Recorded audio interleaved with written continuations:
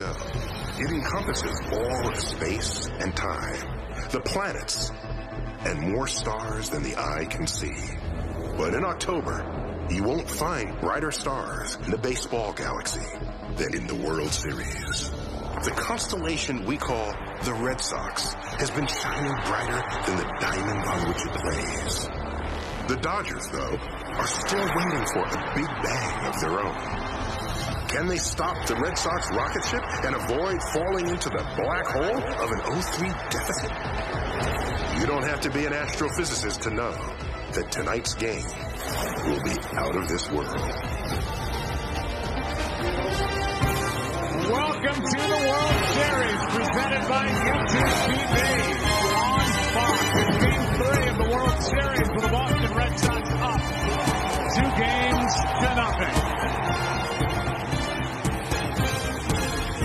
And now welcome inside the broadcast booth, everybody. I'm Joe Buck, along with the Hall of Famer John Smoltz. Well, now we're in the National League City, and what does that mean? Well, National League rules. For the Dodgers, they have a right-hander, Walker Buehler, going, their rookie right-hander who can really bring it. And for the Red Sox, they have their right-hander, and that's important. We'll get to that. Rick Porcello going tonight. But for me, for the Dodgers, Walker Buehler is the right guy with his stuff to try and start to turn this thing around. Yeah, and he's going to have a loud crowd at his back. He pitched 163. He also pitched Game 7 of the last series to help them get here. So to change the fortunes, his stuff's going to have to play obviously big because the Boston Red Sox lineup has been big all postseason. But really, it's the Dodgers lineup that needs to make adjustments. That adjustment's going to start with the right-hander Porcello on the mound and left-handers in the lineup. You see the power that they possess, but they have to be much better with runners in scoring position. They have to be much better staying off the high fastball. So it starts with Buehler, but it may end with the Dodgers offense. Yeah, those are the top 4 home run hitters for the Dodgers. They did not start in games 1 or 2 back in Boston. All right, so if we're in a National League City, there's no DH. The pitcher hits.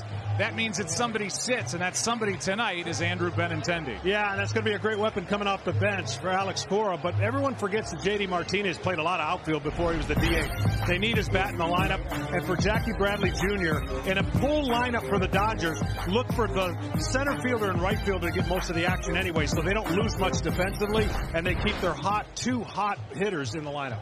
Well, that is the group that's going to take on Walker Buehler, the aforementioned Walker Buehler. For more on the right-hander, let's go down to Tom Verducci. Well, thanks, Joe. Tonight comes down to a confrontation as old as baseball itself.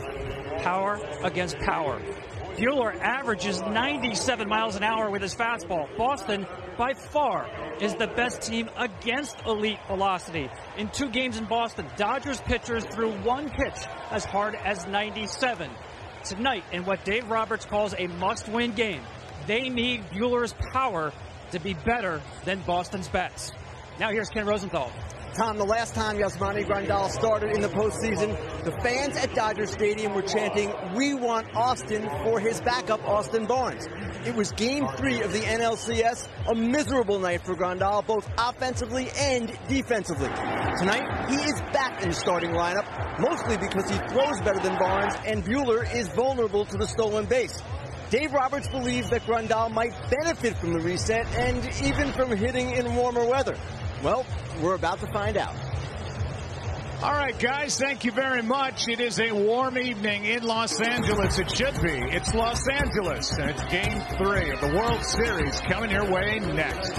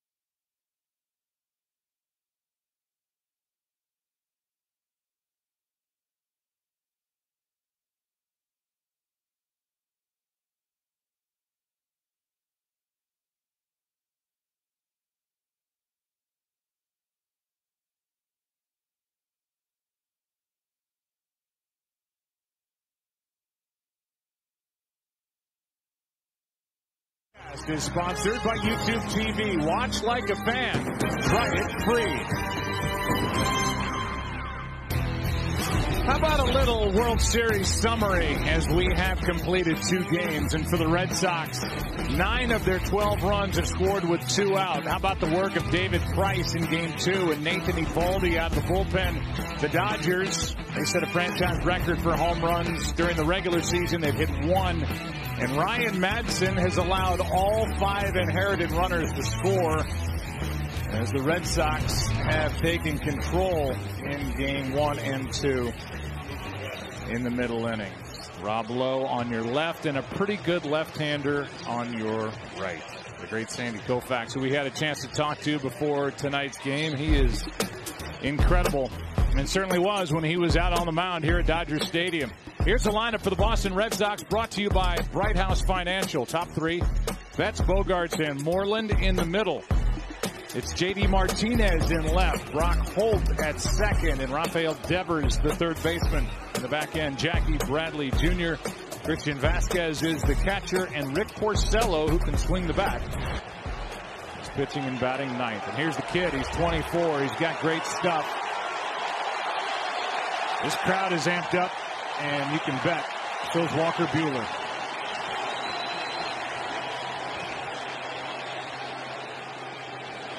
Mookie Betts. Strike 1 at 98. As good as this Red Sox lineup is and has been, they do give you first pitch strikes a lot. So look for Buehler to try to pour in the fastballs, finish them with some breaking stuff later in the count. Strike 2. And to overstate an obvious, it is so important here at home to keep the crowd in it, but more importantly, try to get the lead. So put up a 0, because Boston has been unbeatable when they get the lead, and their offense feasts on that kind of rhythm. They're also undefeated on the road this postseason, 5-0. The 0-2 from Buehler in a good spot at 99. Buehler was really good in a hostile environment, Game 7 of the NLCS in Milwaukee. He didn't go 5. He went 4 2/3, allowed a run on 6 hits, struck out 7, walked nobody, and helped set up the Dodgers for that win, 5-1, to get him here. Another 0-2. And it bounced about 3 feet in front of the plate, ball 1. That's the pitch he's going to need against the Red Sox. That's the power breaking ball. They're really good, especially Betts, on hard stuff. One of the best in the league. Their lineup on fastballs over 95 miles an hour. But that curveball can be a huge weapon if he has the touch to pound it for strikes, get swings and misses.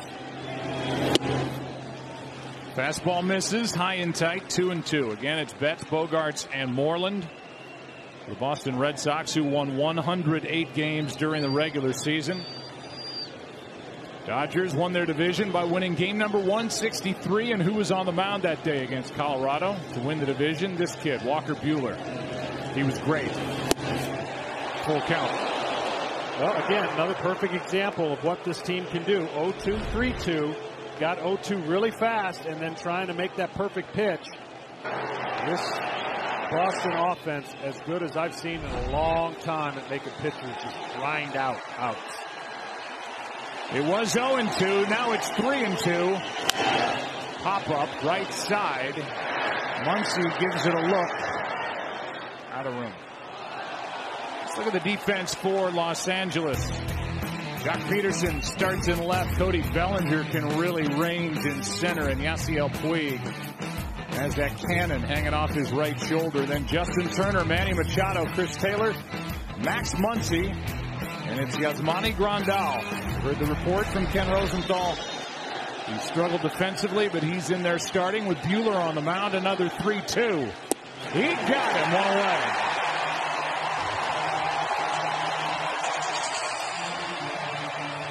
Awesome start for the youngster, and already showing me that he can get the fastball down. When he gets a little amped up, the fastball goes up, but he was able to make every fastball pitch down and locks up Mookie Betts with 2 strikes.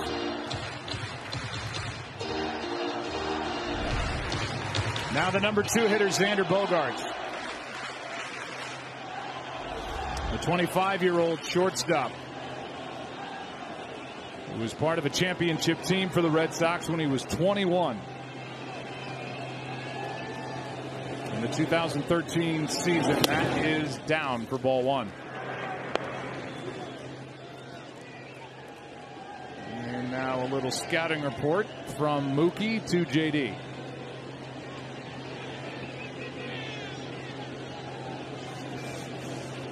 Here's a 1-0.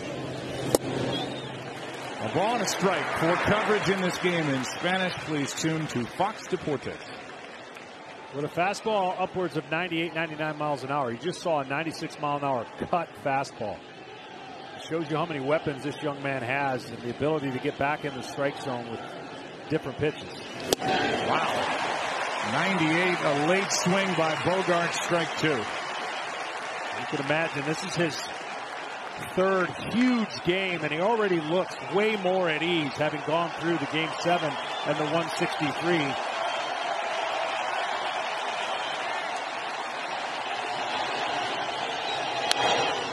Foul back. Buehler from Lexington, Kentucky. Henry Clay High School in Lexington. Owns the strikeout record there, and his number 12 jersey has been retired. And then to Vandy. And then a first-round pick by the Dodgers. And now to game 3. See what that change of speed, what that curveball is going to do against the Boston lineup is at least make what already is an electric fastball even more electric. So once he slows them down with this pitch, you saw the foul ball out and in front, he can then speed them back up with fastballs, and it become a great combination as the game goes along. That's out of play. You saw the rookie rankings for Buehler and where he sat at the end of his first full season in the big leagues. He came up last year, pitched 8 games, didn't make a start. Likely not going to win the Rookie of the Year award, but impressive nonetheless. It's an award these Dodgers own. They've won 18 of them.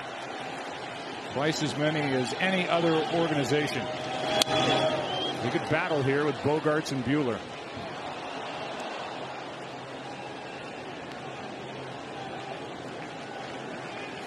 In fact, the reigning Rookie of the Year for the National League is standing out in center field. That was just a test for Matt Gangle, our director, to see if he was thinking along those same lines. Here comes a 1-2 pitch from Buehler. Home plate umpire tonight is Ted Barrett. He's the crew chief. Chad Fairchild is at first. Jeff Nelson is at second base. Jim Reynolds is over at third. Fieldon Culbreth is in left. Kerwin Danley had the plate in game 2. He's in right. And Tim Timmons, who had the plate in game 1, is now in New York as the replay official.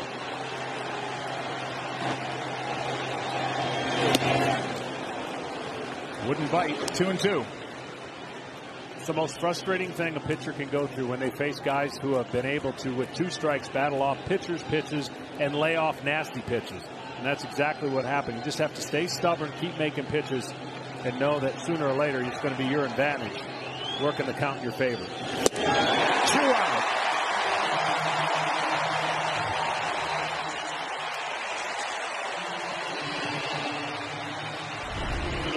There's that cutter. This stays on the outside part of the plate, and because he's fouled off so many fastballs on that plane, perfect pitch. You see the spin. Did you have a 95, 96 mile an hour cutter? No chance. Barely had 95, 96 as a starter.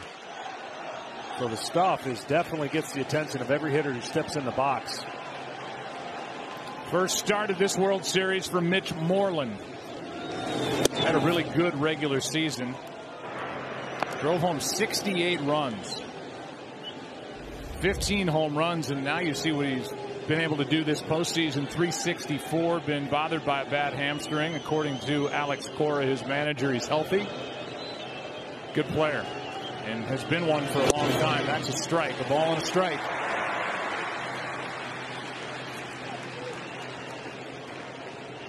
Well, they're going to want to jam him if they can. The first pitch was in. He covers the plate away pretty well and then throw fastballs up above his hands to try and get him to chase.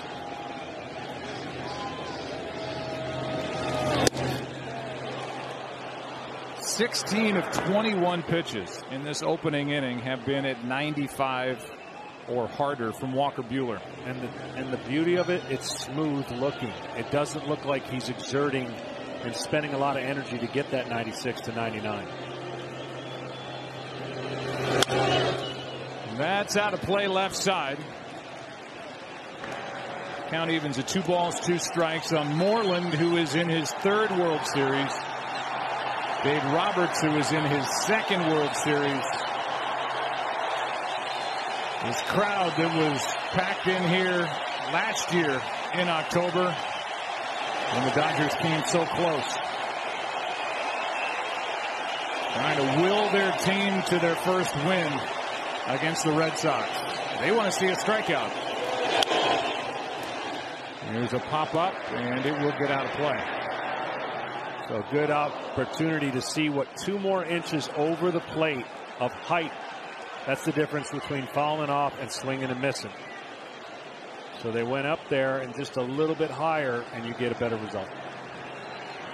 Dave Roberts in his 2nd straight World Series as a manager. Here's the swing by Moreland. He was warmly greeted, Dave Roberts, back at Fenway Park for what he did with the stolen base in Game 4 against the Yankees and part of the championship with the Red Sox in 04. 2-2. Pretty good swing by Moreland. 100 miles an hour. He could very well strike out the side, but it'll be the hardest working strike out the side you can imagine, just with the amount of pitches. 24 pitches, this is going to be 25, and he's been in total command of every pitch he's had so far this inning. And they make him work for at least 1 more as the count runs full 3-2. This is the breaking ball on the inner part of the plate, and buckles him, so he wasn't even going to be able to swing, but a little bit inside off the plate. It was 0-2 on Betts. He worked the count full, struck out. Bogarts with a battle, but he struck out. And now a 3-2 to Moreland. Fly ball into right.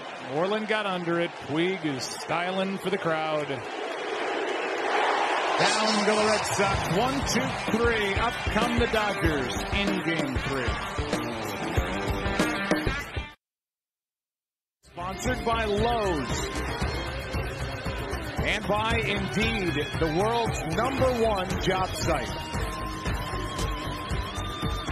Well, back to kind of the regular looking lineup for the Dodgers for this Game 3. Starting lineup brought to you by Bright House Financial, Jock Peterson, Justin Turner, and Max Muncy. In the middle, it's Manny Machado, Cody Bellinger, and Yasiel Puig. And the back end of this lineup is Yasmani Grandal.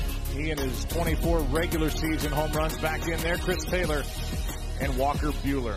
Against the right-hander, Rick Porcello, who has made 2 starts, 2 relief appearances this postseason after he won 17 games during the regular year. He's been super durable. Of course, he's won a Cy Young, but the Dodgers are really glad that a right-hander's on the mound after facing 2 nasty left-handers.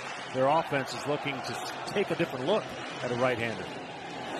Peterson takes that fastball riding up and away, ball 1. Porcello won that Cy Young in 2016.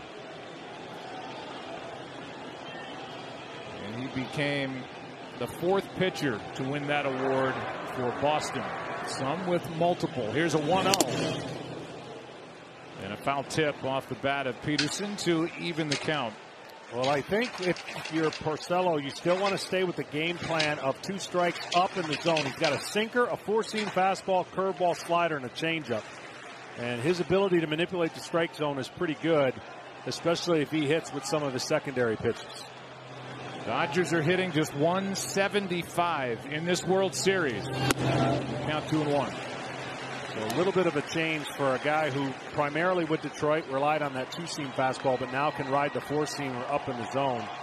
It just gives him a different look, and he's had tremendous success pitching up.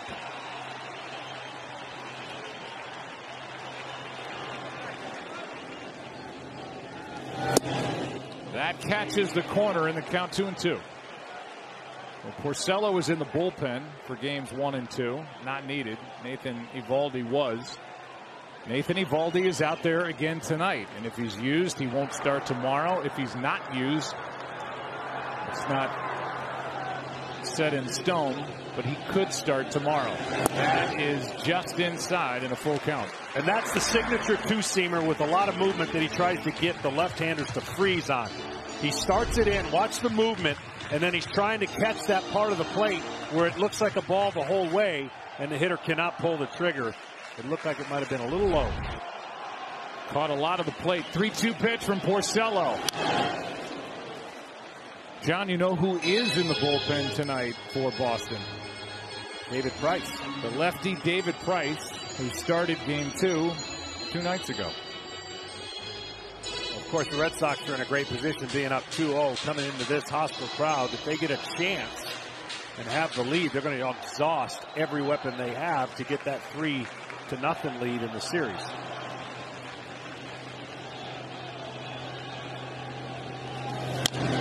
But this is what I know, Joe, painfully.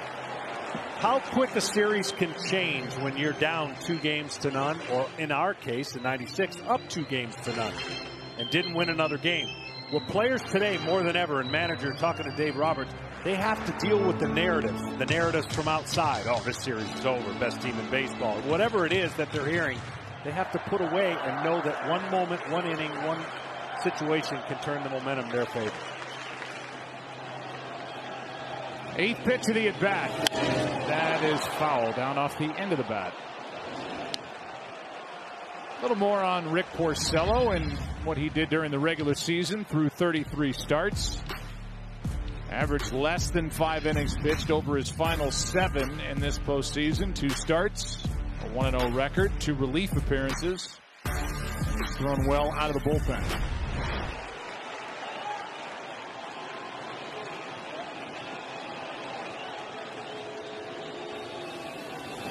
Late swing and a miss, and Peterson is strikeout victim number 1 for Porcello. So with no DH, JD Martinez gets the start out in left, and he can handle himself fine in the outfield. Jackie Bradley Jr. in center and Mookie Betts in right. Around the infield, it's Devers at third, Bogarts at short, Holt at second, and Moreland over at first. Vasquez does the catching, and there's J.D. Martinez, who did turn his ankle in game 1. And if there's any worry about Martinez, it's the health of the ankle, not him knowing what to do in left field. That's exactly right. That would be the only issue, how much he's got to run or try to get after something, change angles or breaks. But they're fully confident that he has and will handle himself fine out there. Justin Turner with a 1-ball, 1-strike count.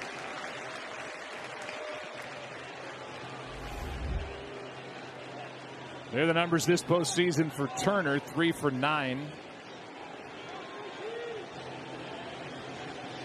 Been a clutch guy for the Dodgers. Flies one into right center, and Jackie Bradley Jr. has out number 2. We saw Buehler have to really work for his first 3 outs. Only 12 pitches so far for Porcello, after Buehler threw 26 in the first inning. Here's Muncy.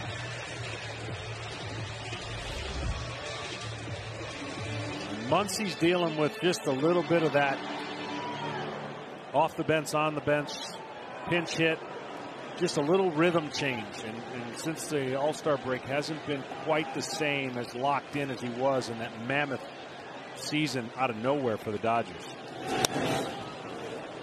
92-mile-an-hour fastball, strike 1. The Mammoth season, 35 home runs. He's hit 2 this postseason, but those came in the division series, and he has struck out 20 times in 36 at-bats.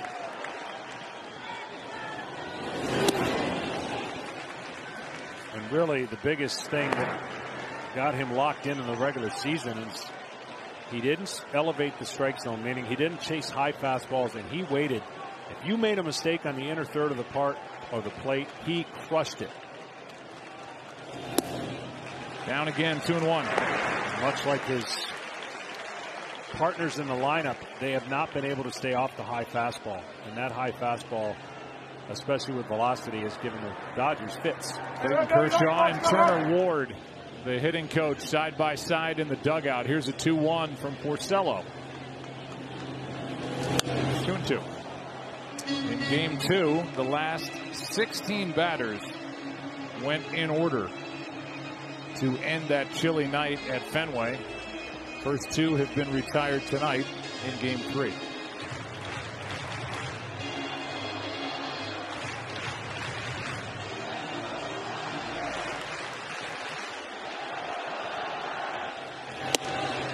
Just inside, full count here.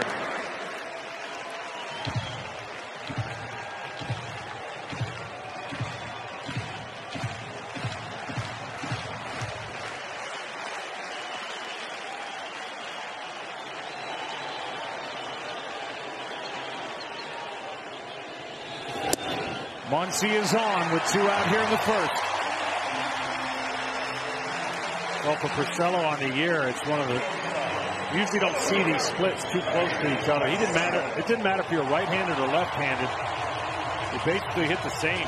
Right-handers hit 240 and left-handers hit 241. So that just tells you what kind of stuff he has. And Machado has seen Porcello the most. A lot of matchups within the division. And then when Porcello was in Detroit as well.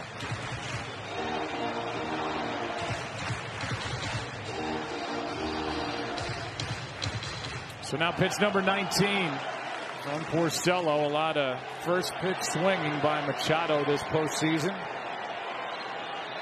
2 for 7 this World Series. Hard hit right at Devers. In the first inning in game 3 is over. After 1, with Martinez coming up, no score.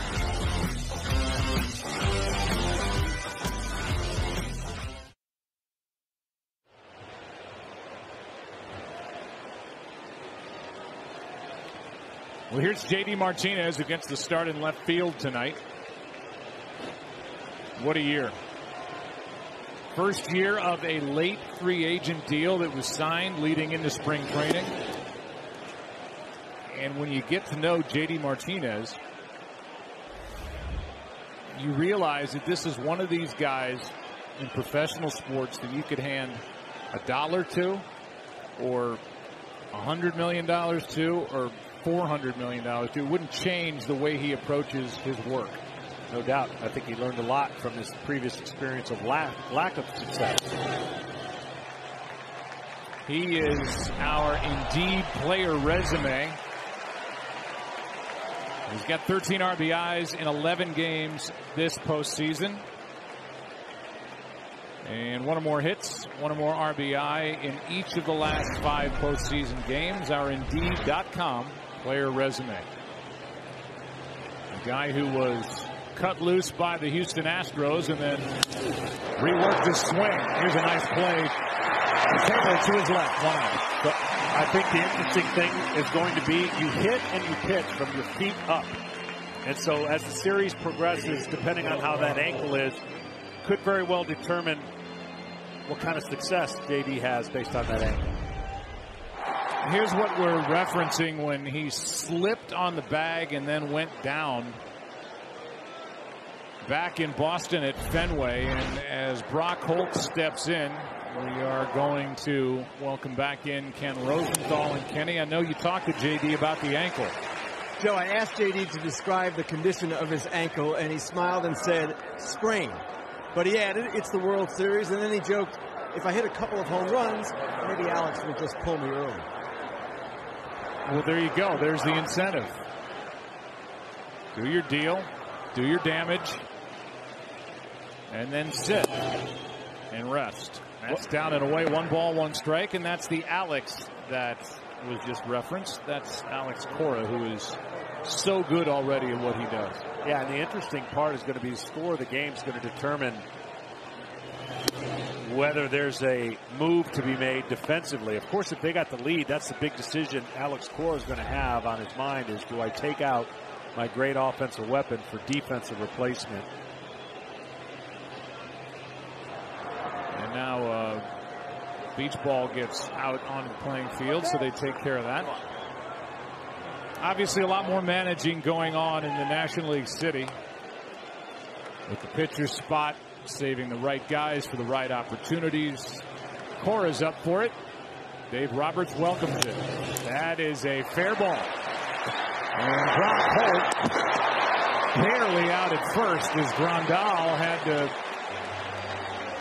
did a little pump fake and then got the out at first base. I'm interested to see what happened. He looked at his hand like he didn't have a grip when he got the out. I think that's what it was. He gets the ball, and then once he makes the throw, he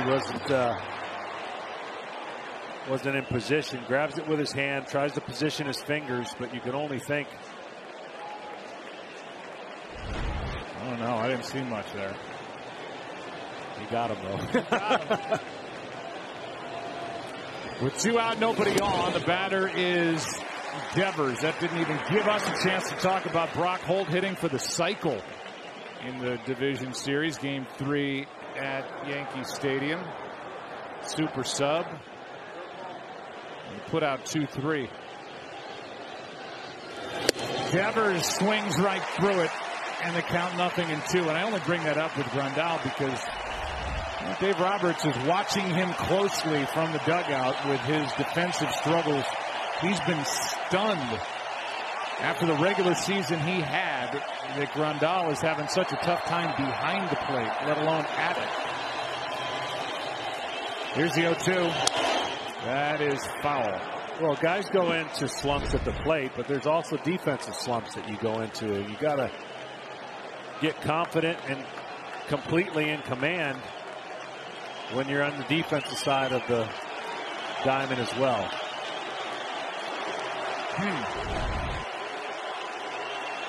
Nothing into the count with 2 out, nobody on, and Devers waiting at the plate.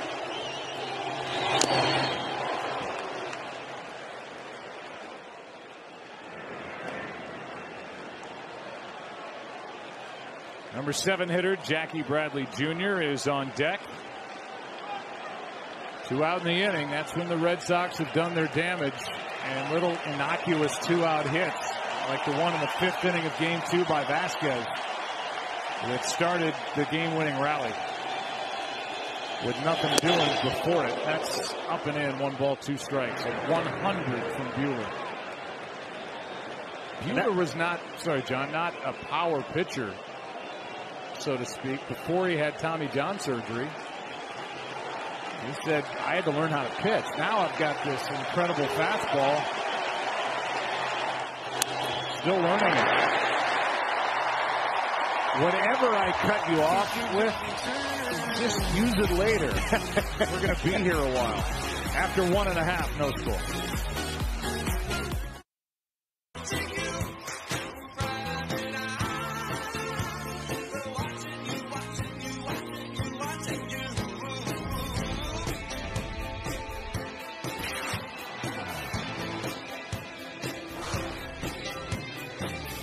World Series, as we welcome you back, presented by YouTube TV on Fox. I think when those guys were asked to do that, as Cody Bellinger takes high for ball 1, they knew they were going to be a part of a little Fox Sports Hall & Oates video coming back in the 2nd inning of Game 3. They just said, look, just peer into the camera. Yeah, I think so. Bellinger fouls it back. 1 ball, 1 strike. This is the guy, I think, that can get it going for the Dodgers. He's been oh so close. I know statistically things haven't worked out. He can beat you with his legs, his power, obviously defense. He can move around.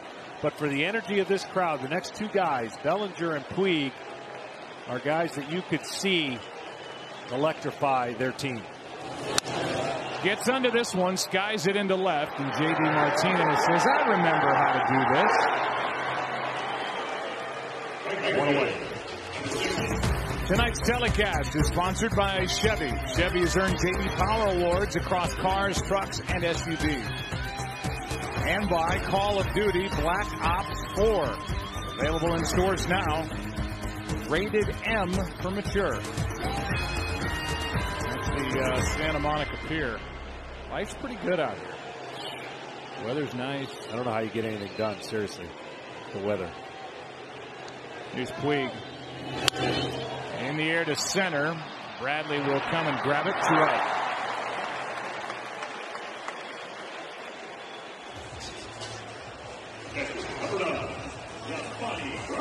Now Grandal. Yasmani is a free agent to be. He's a switch hitting catcher with power. There's a market out there for somebody like Grandal. 24 home runs during the regular season. Just 3 for 25 so far this postseason. One of his 3 hits left the park. That's a strike. When he does put it in play, usually because of the shift, he hits the ball on the ground right into the shift. Strike 2.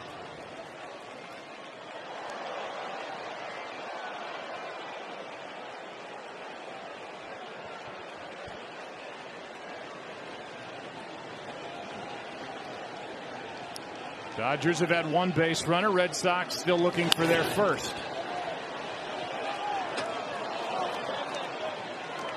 This has the makings of a record foul ball night for people in the crowd. Just bringing home a souvenir. Oh, goodness. Hopefully MLB sent in enough baseball. Boy, that'd be embarrassing, huh? We need fans to start throwing the balls back on the field, please. Back. That's to me, that's something you would do when you weren't pitching, either in the bullpen or on the bench. Just like count foul balls or do that kind of stuff to occupy your mind. It's a long year when you only play in 20% of the games. That skips in there, and Vasquez knocks it down. Ball 1.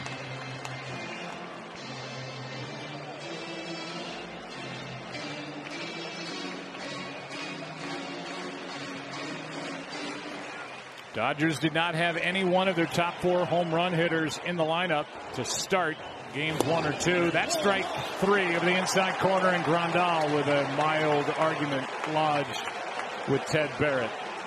But a 1-2-3 inning, and who's coming up? Jackie Bradley Jr. He was the ALCS MVP. No score after 2. Progressive Insurance, handing off big savings to you. And by Bank of America, the official bank of Major League Baseball. 3rd inning, no score. And Bradley goes after the first pitch, fouls it away, strike 1. It'll be Jackie Bradley Jr., then Vasquez, then Porcello. The bottom 3 in the order against Walker Buehler.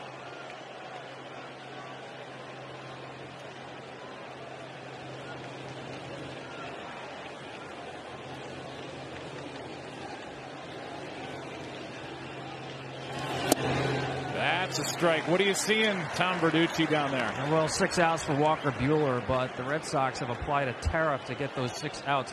He's thrown 21 pitches with 2 strikes. And just twice did he get strike 3. This is the best 2-strike hitting team in baseball. 9 of those pitches they fouled off. Here comes another 2-strike pitch. And Joe, the pitch count for Walker, extremely important. Remember, as I mentioned, coming back off that surgery, they had budgeted him for about 150 innings this year. He's now at 171. Rarely goes over 100 pitches. Right now he's already more than 40% towards what should be his quota for a game. Then you get into the bullpen, and then it's a different deal. That's up the middle. That's Turner. What an effort, but a base hit. What a try by Justin Turner, who somehow got that ball on a hop over to first base as he's sliding toward left field. Base hit. Yeah, great effort. But the speed of Bradley made it impossible. And one thing that the Dodgers have not done early in this series that I think the Red Sox have been able to do is put pressure on with leadoff runners. 2 for 20 for the Dodgers in these 2 games plus where the leadoff hitters got on base. Well, Bradley is on. He's still 17 during the regular season, was caught only once. He's 1 for 2 in the postseason. Here's Vasquez with Porcello, who handles the bat pretty well. The pitcher, there he goes. A step and a throw, and that didn't work. 1 out. And Buehler, John Smoltz, didn't panic. That is easier said than done in this kind of scenario when you have the guys yelling at you, step off, step off. And he did it about as calm and as perfect as you can do it and eliminated some big-time stress by picking off Bradley. I'll tell you what, I'm telling you, under the hood, if you will, of Walker Buehler is a calm-looking dude. I don't know if his heart rate really races, but he doesn't show it. And he shows like he's ready for anything that gets thrown his way. Vasquez takes a strike. Well, the reason Grandal is behind the plate, not only has he caught the majority of the starts by Walker Buehler, but because of the running game of the Red Sox. He's got the better throwing arm, according to Dave Roberts. He gets the start. He expected the Boston Red Sox to run. Bradley left early, and Buehler didn't balk, didn't panic. That was Austin Barnes watching from the dugout. And here's the other reason. The ERA with Grandal behind the plate at 1.94 for the 24-year-old rookie. Now the 0-2. Well, you know, football's played obviously with the most emotion. You can play in spurts with emotion. In these kind of games, as a pitcher, he's really the only one that will carry that emotion. And a big out can add to being back on the windup versus off the stretch. You can play with those kind of moments with emotion and hopefully not affect you. He misses outside on the heels of Tom Verducci's report with regard to pitch count and innings worked. And we talked to Walker back in Milwaukee during the NLCS. He said, I can't believe how good I feel. He thought he'd be run down. He's obviously not a big-bodied kid. He's 180, 6'1", 180. But he says he feels fine, and the stuff proves it. Full count here. But he's going to have to start getting some quicker outs. Yeah, I mean, that's just a byproduct of who he's facing. But you're right. The Red Sox and Porcello have gotten quicker outs than what Buehler has had to work for here in the 3rd inning. Pitcher on deck, 1 out, nobody on, 3-2 pitch. Buehler had that Tommy John surgery in August of 2015, missed all of 2016, worked his way back at the end of last year, and had a terrific first full year in the big leagues. Did have some minor league innings, and those are counted into the total that Tom Verducci gave you a moment ago.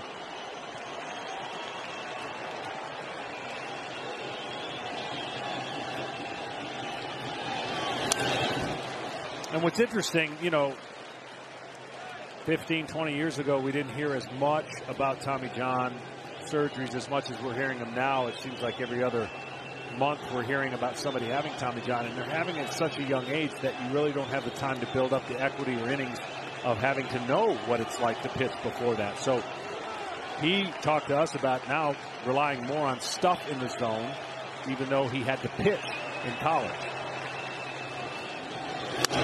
Vasquez into left field, and that is down for a hit.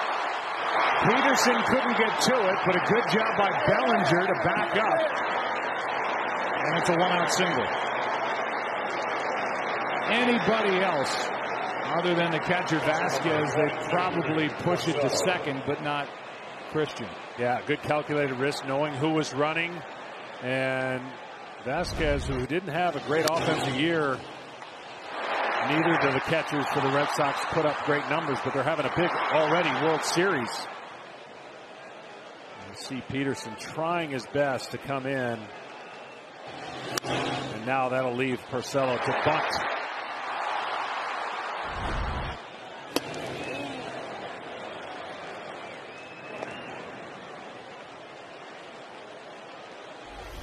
So Porcello is up there to sacrifice with everybody moving on the infield. First pitch was up for ball 1. Rick had 3 hits and just 7 at bats during the regular season during interleague play. You know he wants to swing it.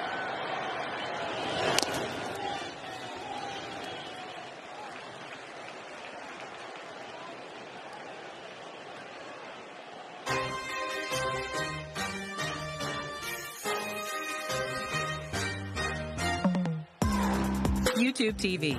Watch like a fan. 1 on, 1 out. After Bradley was cut down on the bases, the hit by Vasquez, and a 1-1 pitch coming to Porcello.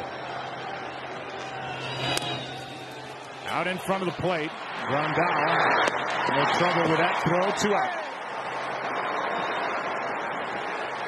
Taylor covering, and the runner down to second, Vasquez, with Jack and Mookie Betts coming up. After Bradley led off with a hit, you wonder what this inning would be like without Bradley getting caught leaving too soon for the first out. Here's Betts. Maybe Bradley knew that 2 outs with a runner on is better than since that's their formula. I mean, it's been a ridiculous amount of runs scored with 2 outs, and that's what they have now with the top of the order. That's why that bunt was so important by Porcello. Even a base hit to the outfield would not be a guaranteed run, especially in right with Puig with his arm and the foot speed of Vasquez. This one in the left center. Don't worry about foot speed. That's out number 3. Bottom of the 3rd inning rolls in. Taylor, Buehler, Peterson coming up. No score in game 3. By State Farm. It is a beautiful night in Southern California. And here at Dodger Stadium, there's no score. Bottom of the 3rd inning. Taylor, Buehler, Peterson. Chris Taylor takes a strike. Hitting .300 for the postseason. World Series hitless in 5 trips.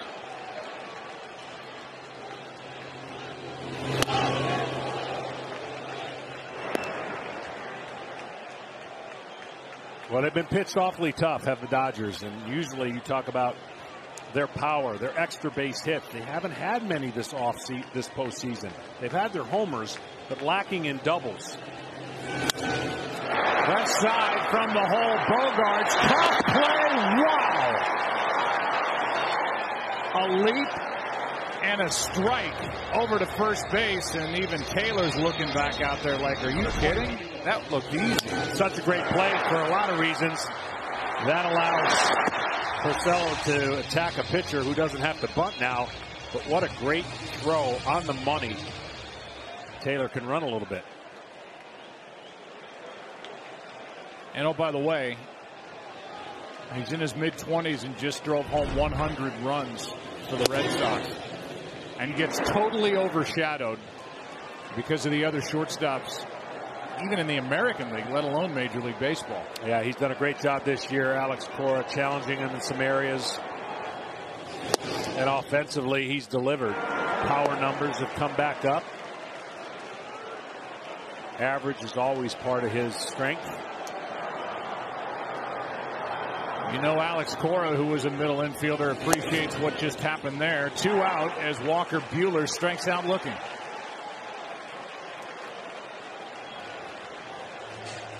Well, the base is empty. The batter will be Jock Peterson. Rick Porcello will not turn 30 until 2 days after Christmas. Has 135 Major League wins.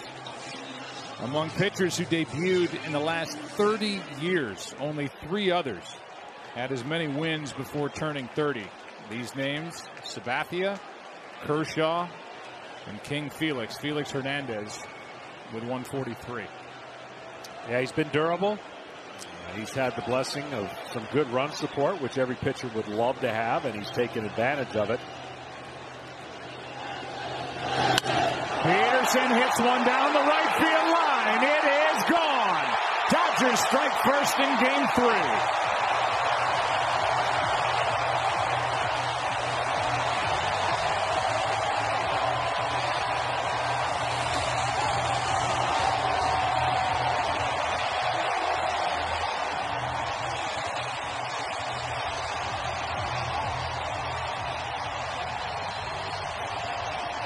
LA gets their left-handed thump back in the lineup with the right-handed starter, and Jock Peterson takes Porcello out to right. Change-up that hung middle in, and a man who's pretty aggressive anyways on first pitch takes advantage of a mistake. And there's some of that power that the fans here have been waiting for, and the team knows they have. Big swing by Turner, strike one. And look, you know, baseball's not about breaking bats or throwing helmets when you don't score runs or get hits. But there is something to be said for playing off the emotion of a homer or a big run. And even Dave Roberts said our team responds very well to moments like that and feed off the adrenaline rush. And that's a ball for Jock Peterson. That's his 4th career home run in the World Series. Hit 3 last year. And for the franchise record-setting Dodgers with their 235 home runs this season, that is their 5th home run this postseason. That's it in 248 at-bats. So they have been living well on the home run ball in 2018, and the home runs this postseason have been few and far between. Yeah, and on average, they face a ton more right-handers in the regular season, so you're going to have a little bit of that skewed power when a left-hander's on the mound. Good pitch from Porcello. And it just so happens that, unfortunately for the Dodgers, there happens to be most of the left-handers that they're facing in the postseason, and happen to be one of the greatest left-handed relievers seasons we've ever seen from Josh Hader that they have survived from. Turner hits it into left. That's down and corralled by Martinez. Turner hustling to second. He's got a double.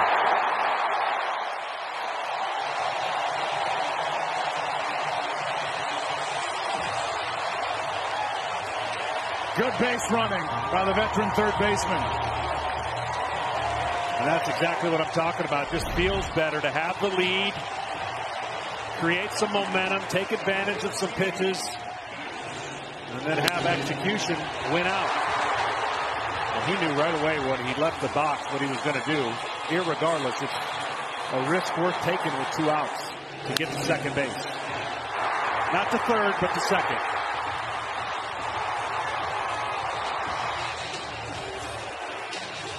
So a double to set up Max Muncy.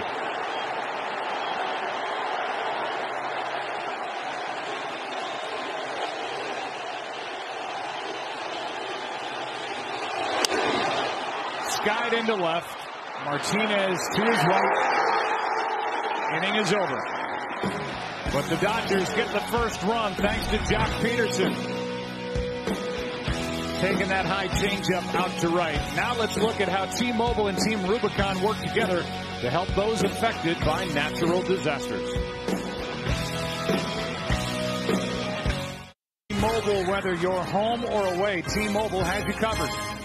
And by YouTube TV, watch like a fan, try it for free. The home run that Jock Peterson hit. I want to amend something I said. I left the word out. It was their 5th over that stretch of at-bats, 15th of the postseason. Their 2nd of this World Series, the other belonging to Matt Kemp, DH in games 1 and 2, and went deep in his first at-bat in the World Series at Fenway. There's Matt. So he and Jock Peterson are the 2 home runs in this fall classic. Bogaerts, who just made that eye-popping play in the bottom of the 3rd inning, leads it off and chops it to his counterpart. Machado had to double clutch and barely got Bogaerts, who was hustling down the line. But he got the out one away. Talked about how great Machado's arm is. He had to rely on it here because you talked about that hustle, and then as soon as he got the grip on the baseball, he had to fire a bullet just to get him. Pitch number 58 will be the first in this at bat for Mitch Moreland. With J.D. Martinez, the left fielder, on deck.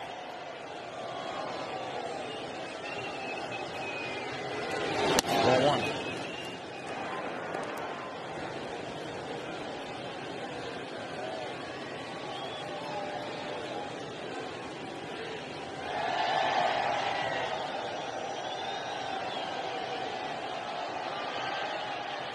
Here's a 1-0.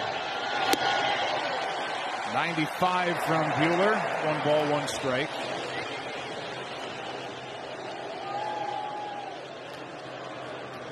I would love to be able to dip into that conversation with Dave Roberts and Rick Honeycutt with a pitch count at 59. They're hoping for some quicker outs for Buehler to get this Dodger pitching staff to the late inning relief guys. And by that, I mean Ryan Madson, who's been so good and such a big addition, has allowed 5 inherited runners to score so far in this World Series. He wants to get to his big arm of Pedro Baez and then his closer, Kenley Jansen, who has yet to work in this series. Yeah, in a perfect world, I think in a game like this, when you're down 2-0, look for Jansen to work multiple outs, because it is a version of a Game 7 for the Dodgers, at least the mindset of winning this game. I mean, the numbers get so bad when you're down 3-0, and everyone knows when you're facing 2 great teams that the odds are stacked against you. So this will be managed more like a Game 7 for Dave Roberts than it will be for Alex Cora. Jansen pitched an inning in the 3rd in Game 7 in the NLCS and worked 2 innings in the 13-inning game here in Game 4 of that series. That misses down and in, the count 2-2. So Jansen's had plenty of rest, and Dave Roberts is not afraid to use him for more than 3 outs.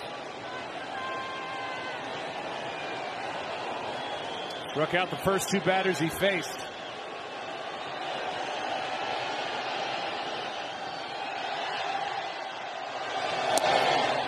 Full count.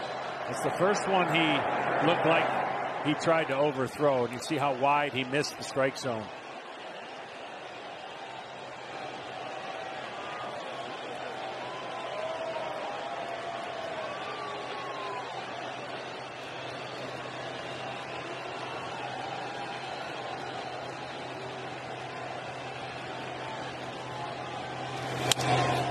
In the air to left. Peterson says he's got it, and he does. 2 out. The Hank Aaron Awards are presented annually to the most outstanding offensive performers in the American and National Leagues. Before tonight's game, the legendary Hank Aaron joined this year's winners, Christian Yelich of the National League and J.D. Martinez, who's stepping in at the plate right now for the American League. Yelich came so close to winning the Triple Crown. Hit .326 to lead the National League and 110 RBIs. 1 behind Javier Baez, 36 home runs, 2 behind Nolan Arenado.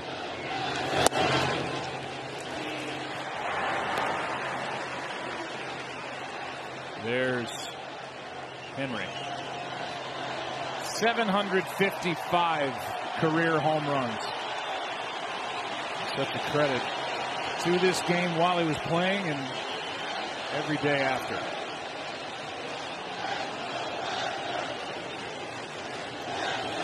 By the way, Aaron hit 3 World Series home runs in his time in the Fall Classic and hit .364.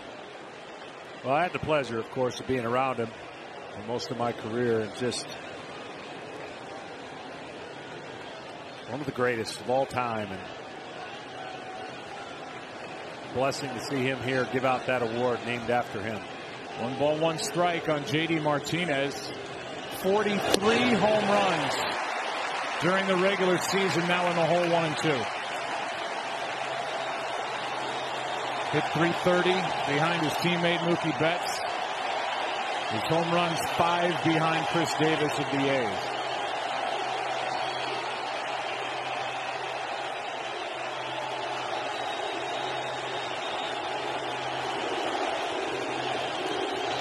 Buehler working over that baseball in his glove. Here's a 1-2. Got him on the inside corner. And the kid pumped. His first strikeout since the first. Bottom of the fourth inning rolls in. Heart of the order coming up for the Dodgers, who lead by 1.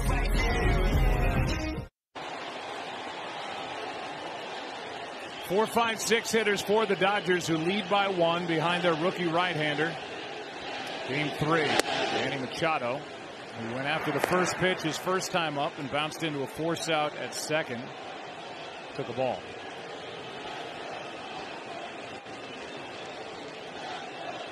So 0 for 1, 2-0. That's the pitch right there. He was able to hold up, but that's the pitch he loves. The ball up in the zone. He wants to do damage on that pitch. And Porcello wants to get him to expand the zone away.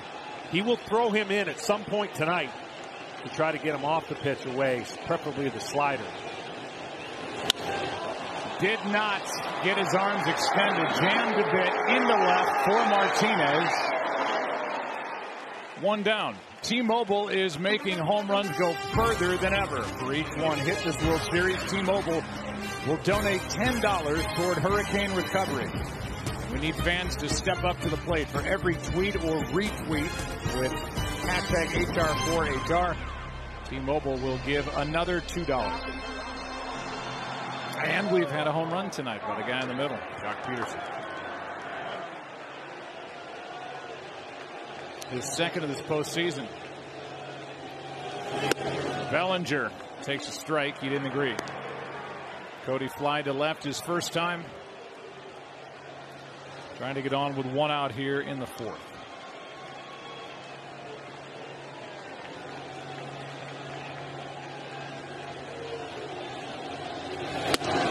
This is the guy who led the Dodgers with extra base hits on the year. And again, I know the numbers don't show it. Just a tick away from being locked in to launching some baseballs. Instead, he's been popping them up. Big swing. He launched one in Game 7 in Milwaukee. His home run with his Dodgers down by a run. Came with nobody out, a man on. Machado in the second put LA up 2-1. Later on, a 3-run home run by Yasiel Puig, 5-1. That was the final.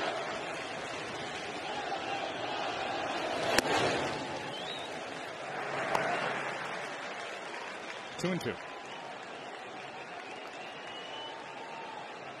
Well, going into this game, again, only 2 games old, the Dodgers had not gotten a hit while behind in the count.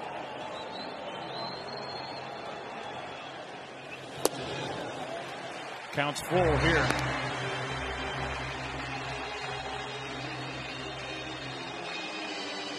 On the flip side, Boston's hitting .280 coming into this game behind in the count.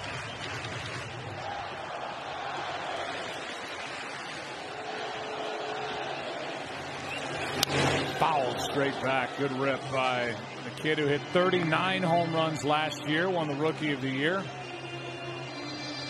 Had those strikeouts pile up in the World Series. Bad way for him to end the season.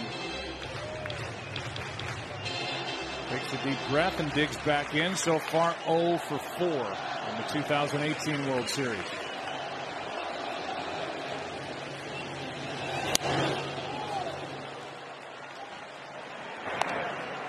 And the biggest thing that this series and postseason is so much different than the regular season, you're more relaxed on a 3-2 count in the regular season.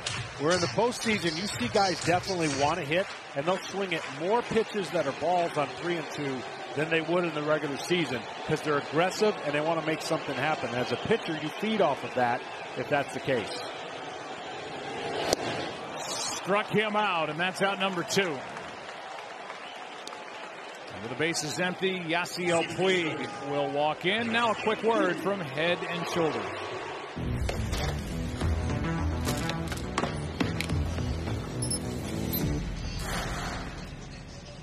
I got flakes. Don't flake it. Make it. Head and Shoulders. What? I used to use that. Used to. No reason for it anymore. With 2 out, nobody on, Puig pops it up right side. Brock Holt with a long run for the out. And just so the good folks at Head and Shoulders know it, John's bald. That's why he said that. Thank you for helping us at Fox. Back after this from your local Fox station. LA, Boston, East Coast, West Coast, Lobster Roll, Dodger Dogs, Stoughton, Yum, Fenway Park, Wicked, the San Gabriel Mountains, Don't Mess with the Monster, Red, Blue, Sweet Caroline. I love LA. Who's ready for tonight? I'm ready. I'm ready. There's nothing like October. It's the World Series. These two teams have been so fun to work with, and their PR staffs really helpful getting that stuff done. So we thank them both for the Red Sox and for the Dodgers as Brock Holt steps in and takes a strike, and we're underway in the 5th inning. Holt, then Devers, and Bradley against Buehler, who twirls home pitch number 70. Fly ball to right for Puig. Holt 0 for 2 in this start tonight in Game 3. StatCast is powered by Amazon Web Services, and here's a simple one to digest. Most pitches 97 or harder this postseason. I think Buehler's winning that race. He is, and for Dave Roberts, it really doesn't have much to do with the pitch count at this point. Is how much energy and where does his stuff look like after this inning? He's had to expend, you know, a fair amount of energy to get outs. It hasn't been a lot of quick outs. And so if he continues to get outs, I wouldn't even look at the pitch count. I would look at how he has viewed him and what he has left in the tank. It goes all the way back to a St. Louis start in which he pitched 8 innings at a huge point late in the season that Dave Roberts knew he had something special in Buehler. That's just outside. And then you think about what he did, John, in Game 163. Buehler allowed 1 hit in 6 2/3 and a 5-2 win, which is what won the Dodgers the division. Not exactly a playoff start, but kind of. And it was here at Dodger Stadium, and I think he proved a lot that afternoon as well. He did, and he got into a jam in the first inning, had the bases loaded, and then really settled down after that to win that game. He got the ball down, and he's learned so much. He's learned from that rare inning he had against Atlanta where he lost command of the fastball and gave up the grand slam. All that's played into the maturation now. Strikeout for out number 2 and 4 in the game for Buehler. And you can see by that graphic the pitch count going down by the inning as he has settled in. The version that has been used against his teammates, the high fastball.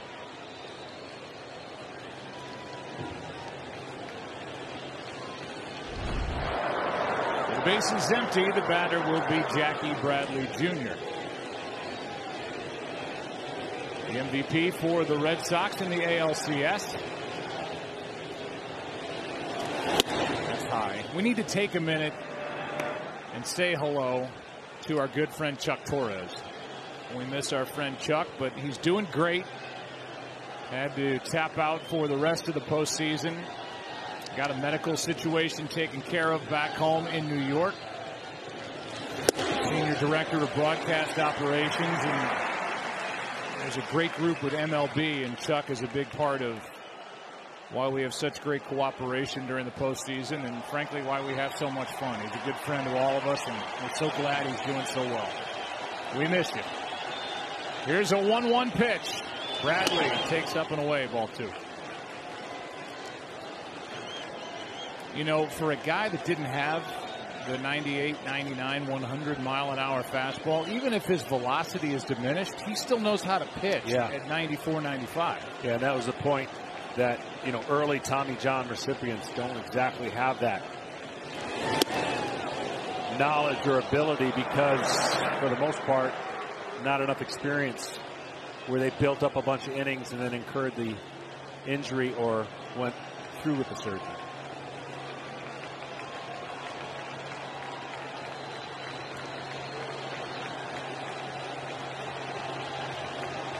Here comes a 3-1 pitch. Popped up. Peterson, plenty of time to get there. And it's a 1-2-3 fifth. 1-0 LA with the 7, 8, and 9 hitters coming up for the Dodgers. NFL doubleheader starting with the Redskins taking on the Giants. Then it is a big one on America's Game of the Week. Aaron Rodgers and the Packers battle Todd Gurley and the Rams. Grandal fouls it away left side. It's all on Fox and the Fox Sports app. Check local listing for the game in your area. Grandal struck out his first time. And set up here at 0-2. It's usually the way it goes when you're struggling. It seems like you walk up to the plate 0-2, even though you got 2 pitches to decide whether that's going to be the case or not. He just needs a hit to turn it around for him, and anybody who's struggling at this time of the year, it gets magnified.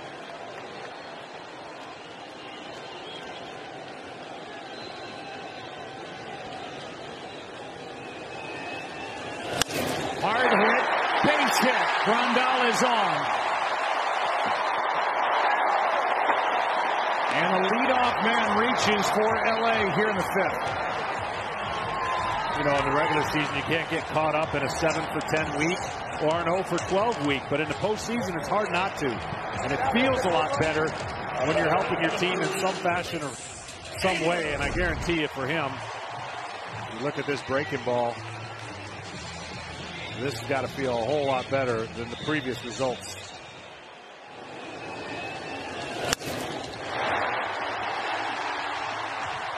Got it through the shift. Hit it that hard, and now Chris Taylor, who was robbed on a great play by Bogaerts his first time up, waits for it from Porcello. Got under it and skies it into shallow center. Bradley Jr. has it, 1 out. And that will bring Buehler, the pitcher, to the plate. Tonight's telecast is sponsored by Budweiser. Take some out to the ball game. And with 1 on, 1 out, and Buehler coming up, we'll give you our Budweiser game summary and a pitching comparison with the rookie on the right, the veteran on the left, a pair of right-handers, not a lot of hits and only 1 run. Yeah, 1 mistake by Porcello. He's actually had the easier route of tension, if you will, getting quicker outs. Buehler and his nasty stuff has had to work harder because that offense has made him work a little harder to get his outs. Here's a bunt foul. Granted, he's still got a couple of outs to go to match Buehler with regard to innings pitched, but he's 20 pitches behind Walker Buehler. The overall pitch count as a lefty and a righty are getting loose. Eduardo Rodriguez and Ryan Brazier.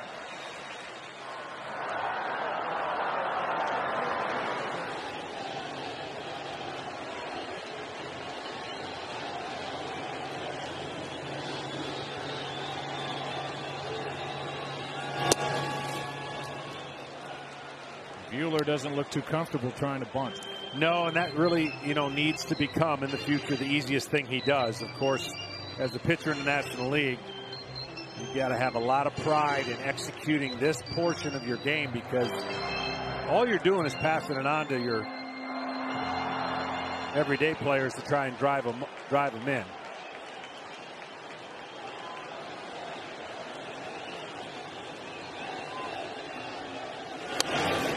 Strikes out trying to bunt. 5 strikeouts on the night.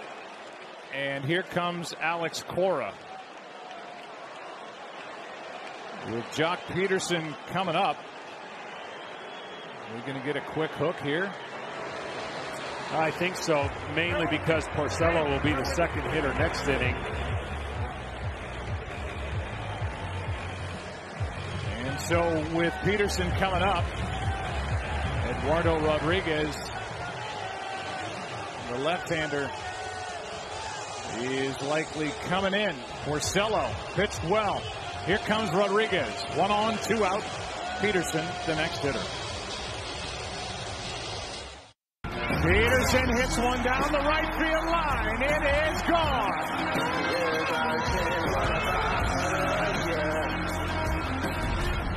The only run of the night. Driven in with one swing by Jock Peterson, who's digging in. 2 out, a runner at first. The hook for Porcello and Eduardo Rodriguez, who had a really good regular season. You see that bottom line predominantly as a starter. Comes in to try to get the lefty, and probably just a one-out effort by Rodriguez.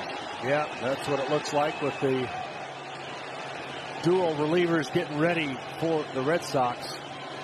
Rodriguez in the pitcher spot, due up second. In the top of the 6th. That's a strike. Well, it really is 2 different seasons, of course. In the regular season, Porcello would have stayed in that game and provided the innings needed for his team. But we've already seen in the postseason, nobody's really sticking with anybody to have any kind of chance of a rally or an extended inning. They made the change. That slides outside. 1 ball, 1 strike. For the most part, Porcello against the left-handed hitters predominantly did a good job of keeping the ball in, down. One leaked over the plate, and Jock Peterson smashed it into right. Yeah, just one mistake, and he finds himself watching now. 1 on, 2 out. Off the end of the bat, strike 2.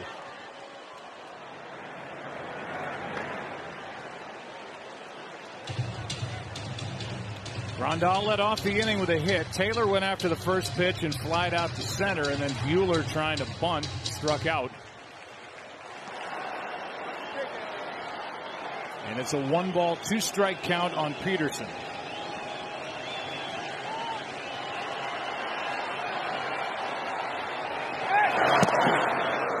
With a right-handed hitting Justin Turner on deck, this could very well be, no matter what happens, just a 1-batter effort for Rodriguez.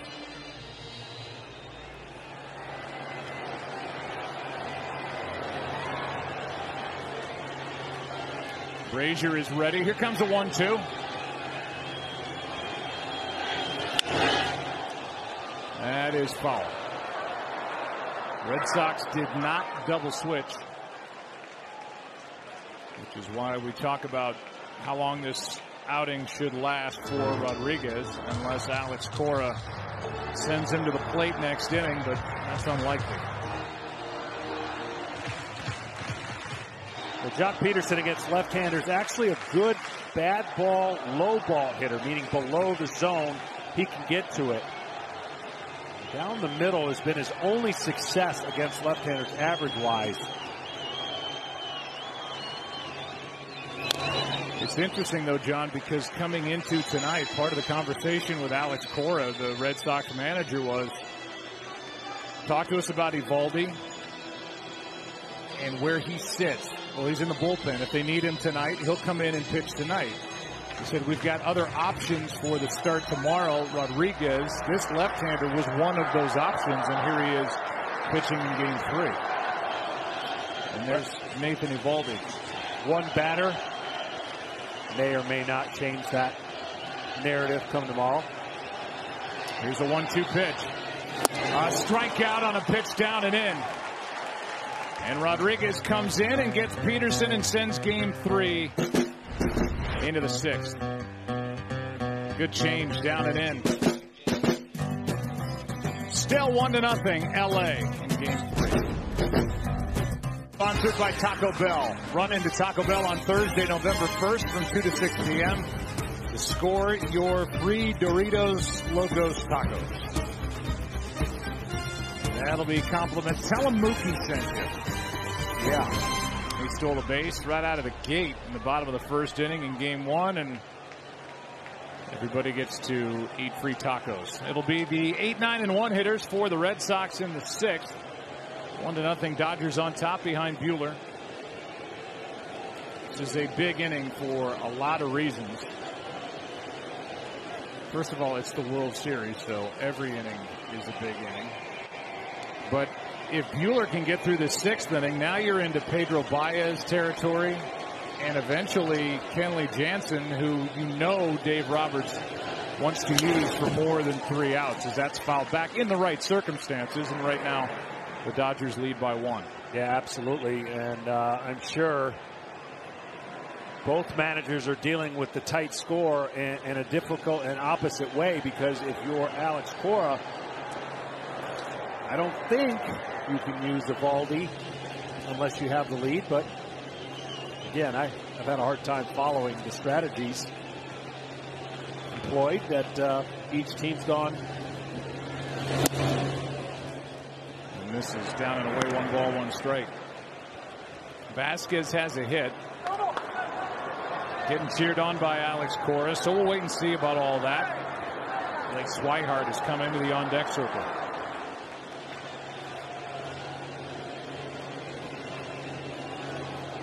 One. Ball 2. Vasquez just looks like a different hitter, looks locked in, and every pitch has an approach that would, if you looked at his numbers during the regular year, you go, he's hitting 300, but that's the moment the postseason brings out. A lot of guys that where the expectation might be low, they come up huge.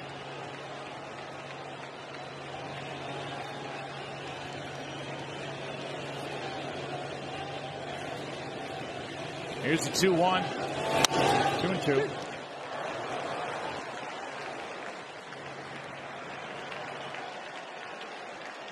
First 2 games in this World Series, Boston's put out 12 runs. All those 2-out hits, 5 extra base hits tonight. No action with 2 out, and obviously no runs. It's allowed 2 hits.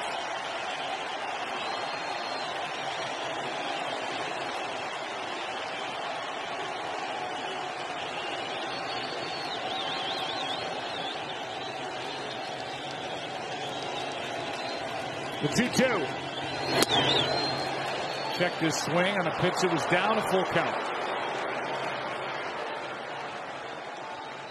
This crowd started out so loud. It's almost like a little nervousness with the score being 1-0, and they recognize, what the Red Sox have done. But having been here like we have the last 2 years, this place can get as loud as any place, especially in the postseason. Red Sox trying to get their leadoff man on. Vasquez chops one up the middle. Taylor, a nice play as he stayed down on it, 1 away. He had Vasquez running, so he didn't have to rush, but that was no easy chop he picked up at the end. Not at all. He came in a long way because he was playing deep. And watch this chopper over the middle. He gets the in-between hop. And that bigger hop before the in-between hop actually helped him locate the ball. His head was down, and he made a nice throw. And Walker Buehler appreciates it, and now Buehler sees Rick Honeycutt pay him a visit with the pinch hitter Swihart coming up.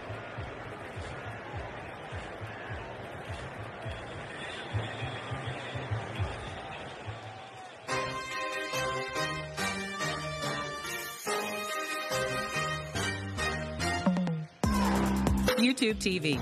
Watch like a fan. This meeting on the mound has lasted long enough to get the home plate umpire, Ted Barrett, out to the mound to break it up. As Swihart will be the hitter, and Rick Honeycutt goes through the scouting report with his young right-hander. Yeah, exactly. Pinch hitter comes up, and you're allowed to go to the mound with a pinch hitter, but that was exactly what that was, just to let them know how they wanted to attack him. This is more of your average hitter, meaning he hits for average for the catcher for Red Sox. Switch hitter batting left-handed takes a strike.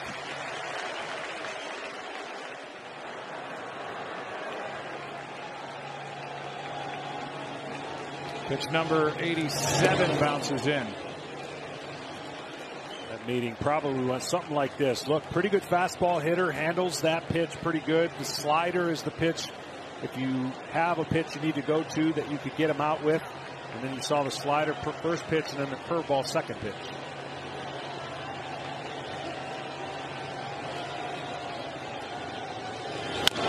Check swing. Tough play by Turner. He's been good all postseason at third, 2 out.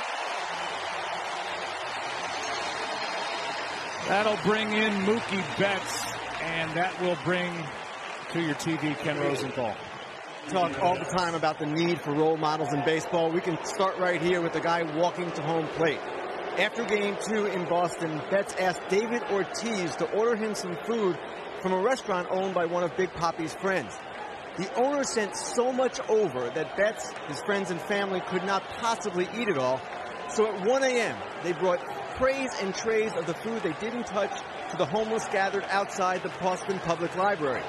Betts said he has done this before without attracting any attention, but someone tipped off Lou Merloni, the former Red Sox infielder and Boston media personality, and Merloni revealed Betts' act of charity on Twitter. Think about it. Middle of the World Series, the likely AL MVP thinking of others, that's a pretty good role model. Absolutely. Thanks, Ken. He's a great guy. He's got all-world talent, and he's a good person. Good for him.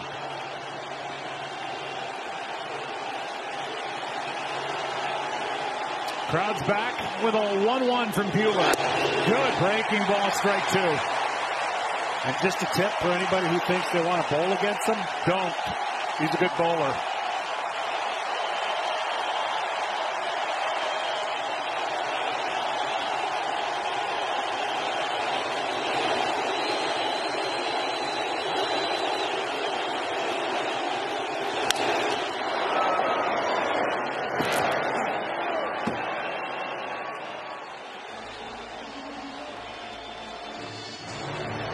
Joe Kelly will be the new pitcher for the Red Sox in the bottom of the inning. And he'll have his hands full with Turner, Muncy, and Machado.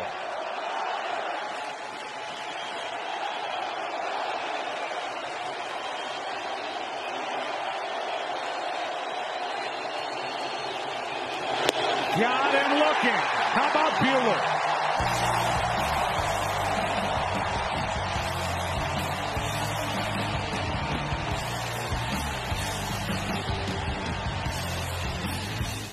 By YouTube TV on Fox. What a good one Game 3 is. And how good has Joe Kelly been? The numbers are great. His 7th game this postseason. He just brings heat to the plate, 98. And the right-hander gets strike 1 on Justin Turner with Muncy and Machado, the next 2 hitters. Yeah, he really has been unbelievable. From a guy that maybe struggled with control in the parts of the season, he has not struggled with anything, hitting with all 3 pitches, and been lights out for the Red Sox bullpen.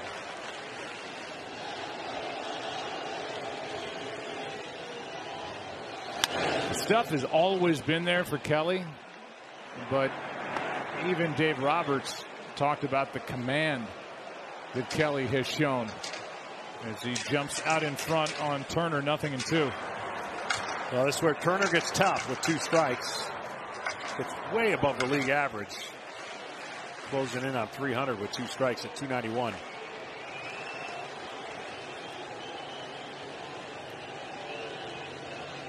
Turner with a hustling double his last time up. He's 1 for 2.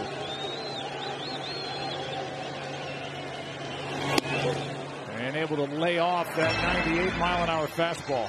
All signs pointing towards Buehler going right back out there for the 7th inning, and why not? He has been in complete command, and that extra inning that they were able to get in the heart of the order coming up for the Red Sox will be a lot less stress for Dave Roberts if his starter can do that. Here's the 1-2. Little fly ball, shallow right. This ball is caught. A nice jump by Betts. 1 down here in the 6th inning. Chevrolet is the official vehicle of Major League Baseball and the only brand to earn J.D. Power Dependability Awards for cars, trucks, and SUVs 3 years in a row. 1 out for Max Muncy. I'll tell you what, the one thing you can appreciate, if you haven't followed the Red Sox all year, you have no idea how many outs the center fielder and the right fielder take away from the opposing hitters with their ability to play defense.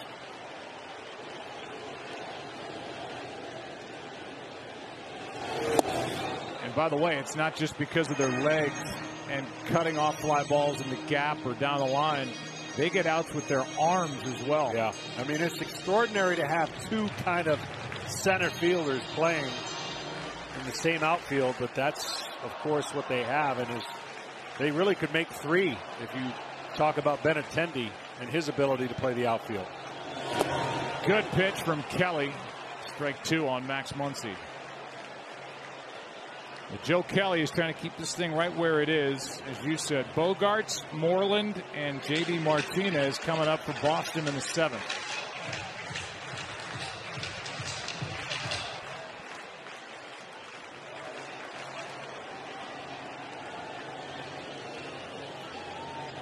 Kelly is from Cali, but pitching for Boston. And works it home on 0-2.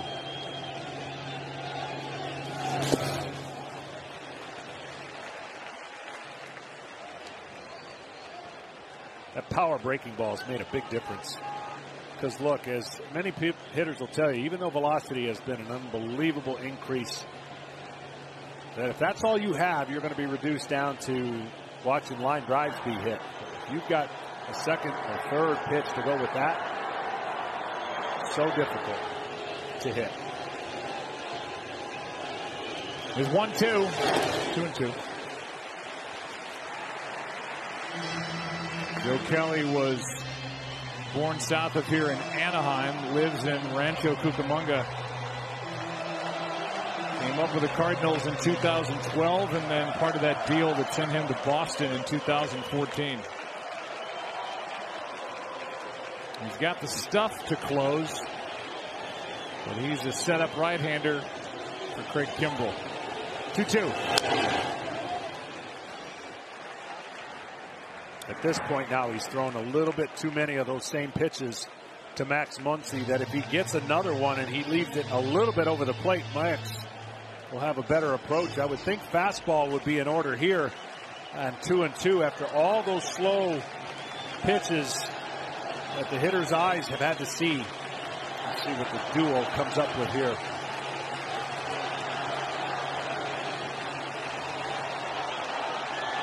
You going to read signs? Well, they're getting multiple signs, so hard to tell. Breaking ball is grounded to the right side. Holt. 2 out. And that was one he really got away with, as that one was over the center of the plate.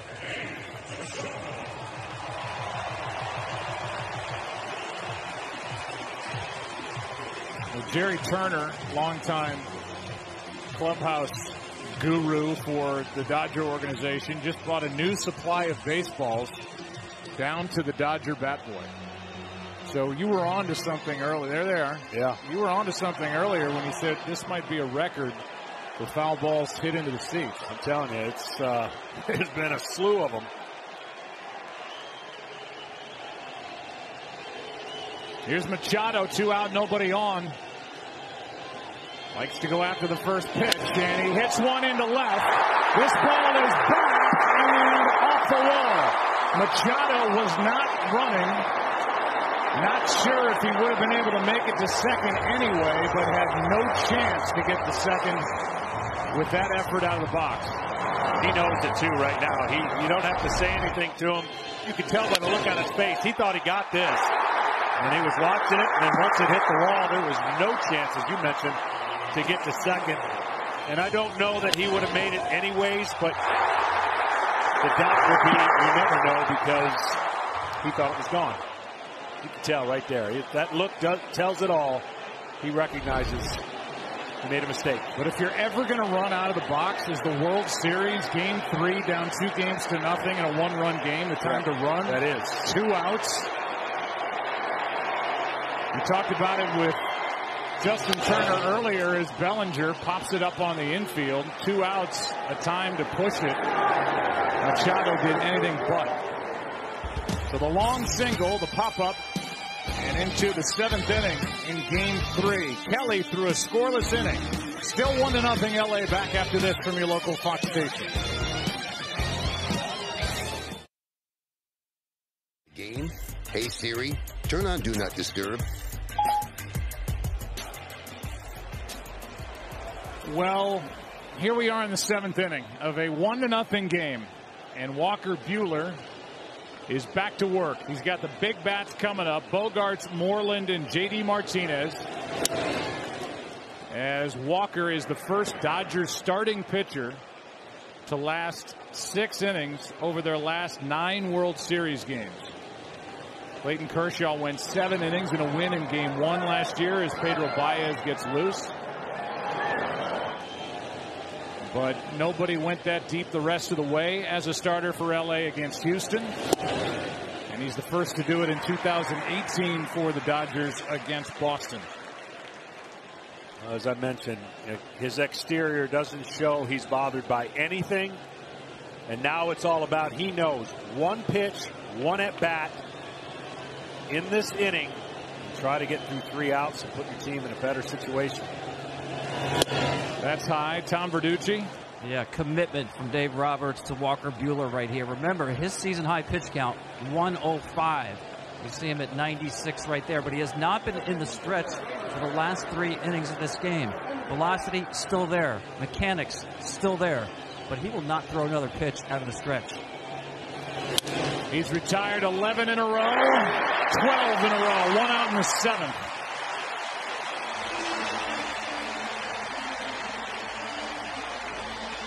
And the batter will be Mitch Moreland.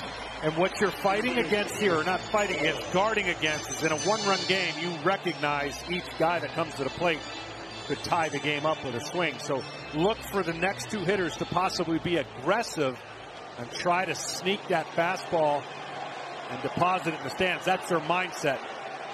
And as the on-deck circle represents greatness in J.D. Martinez, you want to face him with 2 outs, nobody on. Moreland trying to jump on a 96-mile-an-hour fastball, strike 1. And the reason the Red Sox are more apt to do that later off the same pitcher, of course, the stuff is not supposed to be as good as it was early when you want to see as many pitches. Now you've seen all you need to. You're trying to pick out a mistake if he's able to give you one. Strike 2.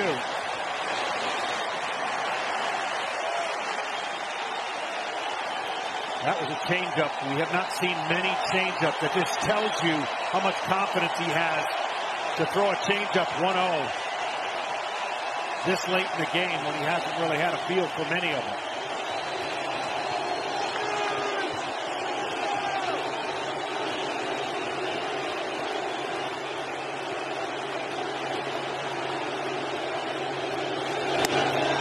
Just outside.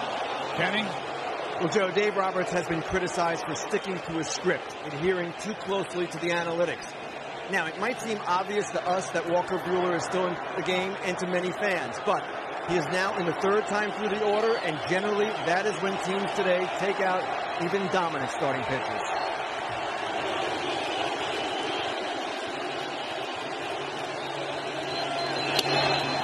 Moreland held up. 2-2. Well, there won't be a lot of lease. You know that. He is on a hitter-by-hitter basis now, the rookie right-hander. As Moreland just did hold up, especially with a guy like J.D. Martinez on deck. Absolutely. You don't want to go to 3-2, so you want your decision to be made right here on this pitch selection. 2 out.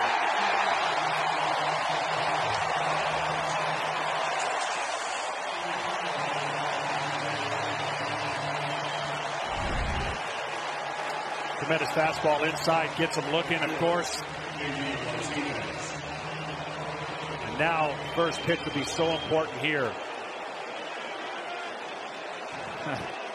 That's how a lot of the Red Sox have looked. Going back to the bench after facing the 24-year-old who brings it home with 2 out, nobody on to J.D. Martinez. 1-run game. Good breaking ball for strike 1. That's a great pitch selection on a guy you know, fastball hunting, who can take it to every part of the park with a fastball. And that'll cause J.D. Martinez to rethink of the approach of what he thought he was going to get maybe when he stepped in that box. Let's give Yasmani Grandal some credit tonight for the job he's done guiding the rookie right-hander.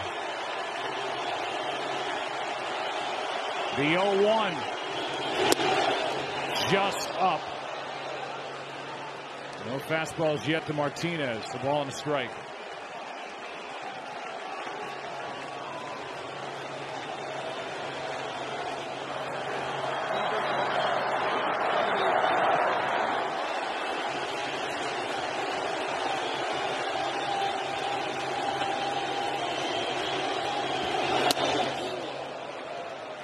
Two and one. 97. It's pitch number 105 from Buehler. If nothing else, that had effect to get him away or off of the pitch away. Look for maybe a slider right here, 2-1, but that pitch had purpose, even if he didn't swing at it.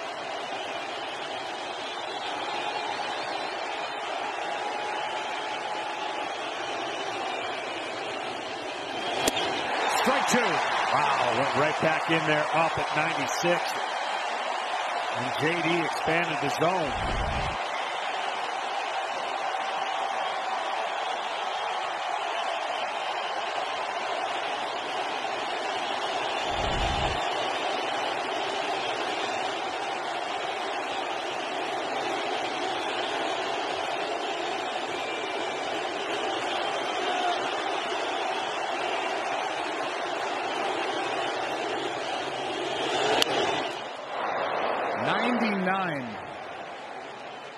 Fouled away. He's just doing a great job collecting his breathing, not getting carried away when the crowd gets his. That's the adrenaline rush when the crowd gets up and you're at home and you want to make that crowd go into a frenzy with your next pitch being successful. He's not bought into that yet tonight.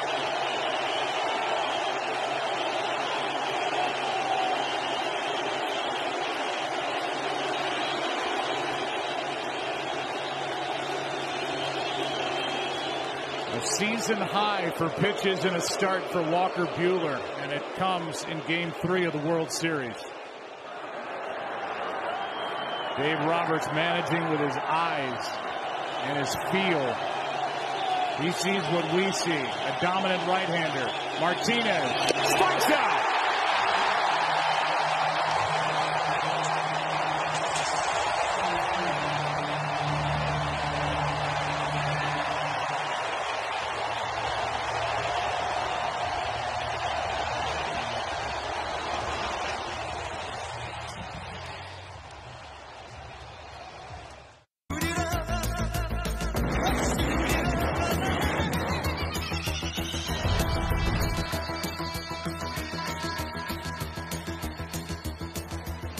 Walker Buehler gets through 7.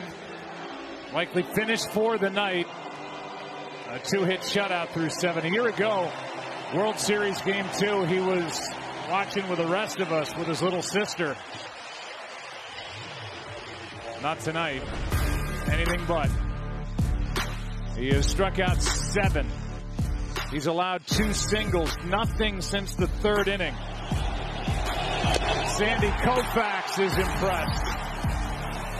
And if he's impressed, the rest of us should be impressed. I mean, it's as big of a moment and big of a game in this young man's career, and for his organization to kind of turn this thing around. I think they were hoping it would be like 9-0, 9-1, but this 1-0 lead, which has had everybody here standing up. Add-on runs would feel a little bit better for Dave Roberts, I'm sure. Well, he's got Puig, Grandal, and Taylor coming up against the right-hander Brazier. Ryan takes over. Only 1 earned run in just under 8 innings. This is his 9th postseason game. A 1.6 ERA in 34 games during the regular season. We go for 2.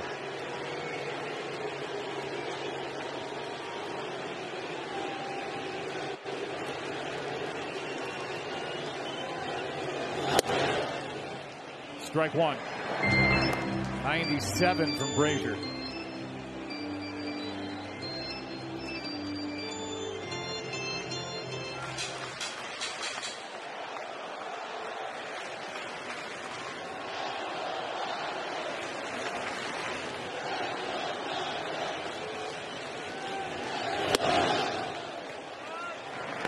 best highlights, graphics, and captions don't stop after this series. Follow MLB on Facebook, Instagram, and Twitter.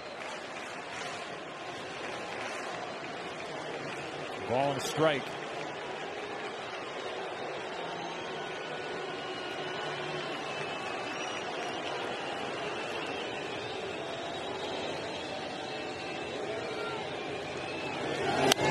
Puig, strike 2.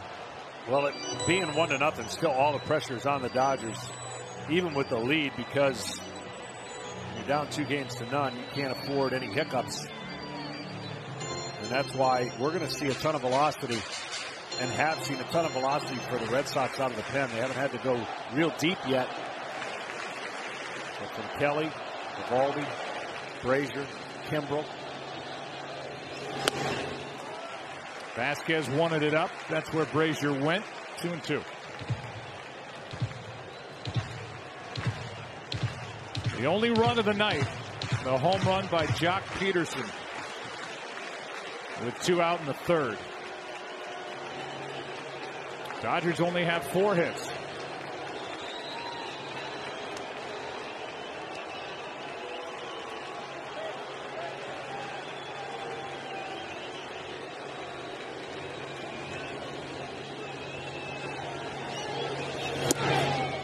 That just missed, and Brazier thought he had out number 1. Instead, it's full count.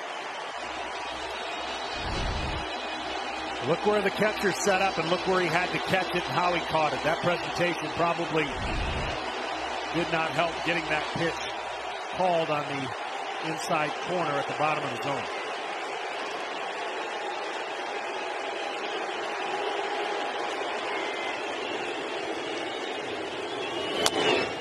That is chopped to 3rd. Base hit.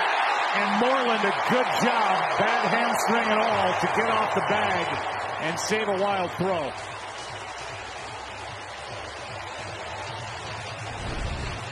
Puig did a great job getting back in the count after getting 2 strikes on him. He used his speed by putting the ball in play and the high chopper off the plate.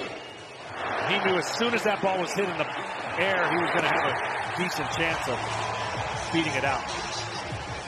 And then Devers, who committed 24 errors during the regular season, had no chance to get Puig and uncorked that throw. Good play by Moreland to keep Puig at first. He threw a changeup that cut, because you know the grip was probably not where he wanted it. And the high hop off the end of the infield grass was the only reason Moreland was able to get to that. Now Grandal.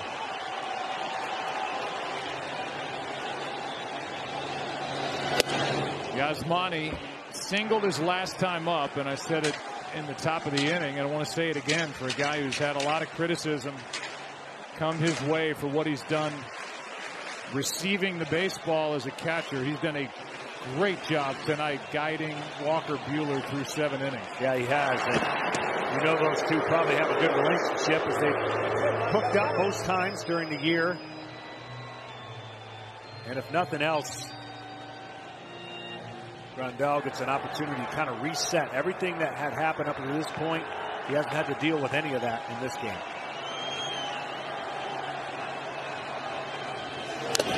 What is that feeling like? And we're seeing Walker Buehler with his arms hanging over the railing in front of the dugout, sitting next to Kershaw. He just turned in 7 shutout innings with his team down 2-0. Kenley Jansen's getting loose. That must be the most satisfying feeling you can get as a pitcher. Close. Had the Red Sox not made him work so hard, 1-0 shutout. 9 innings, starting and finishing it, because when you're in that kind of groove and rhythm, you don't ever want to come out of the game. You understand why he is now, because he's up over 100 pitches. Meanwhile, the 0-2 to Grandal. Fouled back. But the reality is, and I know we've seen a change in the way baseball is being played with the usage of pitchers, and we have tremendous arms coming out of the pen, so that's not what I'm talking about. It's just usually if you can get 120 or 125 pitches on down and you're in command of the game, that's the best feeling in the world, to finish it.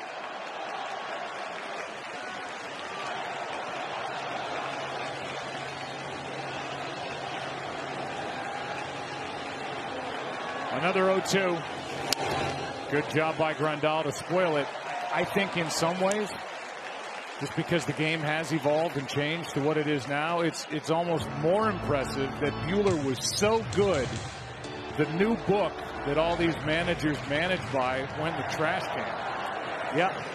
Well, guys don't get a chance to disprove the new book, meaning they don't get the opportunities to average out the third time through because they're not prepared or taught, given the opportunity to think like that. They're taught, throw as hard as you can, as long as you can, and we got the next guy to come right in and do the same thing.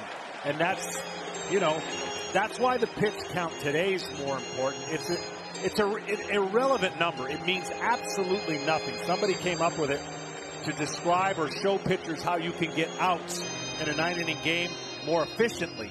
It wasn't there for injury protection. And what it's turned into is, because guys throw so hard and their max effort, now you have to reduce the amount of pitches they have per game, because the thought that they're doing that so often does increase the risk of injury.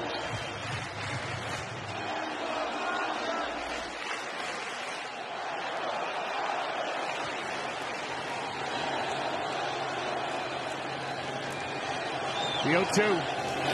A strikeout on a pitch down and in. And now with 1 on, 1 out, Chris Taylor will be the hitter. Throughout the baseball season, Geico is donating tickets to honor military members and their families at Major League stadiums around the country through the Geico Seats for Service program. Today, we welcome Sergeant First Class Ryan Bell and his family and thank all of them for their service. Thank you, Ryan. Here's Taylor, 0 for 2.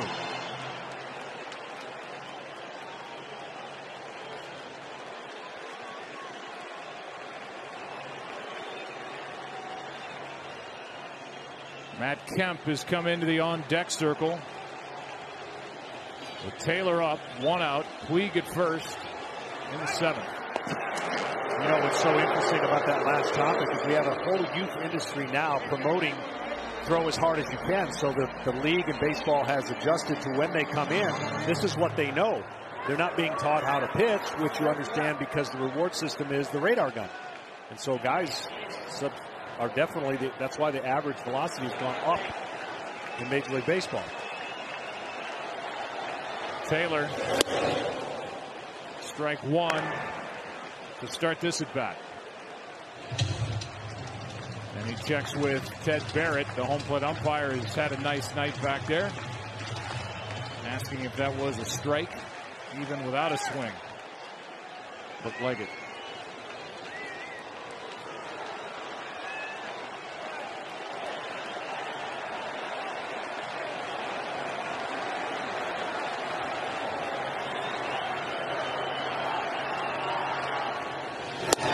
Good pitch outside corner at the knees. Strike 2.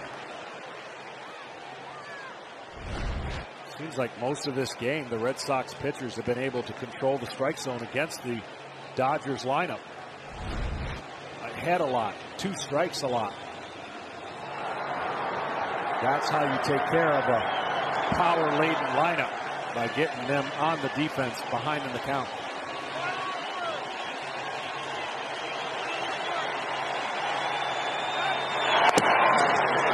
In each bullpen here in the 7th. The Red Sox have Pomeranz, their left-hander, up. Drew just added to the active roster for this round because of all the left-handed batters. And then Kenley Jansen, he can do as he pleases. He's coming in. He's been up for a while now, trying to pace himself.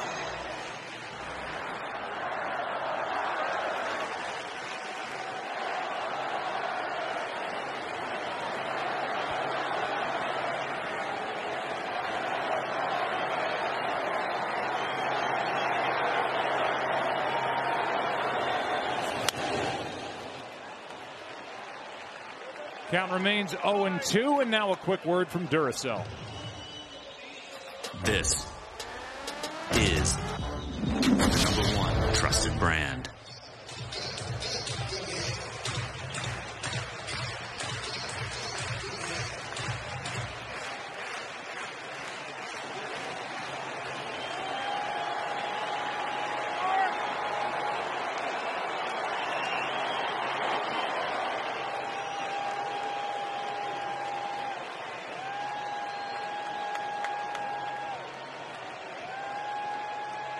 An infield hit by Puig. Grandal struck out. And the count 0-2 on Chris Taylor.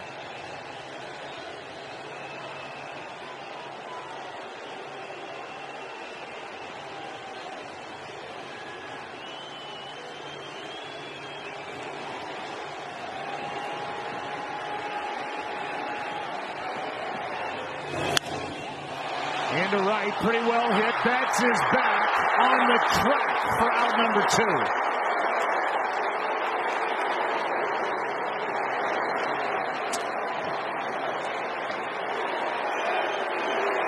Good running grab by Mookie Betts in right, and now Kemp will hit for Buehler. Just the normal route. Makes it look easy.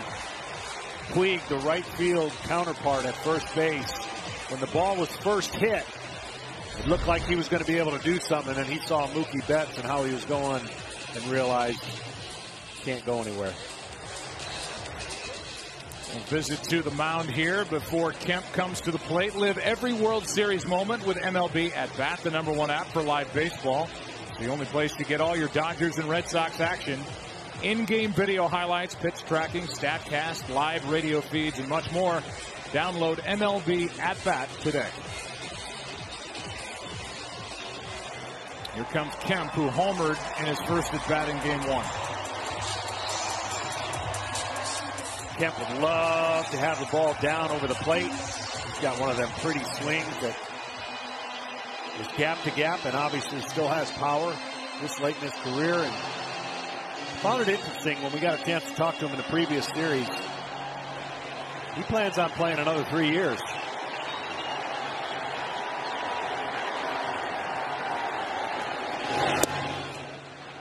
He said, I'm going to play this game until they rip the uniform off me. Why not? I mean, he's done a great job in transforming his body and coming here about as improbable of making the starting lineup, or I should say making the All-Star team in the first half when that trade was made between the Dodgers and the Braves. Chopper left side, Bogarts charging. Inning is over, and this thrilling Game 3 goes to the 8th inning. Kenley Jansen coming in. Dodgers lead by 1.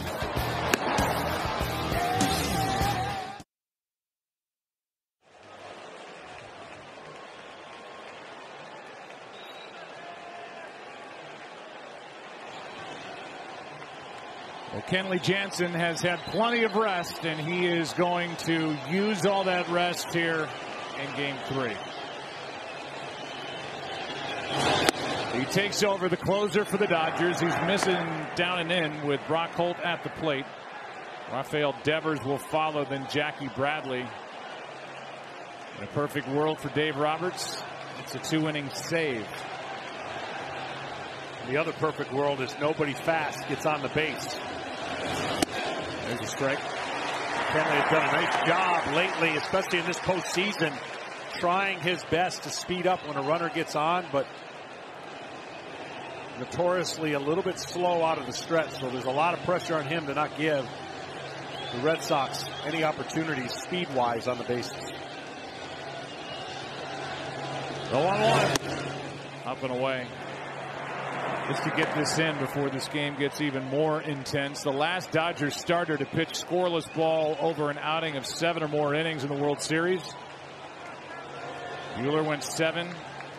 No runs, 2 hits. Orel Hershiser, his 9-inning shutout over the A's in Game 2 of the '88 World Series. 6-0 win for the Dodgers here after that thrill in Game 1 with Gibson. That's a strike. Holt doesn't agree, and it count 2-2. That's just an impossible pitch to hit. Top of the strike zone. Cutting action on that fastball, and you can see Holt probably, more than likely, we'll see that later. Just say it. He was right. 2 balls, 2 strikes. Holt 0 for 2.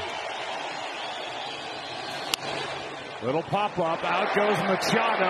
In comes Peterson. 1 away. We have to do it. Contractually obligated. We have to show the celebrities here at Dodger Stadium. Rob Lowe, Terry Crews, who's part of a pump-up video here at Dodger Stadium. Peter Ueberroth, who's shown you Sandy Koufax. And there is Brad Paisley talking about how Jason Garrett can use Amari Cooper in the Dallas Cowboys offense and how to run a 2-deep zone. With one out, Devers trying to tie this game, comes up empty, strike one. Devers has raw power, and that power can come to left field. He can definitely deliver opposite field power. That swing right there isn't going to be the one. That was trying to pull it and hit it over the right field pavilion. He is as good a hitter against velocity, maybe the best hitter, even though he's young, that the Red Sox have. But that's not really Kenley Jansen. He cuts it. It's not upper 90 stuff.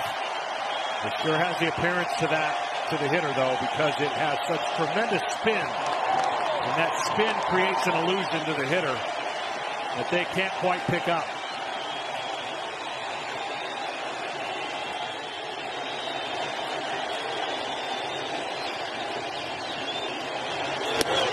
That's high.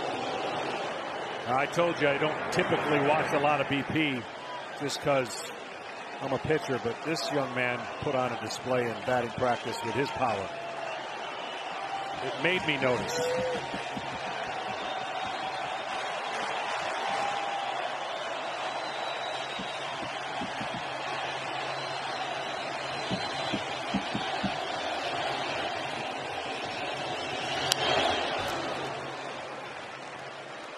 Devers gets a piece of that 87-mile-an-hour pitch. T-Mobile has donated $315,000 to hurricane recovery from 60 home runs hit so far this postseason. Do your part to help keep the donations going every time you tweet or retweet with HR4HR. Hashtag HR4HR. T-Mobile will give $2 to help rebuild communities in need.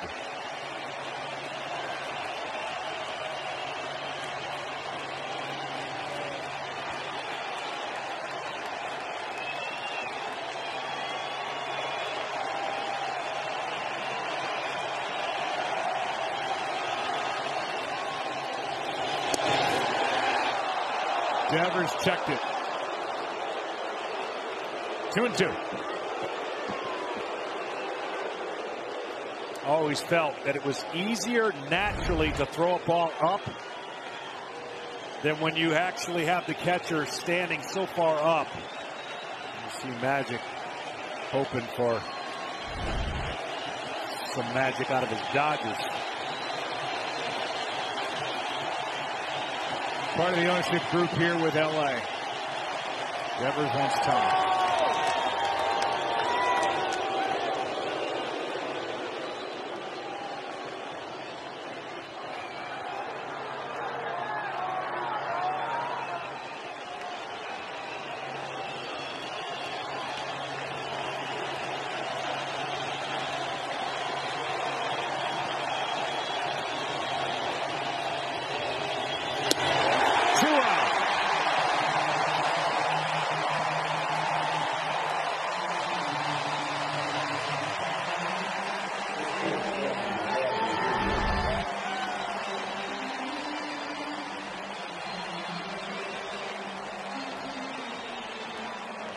I know you're sitting at home going, how in the world can a guy swing at that pitch?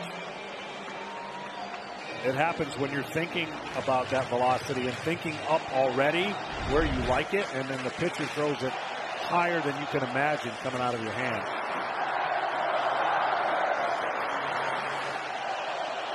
Jackie Bradley Jr. One of just 2 Red Sox hits tonight.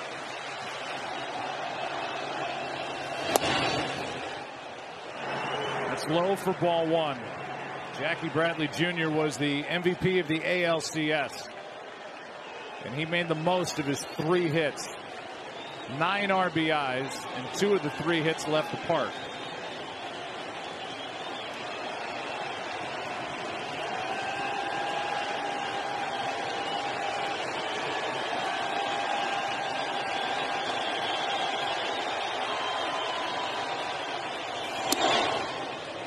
2-0.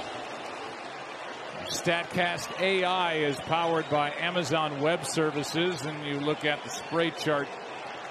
The last 100 batted balls, 200 feet or less for Jackie Bradley Jr.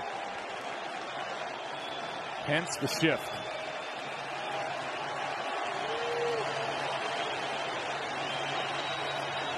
Bradley trying to pull one out of here. Fly ball into right. Back at the wall. This game is tied.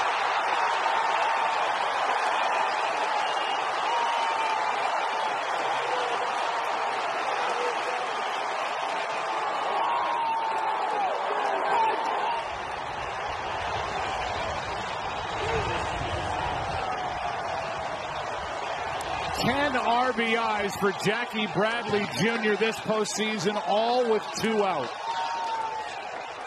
To say he's made the most of his hits is an understatement, and right there for that dugout, they're not surprised by what Jackie Bradley Jr. has been able to do this postseason. Wow.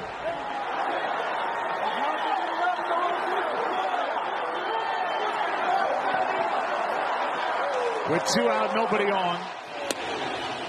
Vasquez takes the ball.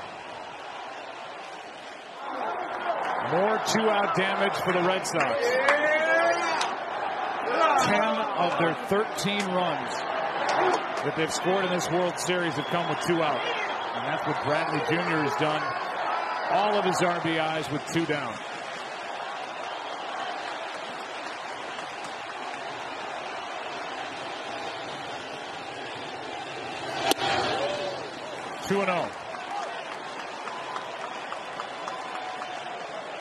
Not a worse feeling in the world for a closer or any reliever that comes in, but the biggest thing you have to tell yourself is the game is tied. You haven't lost nothing.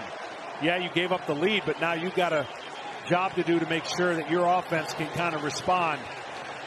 And having done both roles, there's no worse feeling in the world as a closer to come in after someone has worked that hard in Buehler, but you have to maintain and refocus on the task. Strike one. Back to the home run.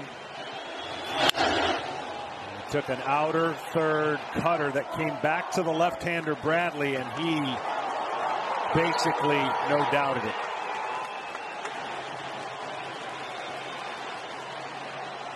A reaction by Kenley Jansen, who's been through so much this year. Medically, has fought his way back. An irregular heartbeat shut him down in August. Popped up right side, Taylor. The Red Sox have evened it as they lead 2 games to nothing. And the number 7 hitter, Jackie Bradley Jr., went out to meet that pitch from Kenley Jansen to excite his dugout. What a game. Game 3 of this World Series tied 1-1 into the bottom of the 8th inning at Dodger Stadium. Is brought to you by State Farm.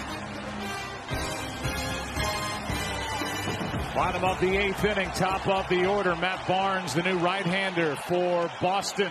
First up, Jock Peterson.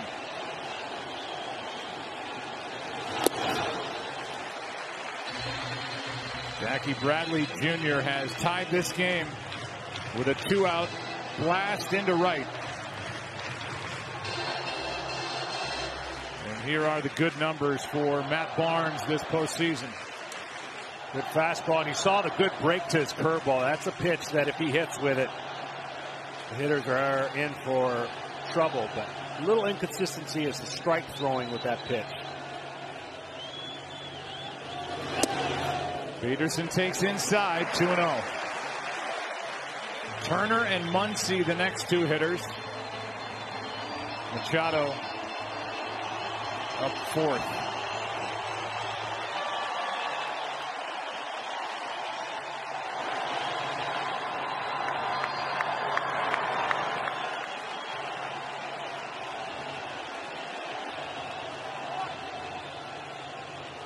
2-0. 3 balls, no strikes.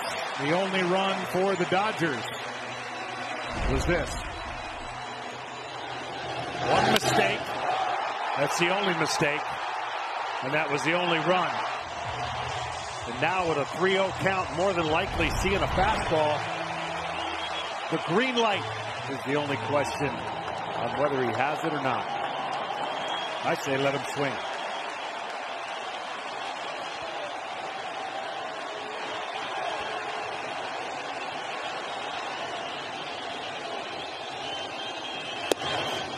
Taking, it's 3-1.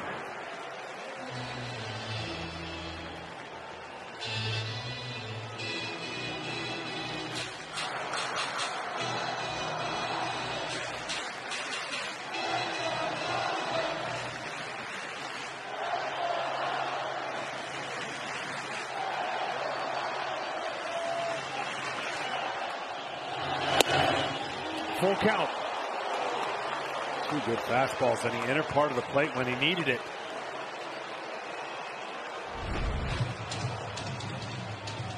Just locks him up. He's just trying to sell it. The home plate umpire. Mr. Barrett.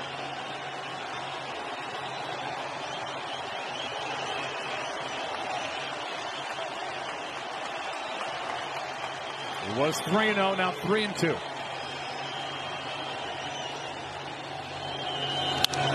Foul. So in this bottom of the 8th in a 1-1 game, we'll welcome you inside the broadcast booth. I'm Joe Buck with the Hall of Famer and John Smoltz. What do you think? You having any fun over there? Great game. Great game. A lot of tension. Obviously on the Dodgers, they want to try to get back in the series.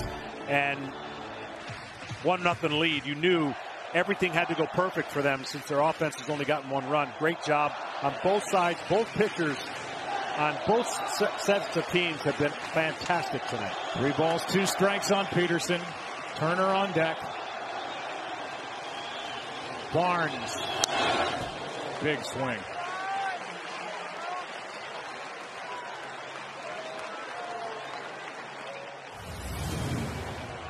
We look ahead to tomorrow, and the starters, I don't know. I mean, you can take your guess. We got a long way to go here tonight. First of all, potentially, Rich Hill in line for it. Still kind of up in the air on the Boston side.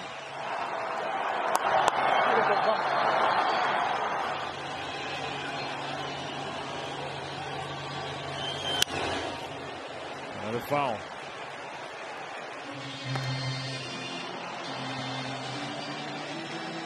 Certainly has been the theme tonight. Foul balls, deep counts,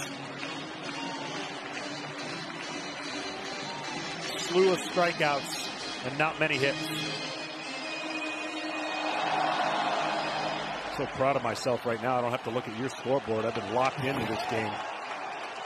Well, not much has happened. I know, but I haven't made a mistake on mine yet, like I usually give up around now. Bottom of the 8th inning, 3-2 pitch. Peterson leading off. Struck him out, and what an effort by Matt Barnes.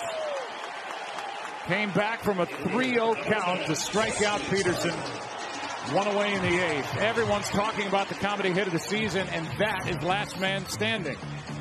Tim Allen's triumphant return has helped make Fox Funny Friday TV's #1 new night of comedy. Catch an all-new Last Man Standing, followed by the Cool Kids next Friday on Fox. This is just fastball after fastball after fastball once he got to a 3-0 count. Up until that point, it was all curveballs.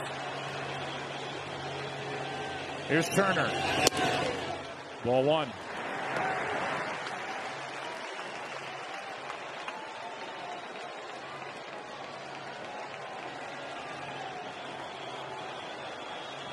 One home run this postseason.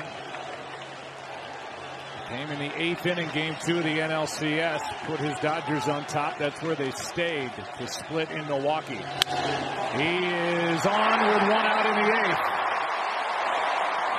Second hit of the night.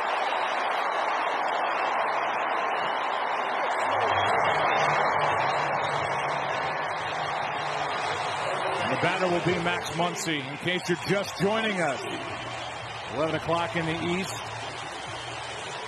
8 o'clock here in the West. A 1-1 game.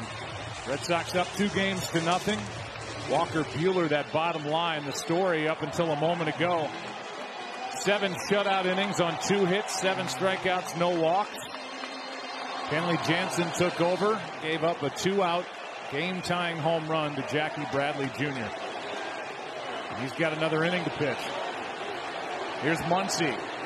1 on, 1 out. 1-1. Isn't it amazing, though, on how things tilt one way or another on decisions? A lot of people are trying to guess, well, what are the Red Sox going to do with their outfield when they get to the National League? Well, more than likely, Jackie Bradley Jr. will be the odd man out. No, he was not only the odd man out, he's been the most important figure for the Red Sox. Benintendi's been on the bench. Cora going with Bradley and his defense, and that has certainly paid off. He got Bradley in his offense. Here comes a 1-0 pitch. 2-0.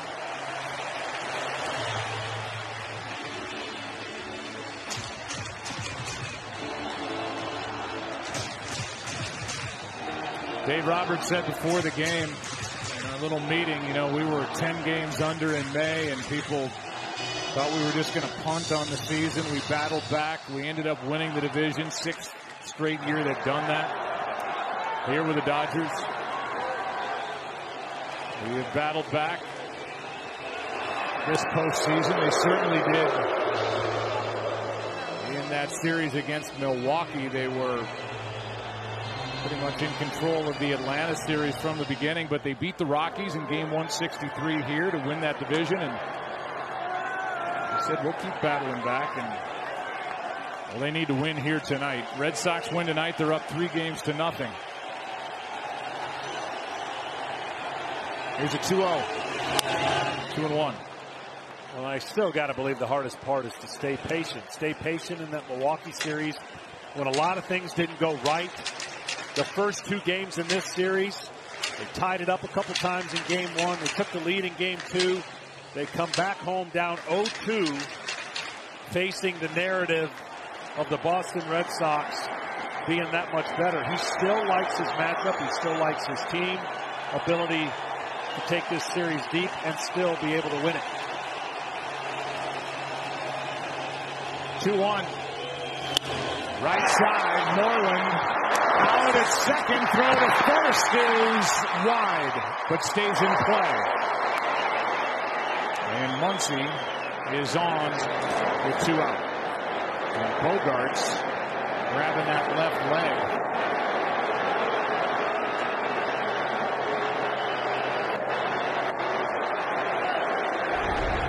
Let's take a look.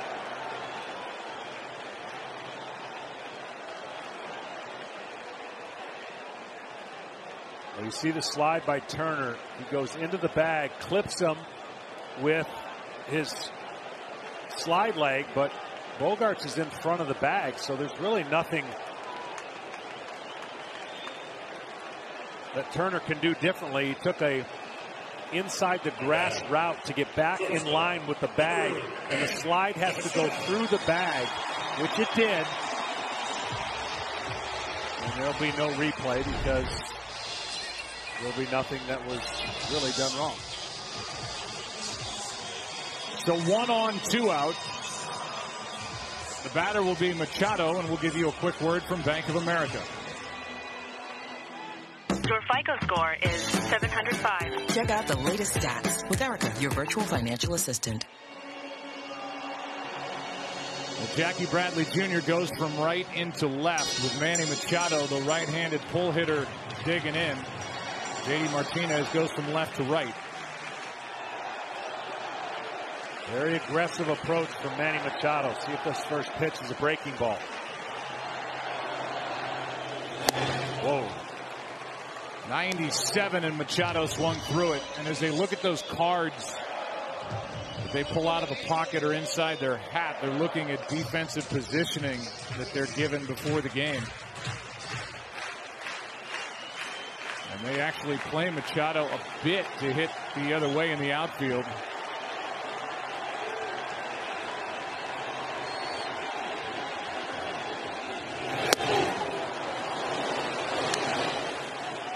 strike two.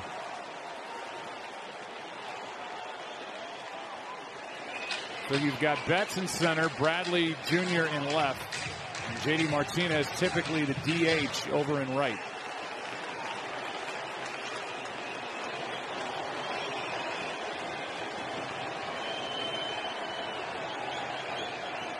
Alex Cora doesn't miss much, does he? He hasn't. He said he made a couple mistakes early, learned from it in the regular season. Well, he's been on point, and he's had a lot of things go his way, and the reason is he's put himself in positions for those things to go his way. Him and his coaching staff. 0-2, the count on Machado.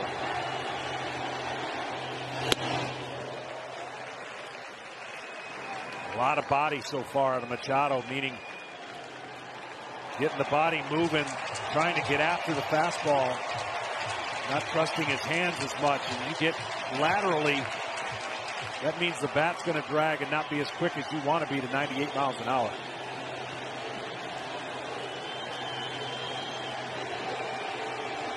Machado with a single off the wall his last time up.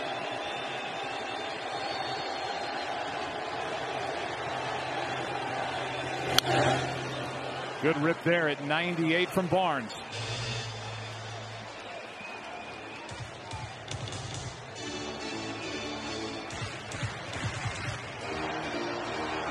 He is actually a pretty darn good high ball hitter, but more middle to middle in. If they stay away, that takes away a little bit of his leverage.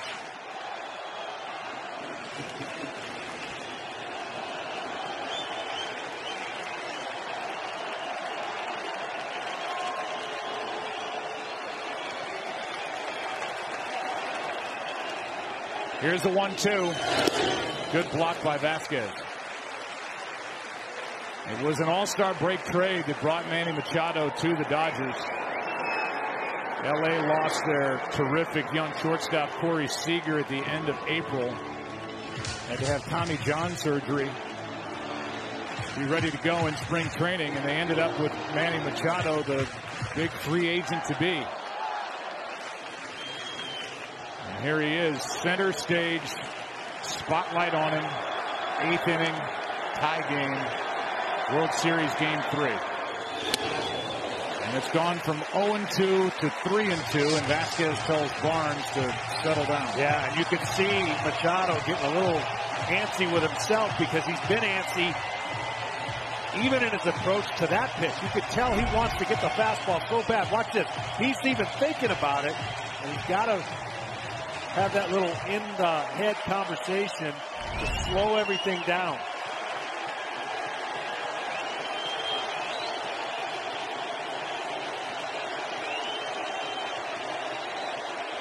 Runner will go. That's Muncy.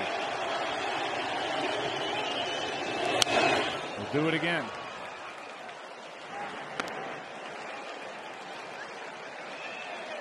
Another ball up out of the zone and another foul ball.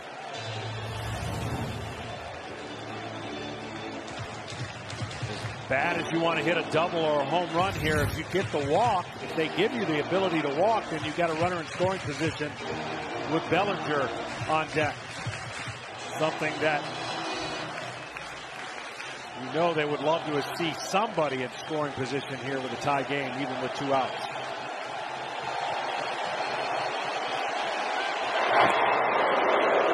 Just in case Muncy was going to go early. Both bullpens are quiet. For the moment, this belongs to Matt Barnes. And the top of the 9th belongs to Kenley Jansen.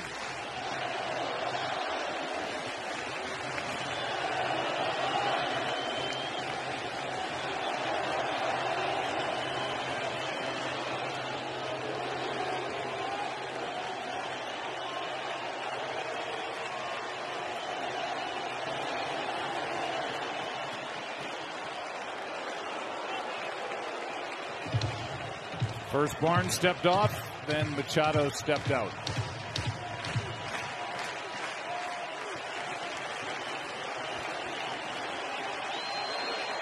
Muncy will go. 3-2. Struck him out. And 8 innings are in the books in Game 3. Jansen back to the hill for the Red Sox.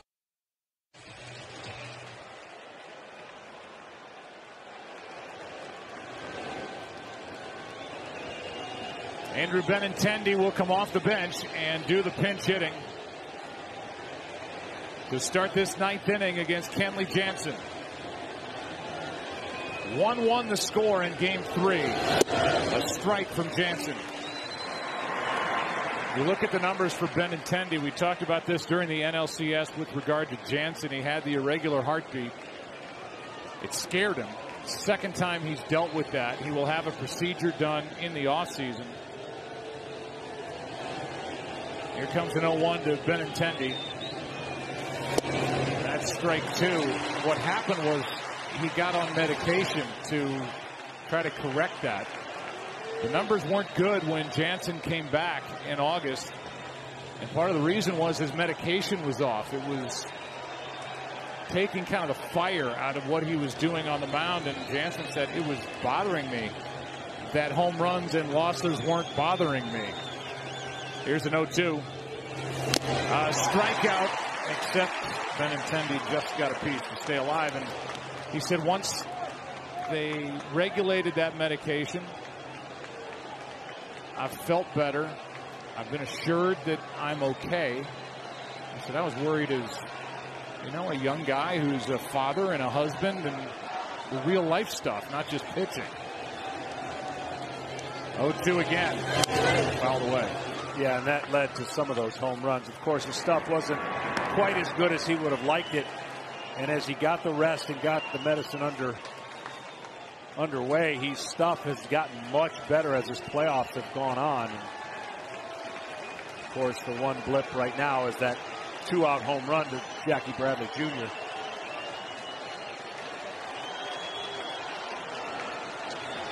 Another 0-2. A strikeout starts the ninth. Let me ask you, you know, we've seen Pedro Baez dominate here lately. Did you have any issue with Dave Roberts calling on Jansen to start the 8th inning and leaving Baez in the bullpen? No, basically because I said it was more like a 7th game approach, and that's your horse right there. And because he's had all kinds of rest, you were able to put him in a clean inning. They were 9 batters away, and more than likely in this situation, 9 out of 10 times, he would have been able to deliver those 2 innings. Just so happens the homer is the blemish. A 1-1 game. Here's Betts, the likely AL MVP. Ball 1. Because what you've done now is still in a position of strength. You've only had to utilize one pitcher to get to this point. Whereas the Red Sox have had to utilize a lot of options to get to this point. And although be it very excited that they're at this point, the Dodgers still have that leverage being the home team and have plenty of weapons to come out of the pen. Fouled back. Big swing by Betts.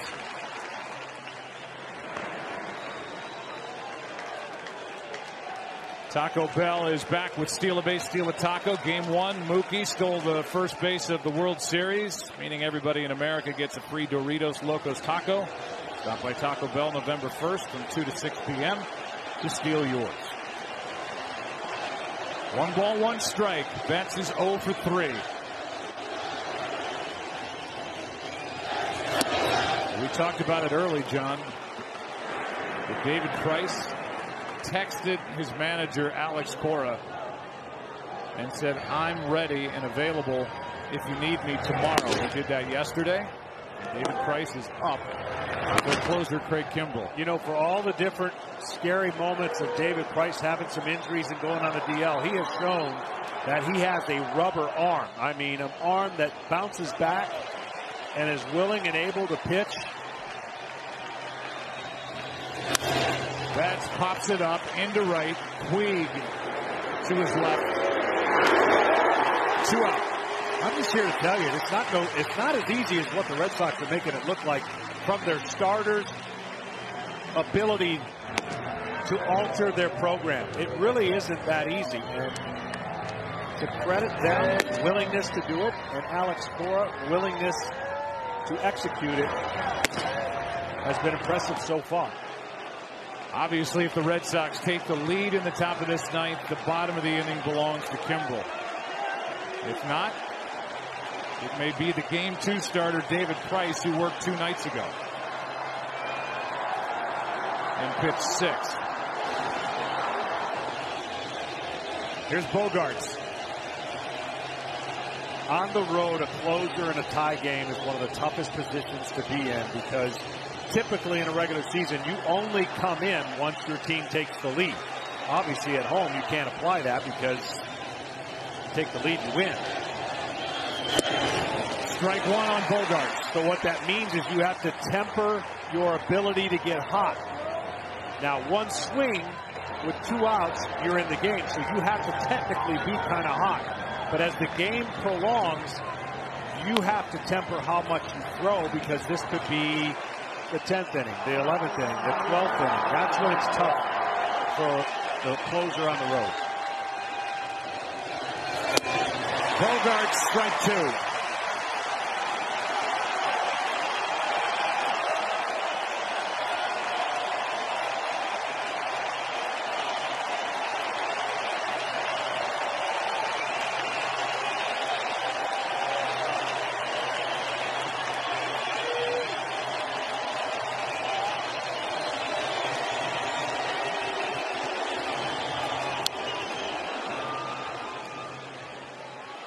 Still 0-2 on Xander Bogaerts, and now a quick word from Coke.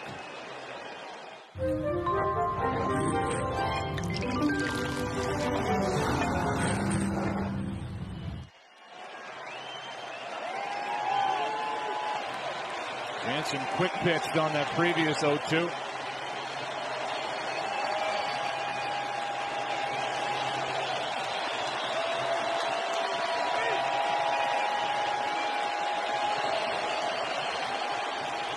Bogaerts waits. Yeah, the way that you can quick pitch with nobody on, there's nothing that stops you to do it. And every once in a while, it looks like he's going to go into that long, deliberate motion, and he just kind of fires home, hoping to catch the hitter off guard, and his timing of his long delivery. Baez getting loose. He was up earlier when Buehler was out there in the 7th.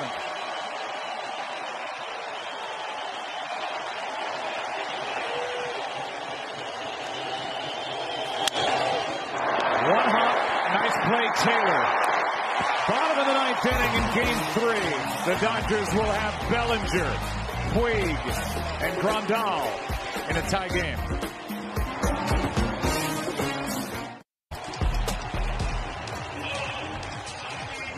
Well, here's David Price, who threw 88 pitches 2 nights ago on a cold night at Fenway Park in a 4-2 win.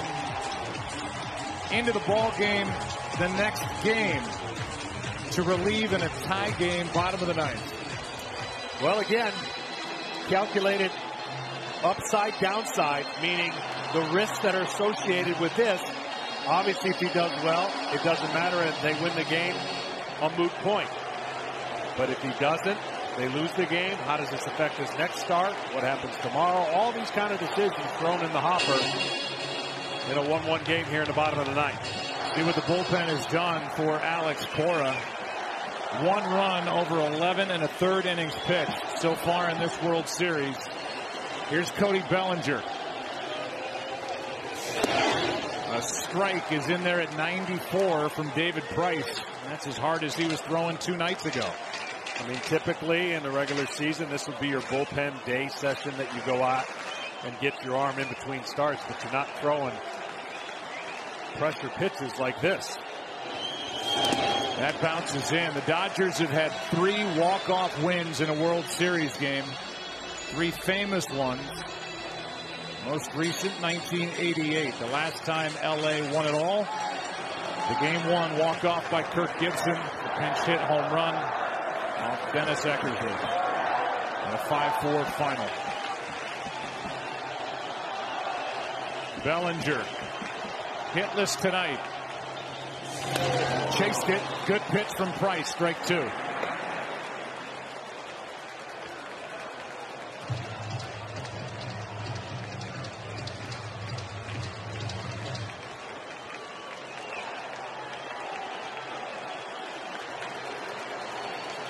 For starting pitchers, this adrenaline is unmatched. You don't have this adrenaline when you're getting ready to start a game and go through the lineup multiple times. This is a different kind of adrenaline and a different kind of preparation. Although be it probably a short one for David Price.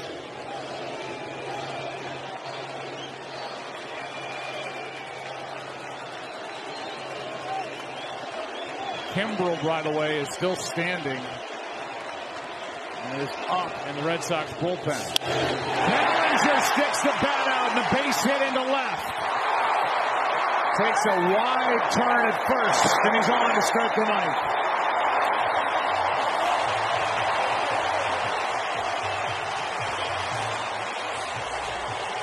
When Bellinger has been effective this postseason, it's been at bats like that that you think will carry over into successful future at bats. Pitch away, goes away. Got some big hits like this. When you're searching and trying to find the barrel of the bat to get to the ball, that right there couldn't be a better opportunity to utilize his legs, his speed on the bases, and now pressure on the outfield to not let a ball get by them in the gap, or this game's over. Yeah, Bellinger can fly, the runner at first. The guy at the plate can run too. That's Puig. 1 out of 3. An infield hit his last time.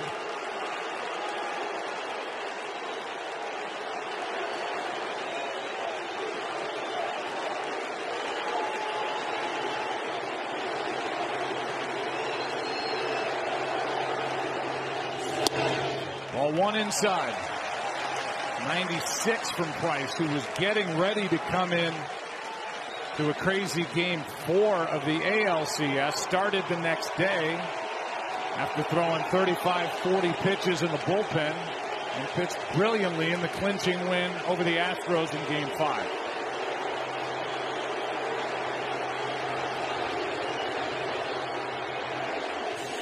Big swing by Puig at 95.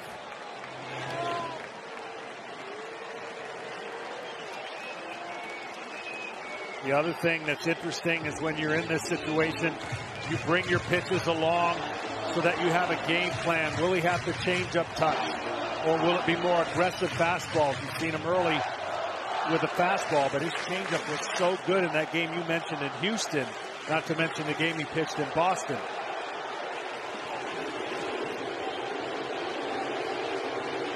Now a check on Bellinger. Just to throw it out there so you know it, and you saw that swing by Puig on that last pitch. In the category of a sacrifice, he's had 2 in his big league career, and that came back in 2014. He is up there trying to end it. Yasiel Puig.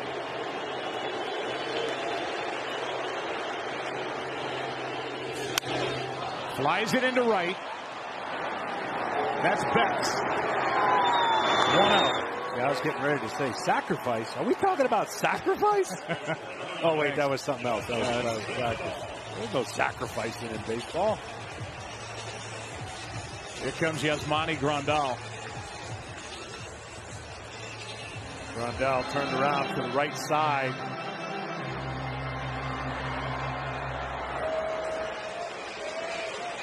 His power side is the other side of the plate. The switch hitting catcher will bat right-handed. And that's one of the reasons why Alex Cora had the lefty, albeit David Price up. Bellinger started it. Puig is better against right-handed pitching, so he leaves the lefty in. And Grandal bats right-handed instead of his power side lefty. And he didn't want to bring Drew Pomeranz into his first World Series action in a tie game in the bottom of the ninth. Right.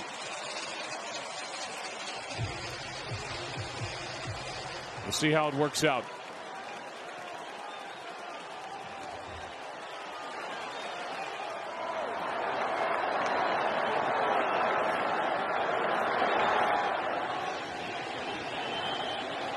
Grandal takes the ball.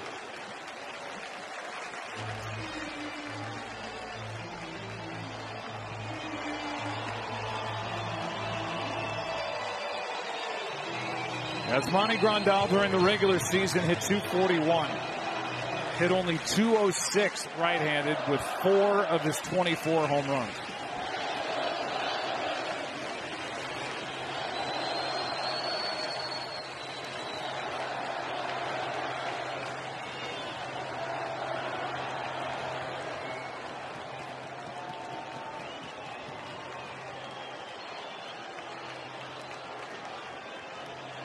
His postseason career, 2 home runs, but just 8 for 74 and 34 strikeouts.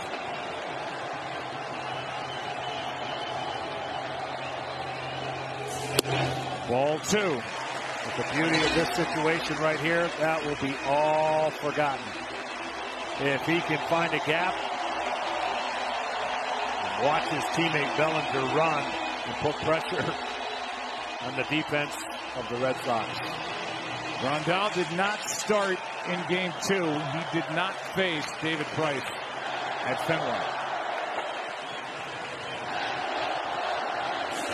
Ball 3.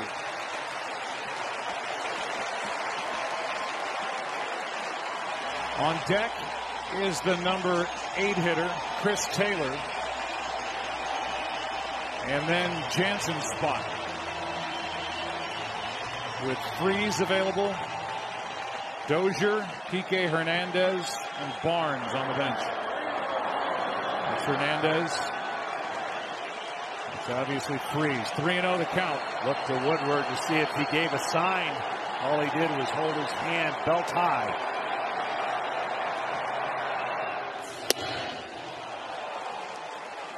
A borderline pitch called strike 1. Yeah, 3-0. You don't want any part of that anyways, outer part of the plate. But now you can kind of look for a keyhole part of the plate, whereas David Price wants to do the same thing, paint away. And Grandal is looking for middle.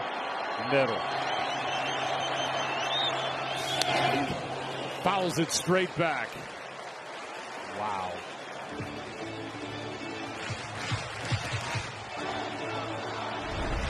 Pitch outer third. Height was perfect for Grandal, but better location. I don't think you can start the runner here 3-2-1 out with a guy who swings and misses a little too much.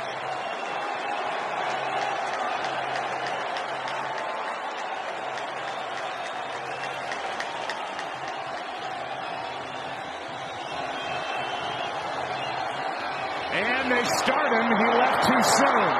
Bellinger caught in a rundown. Price is involved. Flips to Holt, tagging for the out.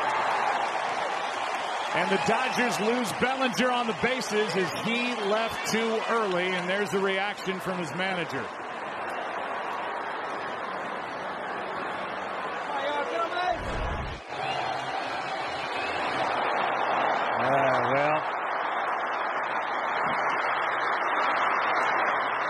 Even if you're going on the pitch, you got to make sure that the pitcher goes home, and that says it all right there. Nothing else to say. 3 balls, 2 strikes, and I'm with you. Surprised he was running anyway. Trying to get that great jump, and he went too early. And now Price could face only 3 here in the 9th and get around that leadoff base hit. Instead, ball 4.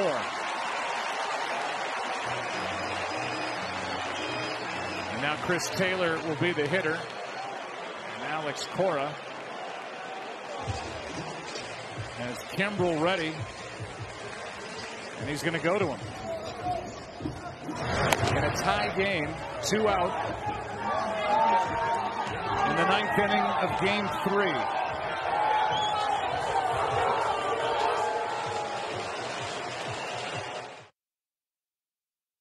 Bottom of the 9th inning, and it was impressive any way you look at it. David Price is used for, in the end, 3 batters is Craig Kimbrell, who has found his good stuff again. After struggling a bit, allowing runs through the first 2 rounds of the postseason, comes in to try to send this game into the 10th.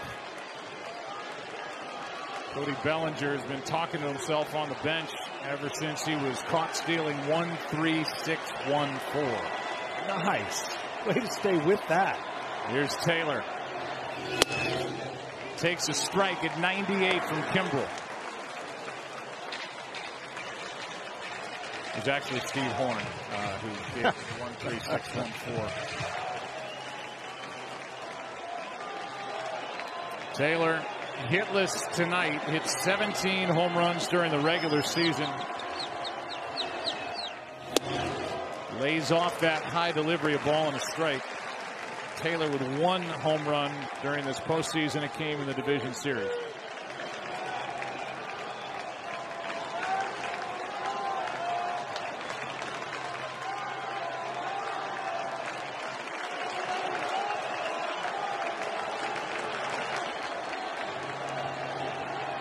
Grandal at first, 2 out. Strike 2.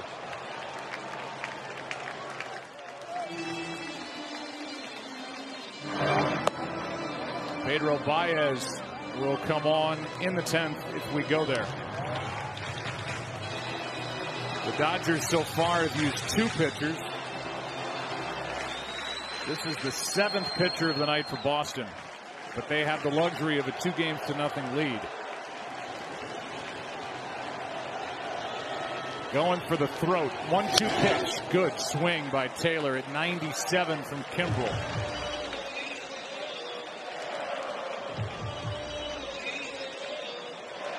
Taylor is not a big guy, but when he connects, he can hit the ball a long way, and he's got some pop. He does. He's just looking for that lane that he loves to see the baseball and then possibly lift it in the air over the fence. Kimbrell brings it. 2-2.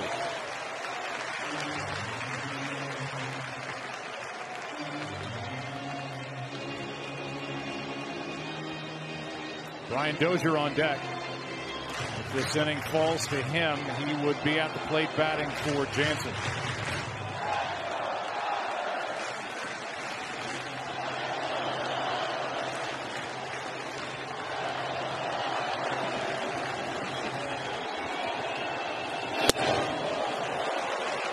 Upstairs to run the count full. And that means that Grandal will get a head start at first. A lot easier against the right-hander, of course, than a left-hander, knowing when he's going to home plate. Big hole on the right side of the infield as well for Taylor.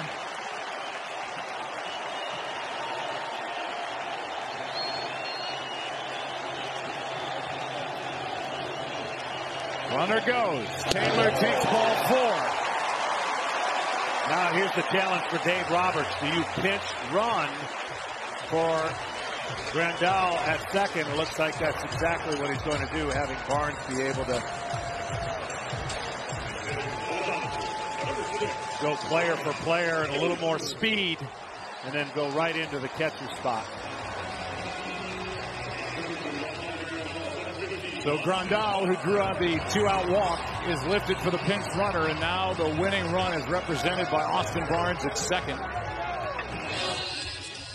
2 out, and Brian Dozier, who was picked up from the Twins in season,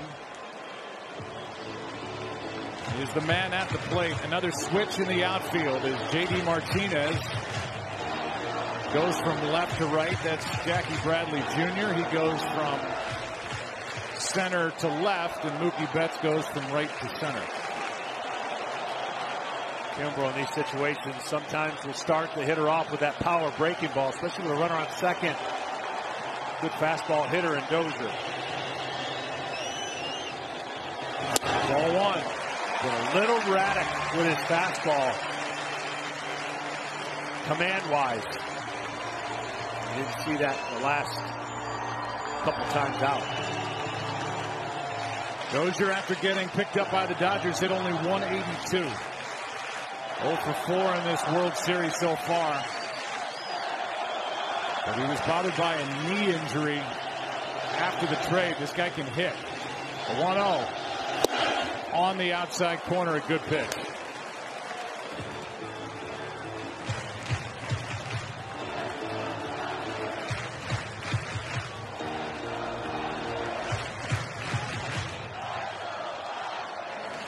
By the way, if this game goes to the 10th, it'll be Moreland, Martinez, and Holt, the 3, 4, 5 hitter.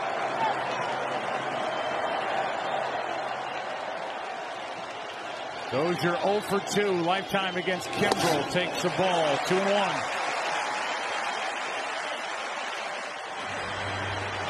And that's part of probably Alex Cora thinking that part of the lineup. He just wants them to get up to the plate.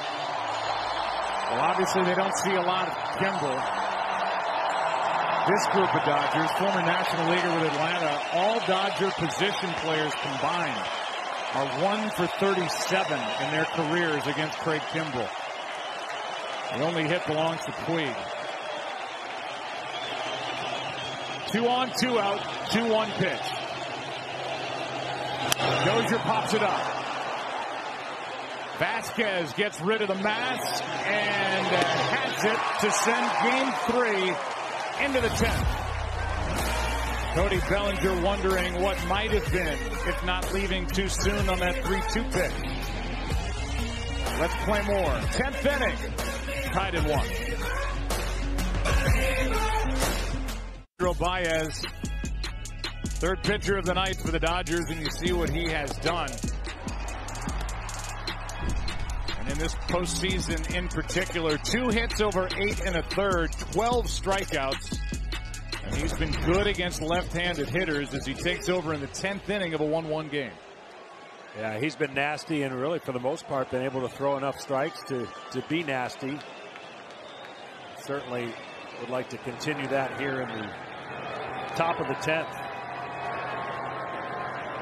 Austin Barnes stays in the game after pinch running for Grandal. Thought Grandal had a strong game behind the plate. He and Walker Buehler so good through 7. Buehler 2 hits, 7 strikeouts, no walks. The home run by Jackie Bradley Jr. What tied the game with 2 out in the 8th inning off Kenley Jansen. Now it's Baez, and first up is Mitch Moreland. What is it that Baez has that makes him effective against left-handed hitters? Tremendous split finger action that you can't really pick up. His slider is really good, and of course his fastball gets on the hitter just as equally fast. But it's that deception of when you think you're getting a fastball on the bottom drops out of that split finger change, if you will. Barnes flashes the signs. Here comes a 1-0 pitch. Right there, that's the pitch. So right when you get geared up for a fastball, you get that pitch, and for a left-hander, it's the greatest equalizer. You know, right-handed pitchers to right-handed hitters, you usually have that slider, but he'll split the fingers on that grip and give it more of a, call it Fosh changeup split combination. That is hit in the air to right. Puig to his left. 1 away. And the Boston Red Sox are asking for more production out of their terrific first-year outfielder DH, J.D. Martinez, who was 0 for 3 tonight, but who hit 43 home runs and drove home 130 during the regular season. You know, and only he knows what his ankle situation is, but he did a great job in the outfield, what limited play that he had with action.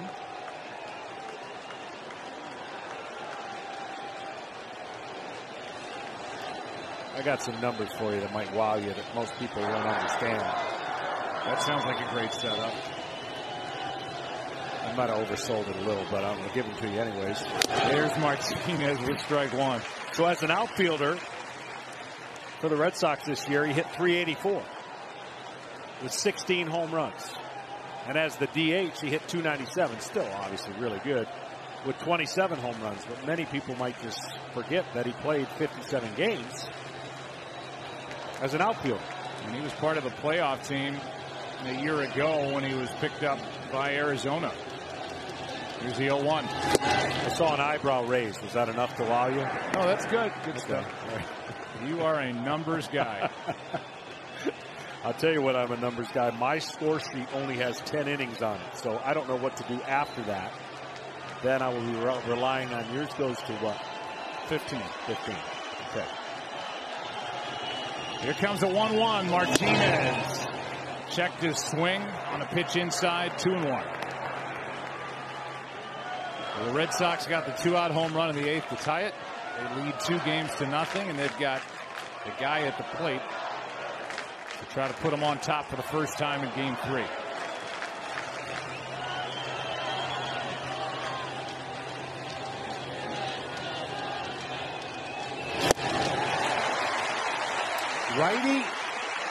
Right-handers, if there's only one kryptonite that JD has, it's that pitch, a changeup off of a right-handed hitter, because he's trying so much to use the velocity and location of the pitch to his advantage that you can tell right there that he wasn't able to stay back on that split changeup off of Baez. Now the count's 2-2. Tried to come back with another one. In this game, Buehler and even Jansen elevating the ball and pitching inside to JD Martinez.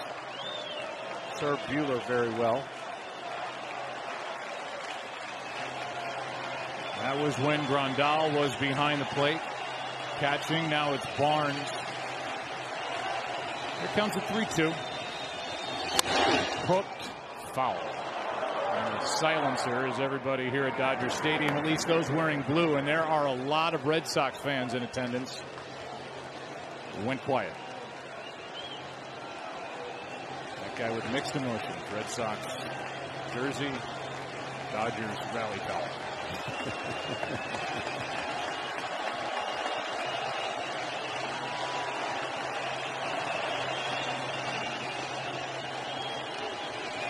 3-2 from Baez. He walked him. 96 from the right-hander, who we talked about this earlier during the NLCS, was left off the postseason roster a year ago. Now we'll have a pinch runner, as Ian Kinsler will come off the bench and run for Martinez here in the 10th inning.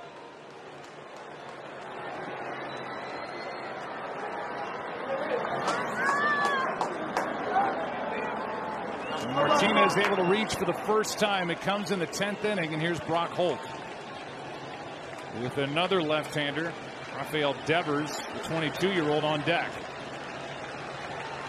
They'll put Holt in the outfield, more than likely. Kinsler at second. A big lead, and safe. Muncy thinks he got him. He's throwing it around as he asked the Dodgers bench to ask for a replay. Muncy thinks that Kinsler just got picked off. And he looks like he's right. Really close. Let's see if there's another angle. Right. They're going to look at it. He's throwing it around. That's confidence. Slide there. Yeah, it's going to be really close. It's going to be a matter of an inch. The finger. He's out. To me, he looks out. Now, it's still not a guarantee. Right. But our replay review is powered by Mitel. I mean, nobody knows more than Muncy, and his initial reaction was just to start firing it around the infield. But we'll wait and see. It's really close.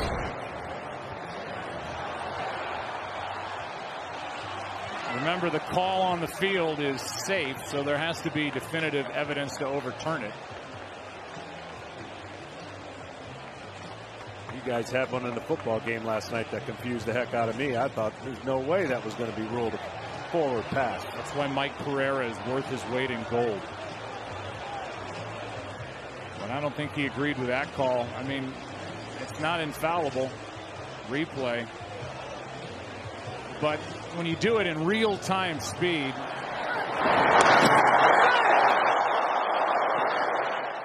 Chad Fairchild is the one who called safe. He was going, wasn't he? I mean, he was going to take advantage and try to get to second base. Safe. Wow. Evidently, they're going to claim not enough evidence to overturn, but it was close. Yeah, I think that's exactly the call that's going to be. It looked out to me. You never weigh in on those things. I learned my lessons, I guess. Where's Pereira when you need him? 1 on, 1 out. Crowd reacted. Muncy reacted, and on to baseball we go. Runner goes, and a base hit in the center. Kinsler will go to third. The throw by Bellinger wide.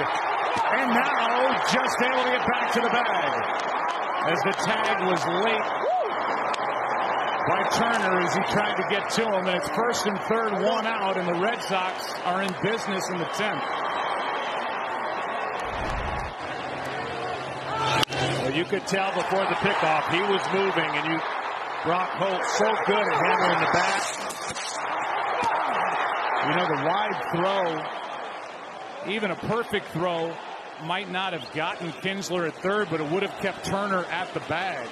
And now I'm not weighing in. You want to weigh in? I'm not going to weigh in unless they decide to challenge. You got to watch the back side of that, though, because Turner didn't react as if he got him. He's safe. Yeah, he's safe. From that first replay, it looked like the glove was on him. And he is clearly back on. Well, now with Nunez at the plate, so many different options that come into play. Pressure on the infield and how they're going to play it. As Nunez comes to the plate, big base hit by Brock Holt. And a guy who comes up with those so often for the Red Sox, their super sub. And it'll be Eduardo Nunez to try to put Boston on top. He had the big moment in game 1. He took a 1-run game and deposited a pinch hit 3-run home run over the monster in left and made it a 4-run game, and that's how it ended. StatCast AI, powered by Amazon Web Services. Well, that pickoff at first is going to be talked about. There's no doubt about that.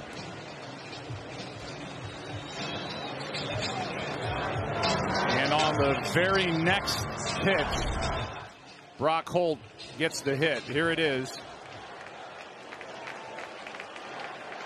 Safe was the call. They stayed with safe, and then Kinsler able to get back to the bag after sliding past it and able to exhale.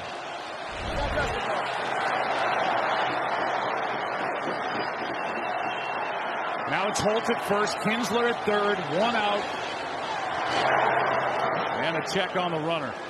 Devers being lifted for the pinch hitter, and that just shows you what Alex Cora and these Red Sox think about Pedro Baez against the left-handed hitters. Well, in the National League and National League style, especially even Joe Madden and the Cubs, the undefensible play of the bunt, read the runner reads, and you bunt towards first base. I don't think that'll be a play here the Red Sox use. There's the ball up and in. But basically what you're doing is, as the hitter, you square around the third base runner. The runner at third base reads it, and there's a triangle where you can't defend that play. Defensively, you cannot execute. The other side of it is the Dodger infielders are all pulled in. To come to the plate, it would be really tough for them to turn a double play. 1 out, 1-0 pitch.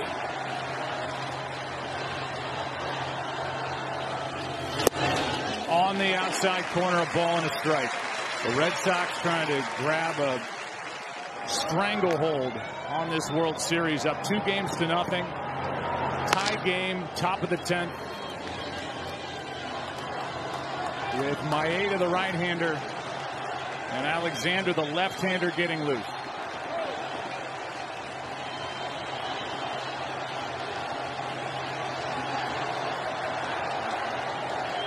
Here's a 1-1.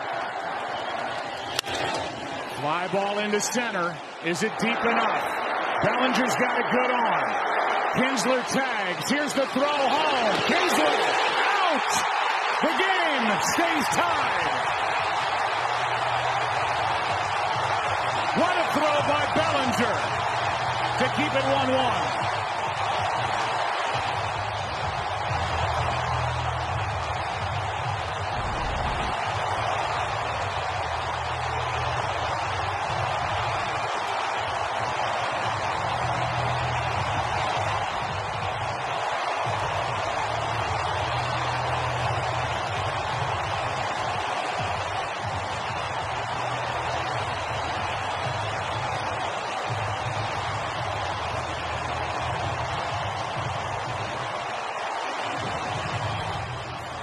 What a game. What a night. 1-1, bottom of the 10th. Back after this from your local Fox station.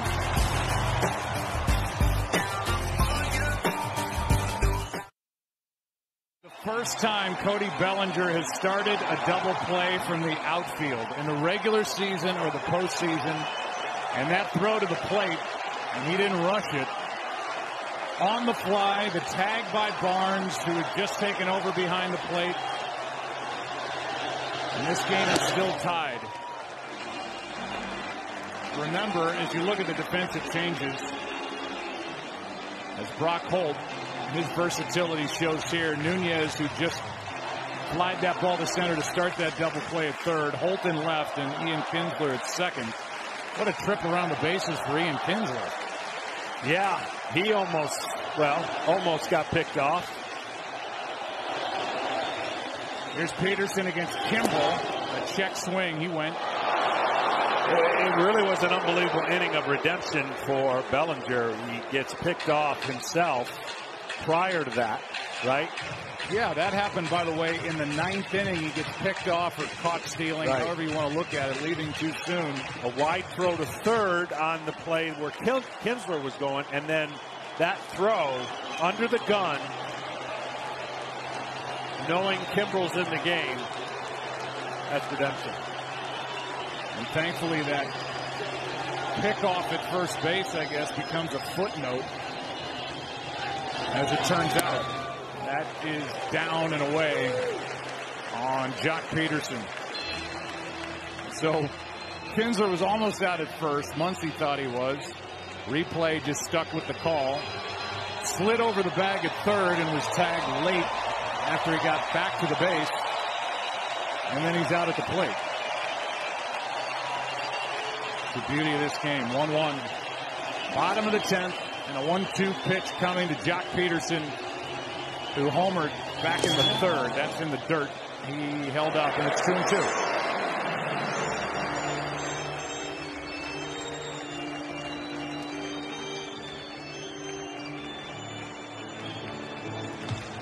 Peterson. It's been the up of the home run. And it's been the down of 3 strikeouts. 1 for 4. Porcello got him.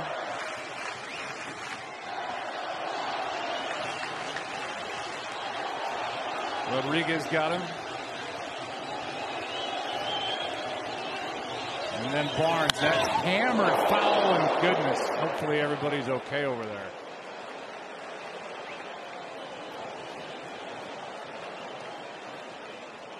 And they're asking for some attention down there. Oh.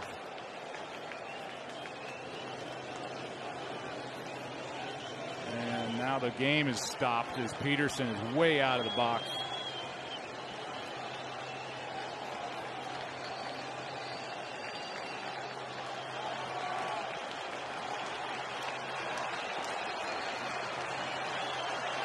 Back to action. 2 balls, 2 strikes. We'll update you on anything that might have happened over there. Jock Peterson. 2-2.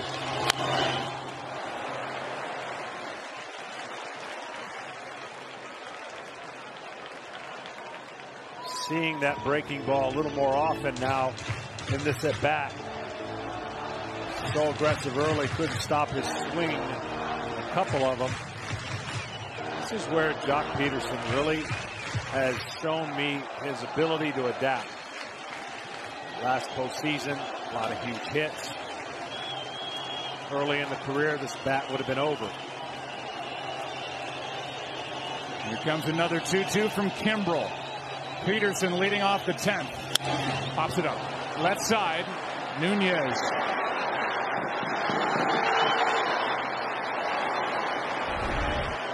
How about some redemption for Bellinger? In the bottom of the 9th, this for out number 2 when he left on a 3-2 pitch too early.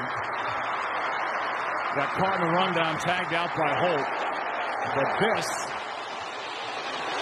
a moment ago, to keep it tied 1-1.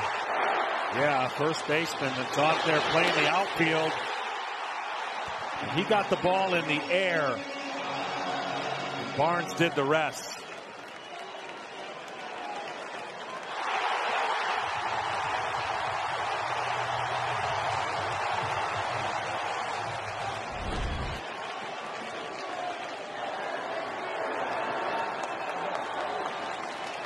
Here's Justin Turner. Chop to third, Nunez. 2 down.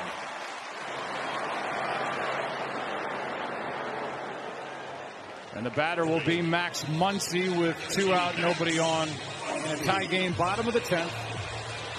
Dodgers have played 1 long extra inning game, and that was game number 4 of the NLCS. That was tied 1-1, but they won in the 13th inning.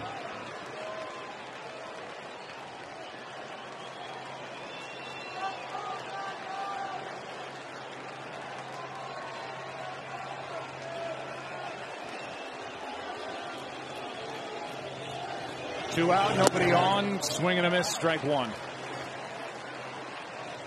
I know you know Kimbrel well from his time in Atlanta, and for a guy that was told that he was tipping pitches during the postseason and has been able to rectify that, put that out of his head, and then not just not tip, but get his command back. It's impressive, and his stuff has been great. Yeah, it really has, and it looks like the settle of his glove on where he was coming down. If it truly was this, it's where he was setting up with his glove that was determining which pitch that the hitter could recognize. And because he's so nasty, if you know his breaking ball's coming, that's a huge advantage. And as a pitcher, you never want to have any kind of sense of feeling that the hitter might be picking something up from you, the catcher, anybody. And so, yes, mentally, that's got to be a relief. 1-1, Muncy takes ball 2. And now a quick word from Disney. This Thanksgiving. Huh? Ralph Breaks the Internet. Rated PG. 2 balls and a strike with 2 out, nobody on, and a shift on in the infield.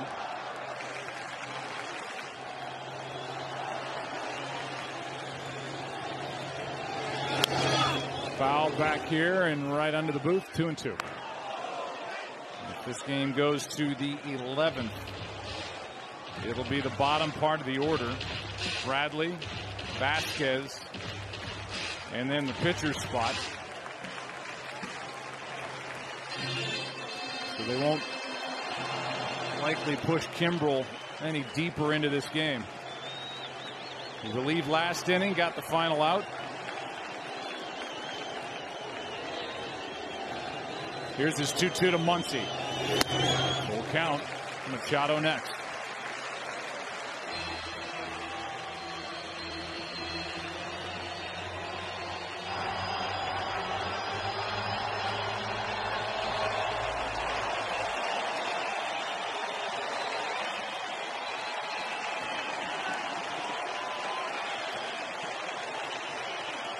Dodger pen is quiet, so Baez going back out there if there is an 11th. That's hooked into the corner. That ball is down for a double.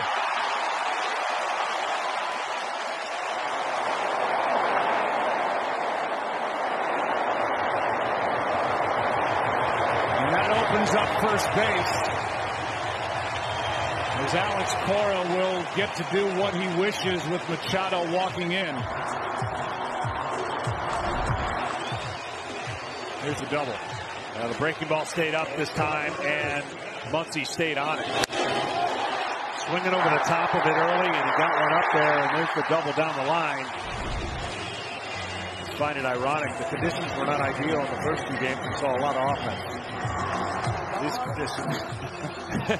And we're really seeing tremendous pitching, I guess, in a 1-1 game with only 12 hits. Machado has seen Kimbrel plenty. 0 for 8 with those 3 strikeouts. First base is open.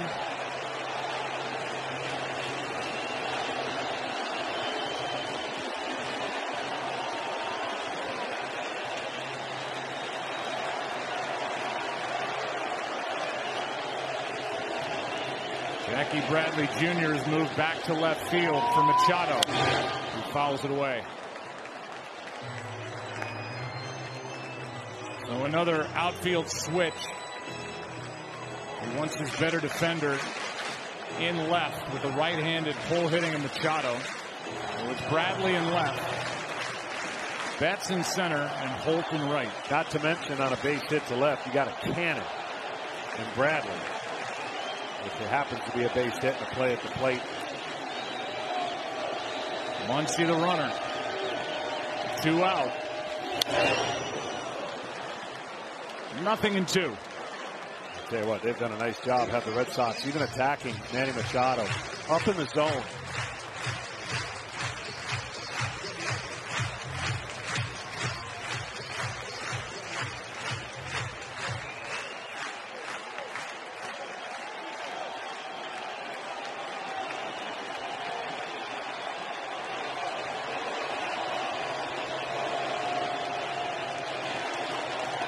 Nothing-2 on Machado. Red Sox have come right after him. And a pop-up on the infield.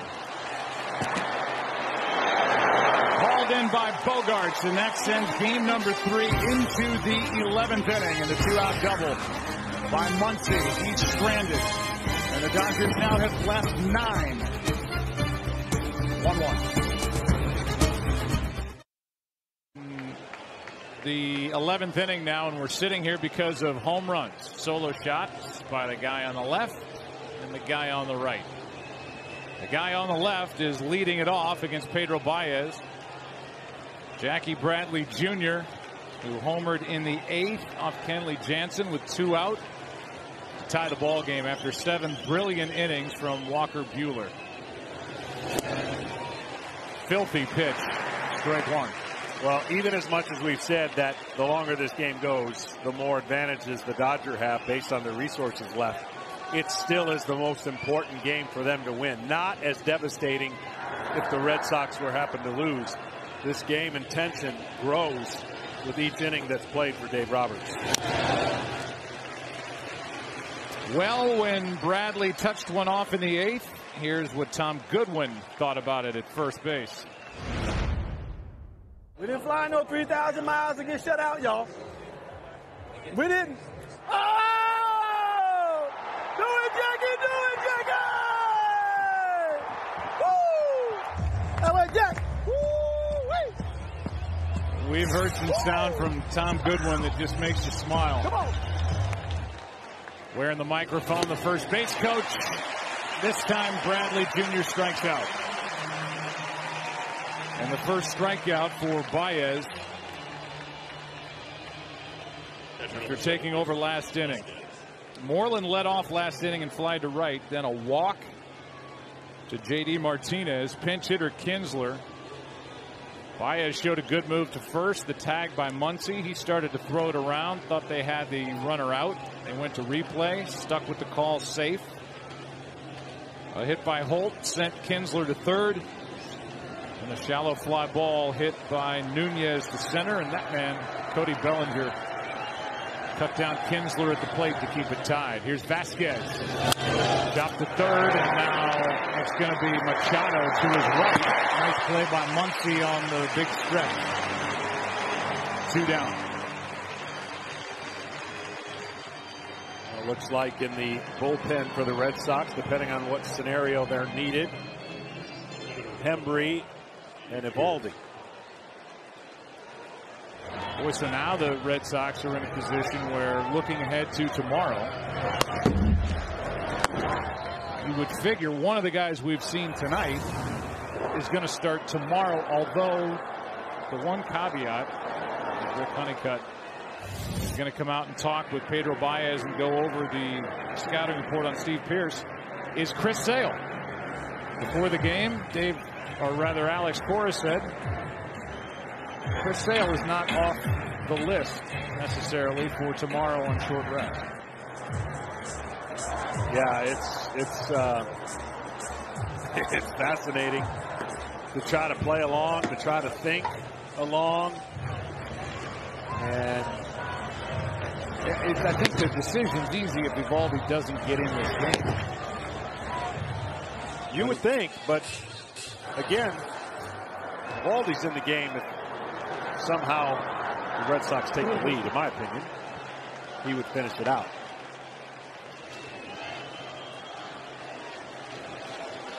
Those will be questions asked after the game of Alex Cora.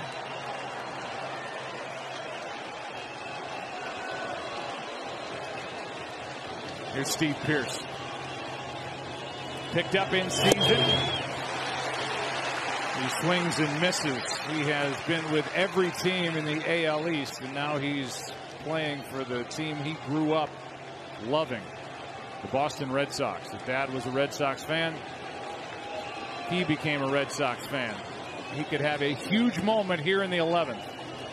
With 2 out, nobody on. That's upstairs at 97. A ball and a strike.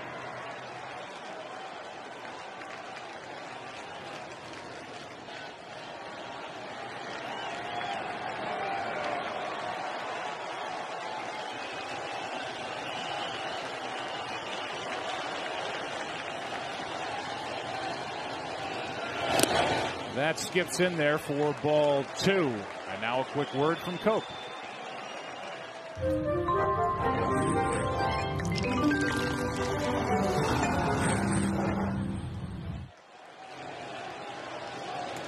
The reserves, both on the bench and in the bullpen, are dwindling for Alex Cora. His bench now has only Sandy Leon. One of 3 catchers on this active roster. Here's a 2-1, 2-2. Great slider behind an account. Pearce thinking that might have been a fastball where he could launch, but the slider to the outside part of the plate. Baez trying to go 2 shutout innings here in game 3.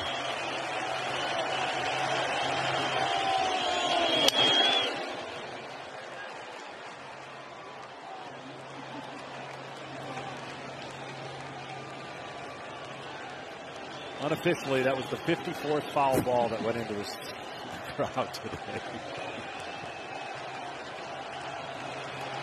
Just so you know, I believe Tom Verducci is counting how many fouls have sent baseballs into the seats here at Dodger Stadium. There have been a lot. Another 2-2 pitch to Pearce. It's down, full count. Tom? Well, Joe, I'm not counting the foul balls, but I'm counting the baseballs. An average big league game goes through about 10 dozen baseballs. We've gone through 20 dozen baseballs tonight. It's a lot of souvenirs. And remember, the most important souvenir was the one from Jackie Bradley Jr. Started this game for defensive purposes. Tied the game with the long ball. Yep. 2 souvenirs counted for more than just a strike. One off the bat of Peterson. One from Bradley, and that's down and in for a 2-out walk. And you go back to the theme of 2-out action for this Boston Red Sox team as Pierce is on to keep the top of the 11th inning alive and bring in Mookie Betts. Wow, big take on a 3-2 pitch. That was a great pitch to entice the hitter to swing, and you could tell Baez, knowing who was coming up next, would have loved to run off the mound. Well, the Red Sox would want nobody at the plate other than the guy who's ready to go. Mookie Betts. At the end of an incredible regular season, where he hit 32 home runs, hit 346 to lead the league. Here he is. And he gets under it into center. Bellinger, who will lead off in the bottom of the inning, has it. And 2 shutout frames for Baez, thanks in part to Bellinger. Tied 1-1. Waving down there below. In straightaway center field, they'll roll that set out to the field at some point. When this thing ends, it's the bottom of the 11th, a 1-1 game, and Heath Hembree is into the game.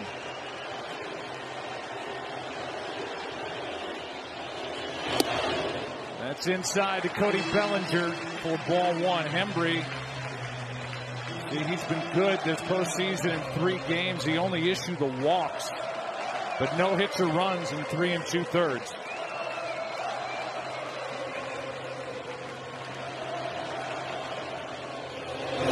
That's a strike. The hardest thing to guard against offensively when you get into the postseason, and really when you get into any kind of game in extra innings, is to guard from everybody trying to win it with a home run swing. Right now there's nobody at shortstop, and we've seen Bellinger be able to go the other way, especially with 2 strikes, to get something started. That's right down the middle at 95 from Hembree, who was traded to the Red Sox back in 2014 for right-handed pitcher Jake Peavy, and who had his best year in the big leagues in 2018. A lot of strikeouts. Career high in appearances, holds. He can pitch. Here's a 1-2. Bellinger spoiled it. So Drew Pomerantz, the left-hander, and Nathan Eovaldi, the right-hander, remain in the bullpen. That is it for Alex Cora. And on his bench, his 3rd catcher, Sandy Leon. Whatever that ruler-looking thing that Turner had, he had it out in that long extra-inning game against the Brewers. Jammed him, and Bellinger fouls it back and out of play. After Bellinger, it'll be Puig and then Barnes. Remember, Cody Bellinger had that walk-off hit that won Game 4 of the NLCS in the 13th inning. And base hit off Junior Guerra.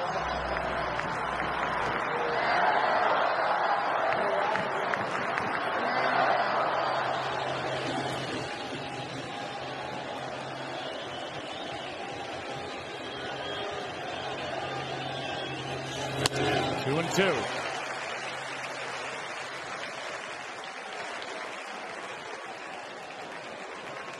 The left arm of Cody Bellinger was on display in the 10th.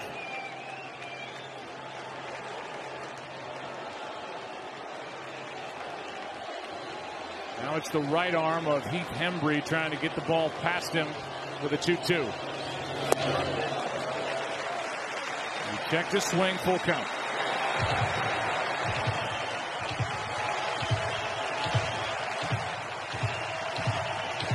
Besides foul balls, the theme has been get the 2 strikes and then deep counts. It's amazing how many of the early 2 strike counts have turned into deep counts and stress pitches on 3 and 2.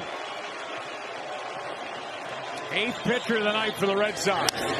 Bellinger grounds to the right side. A toss by Kinsler, 1 away. The batter will be Puig. So we look ahead to tomorrow, and we talk college football.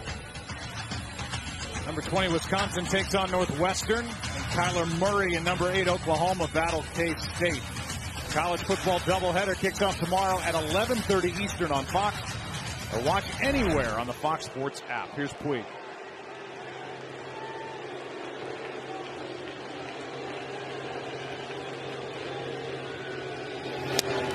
So many choices this weekend for the LA fans in the craziness of sports bonanza, if you will, from basketball, hockey, soccer, football, college football. A lot of choices. Oh, yeah, World Series. In baseball, the Dodgers trying to make sure there's a game on Sunday. Good rip by Puig. And he looks at his bat like it just failed him. Gives it a kiss, makes up with it. As the count evens 1-1. What are you doing to me?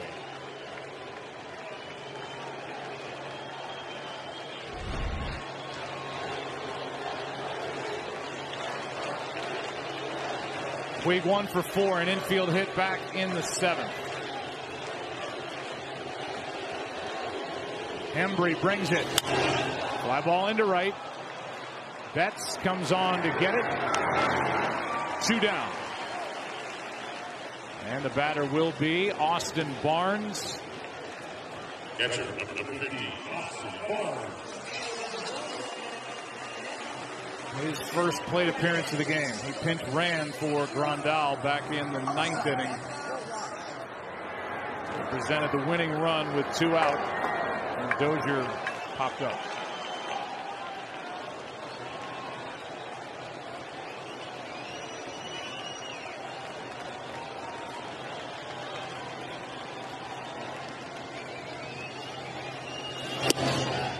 Ball 1 outside at 94 from Hembree. If we go to the 12th, Bogarts, Moreland, Kinsler.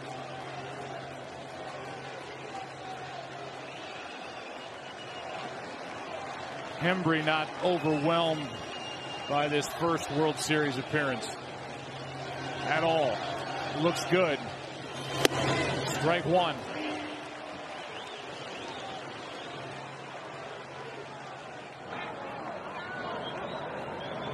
Ryan Madsen looking for redemption of his own.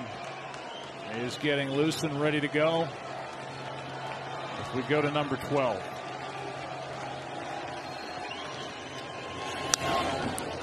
Good swing in 95, belt high. Strike 2. Well, Madsen will still have stress on him, but not like he's had on him when he got into the games with the bases loaded. He'll at least inherit a clean inning, it looks like. And certainly that'll be a lot more freeing than no room for error, which was kind of a tough situation for him to come into, and unfortunately just didn't get it done. Especially for a guy who obviously likes to work from the windup. Yeah. 2-2.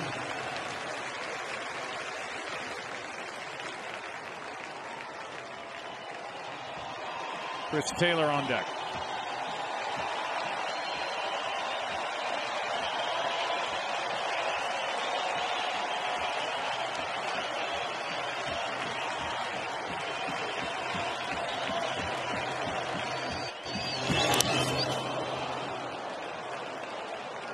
Still 2-2. Did that bounce and he got the foul ball? It looked crazy. And Vasquez is looking at his dugout, the catcher, like, what just happened?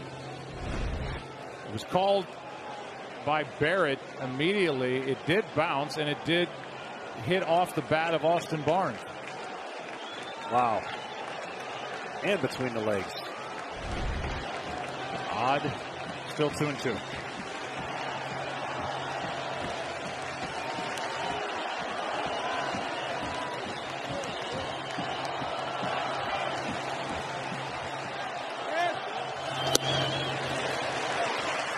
Full count. Barnes hit only .205 during the regular season. He was the primary catcher a year ago at this time during the World Series between the Dodgers and the Astros. Didn't start tonight. Yasmani Grandal did. 3-2.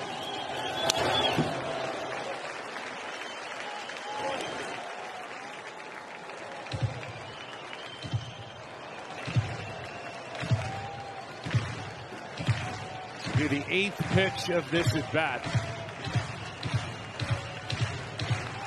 And Hembree, impressive out of the bullpen. First work of this World Series. Moment not too big. 3-2 pitch. He walked him. Good take by Barnes as that was just up out of the strike zone. And the 11th inning continues for Taylor. Another good take. Not too aggressive. Barnes understanding what he can and can't do, and I think that served him well. We've seen too many hitters swing at that pitch trying to make something happen out of the zone, and the results have not been good tonight.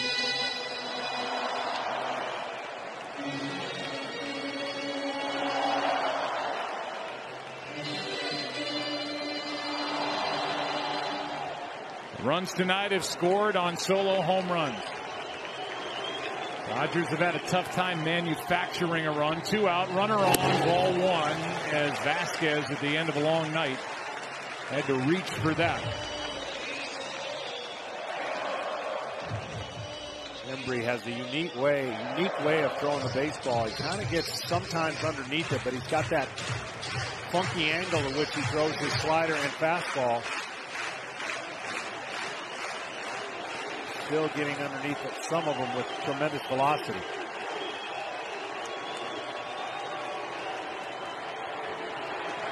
Taylor 0 for 3 with a walk tonight. Takes ball 2. As he should reach, David Freese, who has had a flair for the dramatic in World Series past and in an 11th inning in particular. In Game 6 of 2011 against the Rangers. Waits on deck.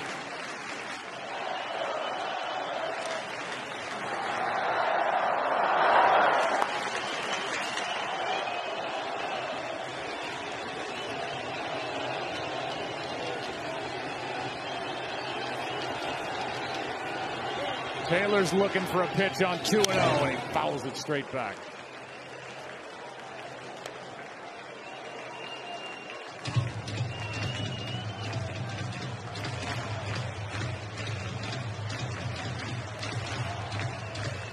Seen all these moves by Dave Roberts throughout this postseason. Line changes, as they call them, with his bench and getting the right-handers out and the left-handers in. It's been a pretty clean game on the Dodgers side. Only used 3 pitchers. They're looking for a 2-out hit from Taylor. 2-2.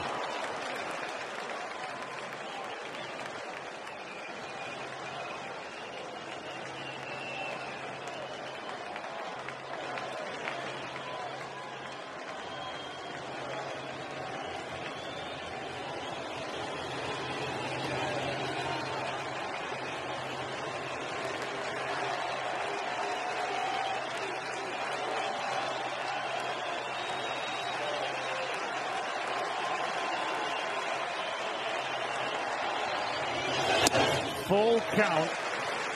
And that means Barnes, who can run, will get a head start at first base. I feel like you said that a lot tonight. Full count. I have.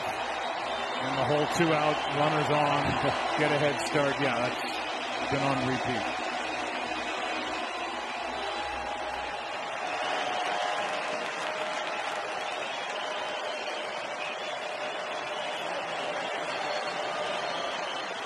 And Hembree send it to the 12th.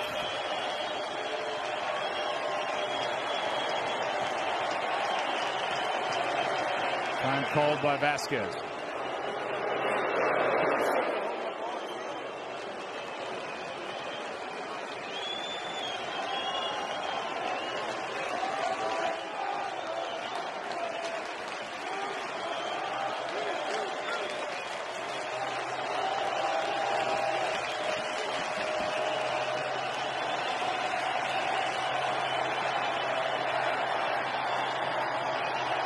Runner goes. Struck him out. And on to the 12th inning we go.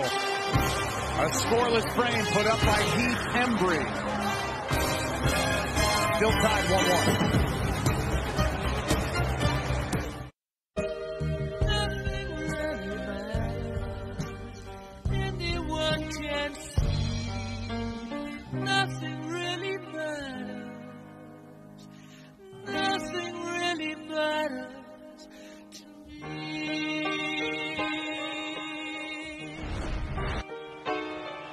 Into the 12th inning we go in Game 3 of the 2018 World Series, tied 1-1. And the big bats are ready to go against Ryan Madson, the veteran 38-year-old right-hander who misses down for a ball to Xander Bogaerts. The fastball is what got Madson in some trouble. Lack of command. Double switch as Taylor is removed. Kike Hernandez takes over. This one back to Madson. 1 out. And that means Kike Hernandez will lead off in the bottom of this 12th inning. And that was a 1 and done. Alexander, the left-hander's been warming up. A couple of pitches and the 38-year-old will exit. The younger left-hander, Scott Alexander, will enter. 1 out in the 12th. Out. Mitch Moreland is coming up, and Scott Alexander takes over. We're still here. Glad you're still here. Joe Buck, John Smoltz. This is some game. It really is. And I just try to get in the extra inning mindset of the hitters is interesting for me, and what they're all trying to accomplish. Getting on base would be priority number 1. There's Scott Alexander, who was 8th in the league in appearances this year, was not available, not on the roster for the NLCS, but added back for the World Series, and he deals with Mitch Moreland. He's 0 for 4 tonight. And has to take on his first left-handed pitcher. Strike 1. Madson got 1 out. It's Moreland now. And remember, J.D. Martinez was lifted for a pinch runner. Ian Kinsler, he's on deck.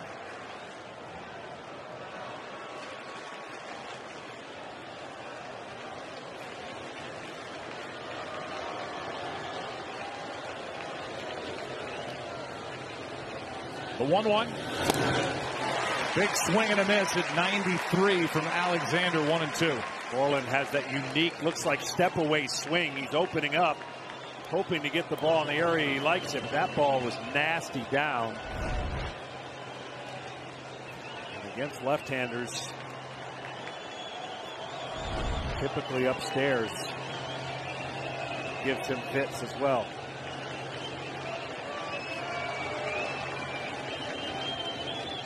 Here's the 1-2. 2-2.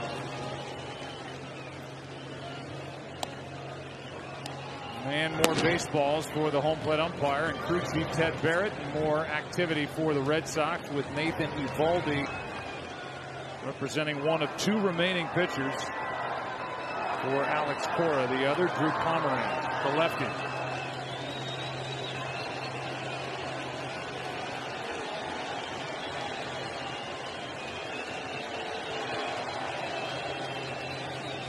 Moreland strikes out.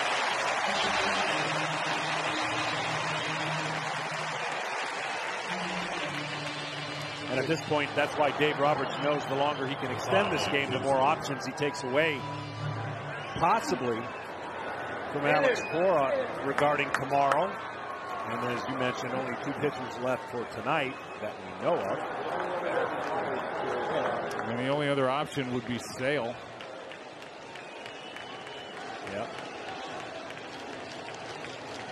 There he is. There he is. Sweatshirt on. It's out. Here's Kinsler.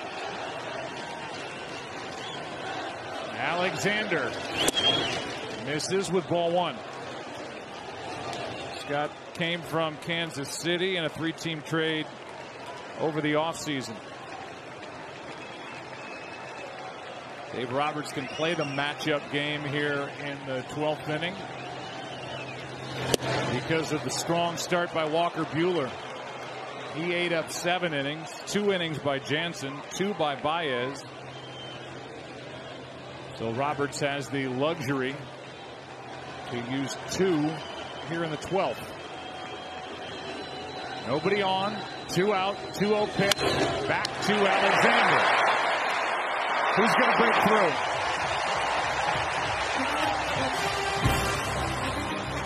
Hernandez will lead it off. Then Peterson and Turner. Still tied back after this from your local Fox station. Eovaldi after a scoreless 11th put up by Heath Hembree.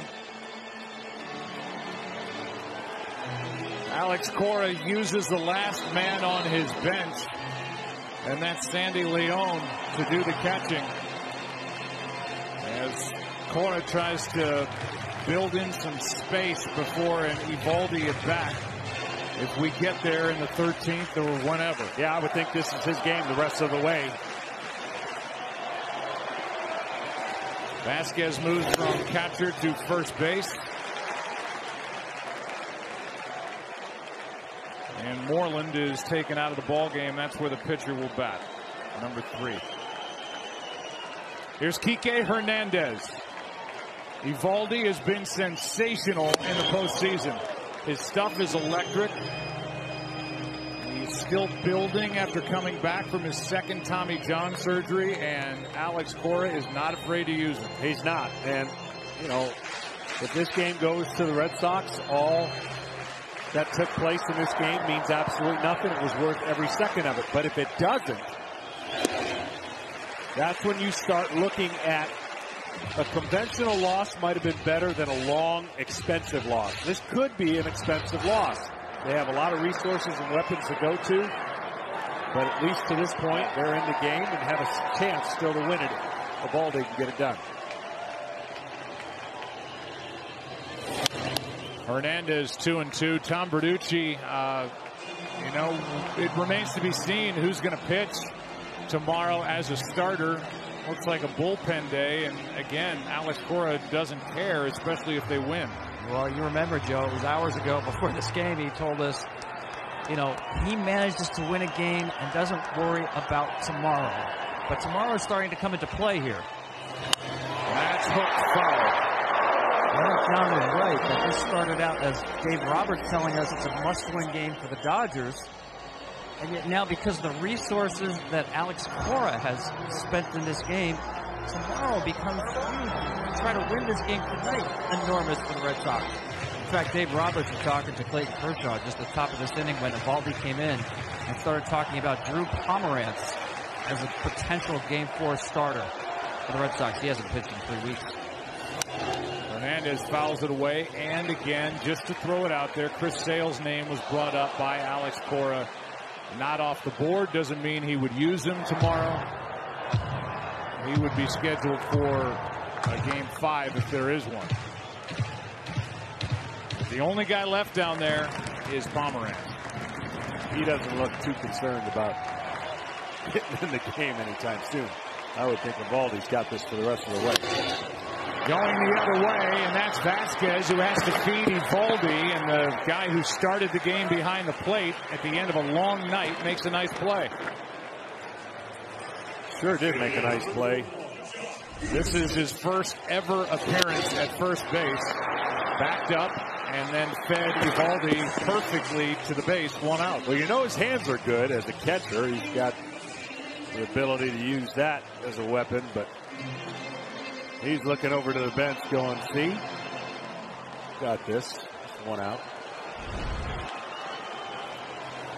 The Red Sox in this Game 3 have tied the records for players used, 23, and pitchers used, 9 in a World Series game.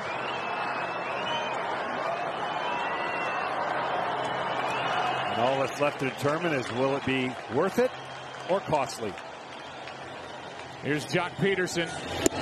He tried to check it, could not. Strike one.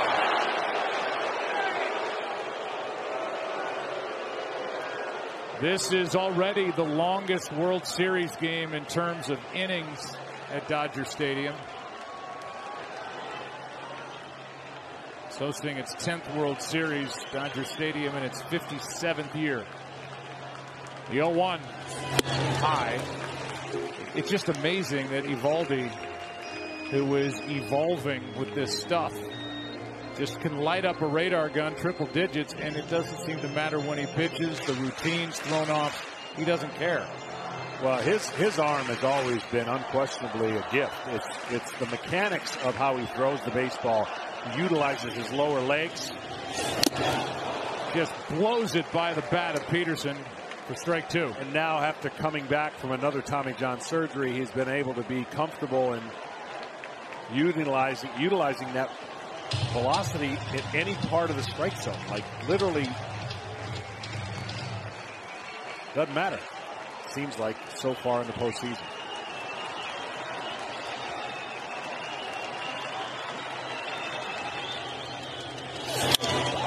Peterson skies one into center. Jackie Bradley Jr. without number 2. And Justin Turner will be the hitter. The Dodgers and the Red Sox longest World Series game by innings came 102 years ago. You've heard so much talk coming into this World Series about the Brooklyn Robins, and with the Dodgers till 1932, taking on the Boston Red Sox, and that was the 14-inning game. Boston won 2-1 when Babe Ruth threw a 14-inning complete game. We're in the 12th with 2 out. Strike one on Justin Turner.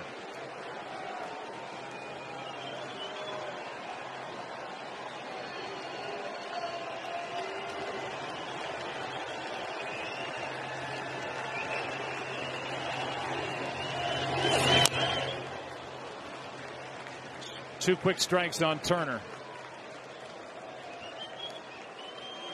So some more World Series facts. Red Sox and Dodgers. That one on the top. Last 13 innings were shut out by Babe Ruth. The Carlton Fisk game. 1975 Game 6. The series obviously didn't have a happy ending for Boston. That moment unforgettable. Dodgers 1977 Game 1, that's high. And now the Red Sox and Dodgers playing in the 12th inning here in Game 3 of 2018.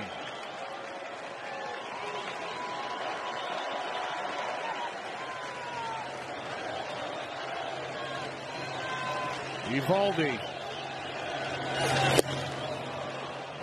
Check swing, didn't go. 2-2.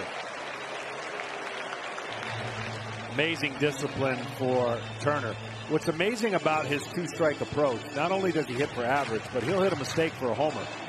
If you get it in that down and in kind of scenario, he can throw the bat, barrel the bat right there with that leg kick that he uses for timing. You saw him stay back and check swing on a nasty pitch right there. What's it going to be on 2-2 with the bases empty, 2 out? Skips in there. And Manny Machado, who has 1 hit in this game, 1 for 5 is on deck, or rather 2 batters away. Muncy, there's Machado. Muncy would get a crack at Eovaldi if Turner can keep this 12th inning alive. Otherwise, in the 13th, Brock Holt will lead off. 3-2. Struck him out. 101 on the radar gun from Nathan Eovaldi. It's incredible what he's been able to do. Holt, Nunez, Bradley coming up. What a game. Into the 13th we head.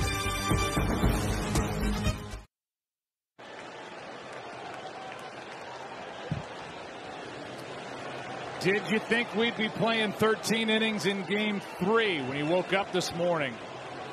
What a game. 1-1. Brock Holt takes a strike, and it's been a pitching clinic. Buehler, Porcello, a good start. Didn't get through 5, but allowed only 1 run on 3 hits. Struck out 5, walked 1. Red Sox have used 9 pitchers tonight. Alexander finished off the top of the 12th, and he's 0-2 on Brock Holt, starting the 13th. Holt 1 for 4. He singled back in the 10th. He got the base hit up the middle off Baez that sent Kinsler to third, and then Kinsler out at the plate on that throw by Bellinger to end the inning. Outside. Ball 1. In the bottom of the inning for the Dodgers, Muncy, Machado, Bellinger. Dylan Floro, the right-hander, gets loose.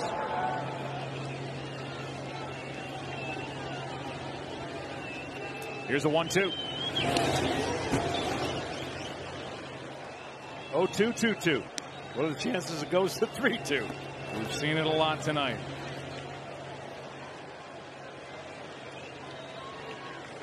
Nunez on deck.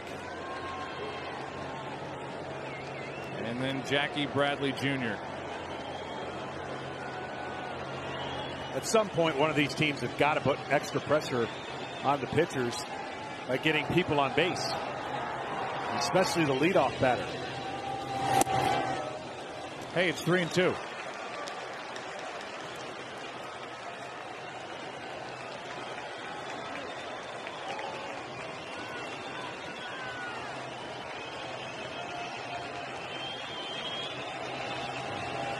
Rick Porcello started this game hours ago. 3-2.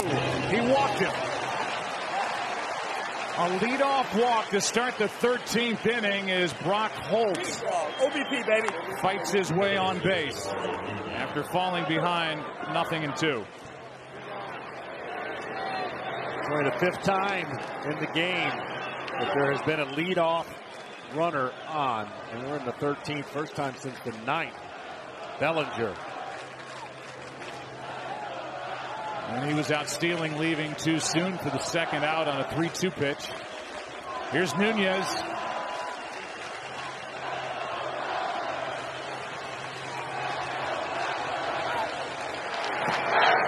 Throw over to see if Nunez was going to tip his hand at the plate with regard to a bunt. 19 career sacrifices, 1 this year for Eduardo Nunez. Do they let him swing away? He homered at Fenway. That bounces in. The runner goes. And down to second as Nunez ends up on his back. And they're going to check on Nunez. He's been bothered by a bad ankle, and he went down hard. Meanwhile, the go-ahead runs at second with nobody out as that pitch bounced in from Alexander.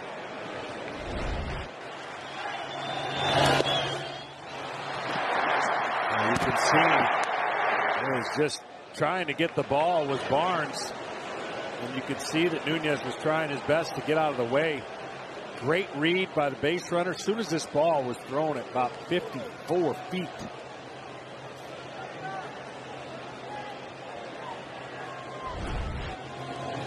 And Nunez, I mean, the Red Sox need him to continue. There's nobody left on the bench. Except if you want to go to pitcher, but then you need somebody to play the infield. He's playing third base now.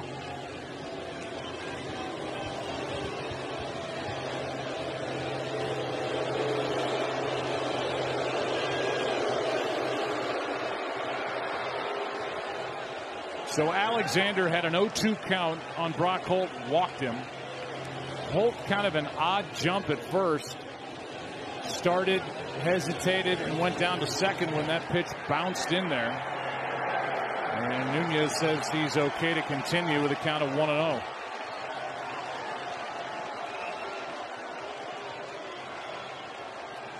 I wonder if that changes the strategy at all for Nunez, especially what he just went through, and whether or not he can butt him over to third. But I think they're going to try to have a couple cracks at it here with Bradley on deck. Eduardo Nunez, go-ahead run at second, chops it to the right side. Going to be a tough play. And safe. Ball gets away. To the plate is Holt. Red Sox on top, 2-1.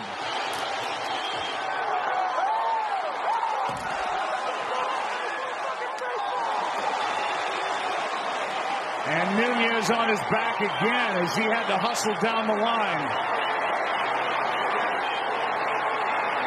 That ball was just chopped into that no man's land. And the Red Sox have their first lead of the night. Let's take a look. Yeah, I'm trying to figure out. Muncy didn't read it. And by not reading it, he put a lot of pressure on the second baseman to get over there because Alexander fields it and has it, but has nowhere to go with the bag, with the ball at the bag.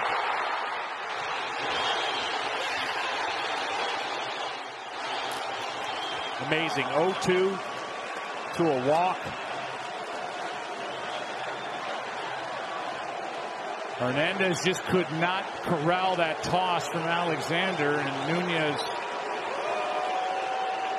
happy that that ball he just put into play has his Red Sox on top. He just got up a moment ago after ending up in the dirt, and he's now running down the right field line.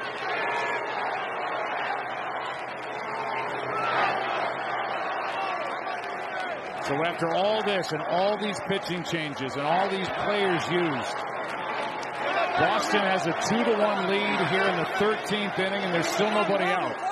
And they have Nathan Eovaldi in the game on the mound for the bottom of the inning.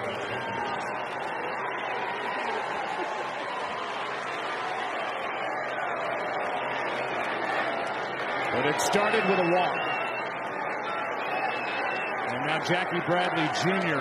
steps to the plate. They've given Holt a stolen base. And the ball off the bat of Nunez was just scored a hit. E1. So an error on Alexander, no RBI, but a run for Boston.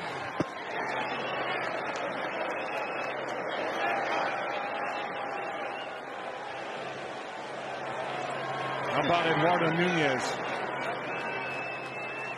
In game one, he hits a pinch hit 3-run home run over the monster in left. Crushed it.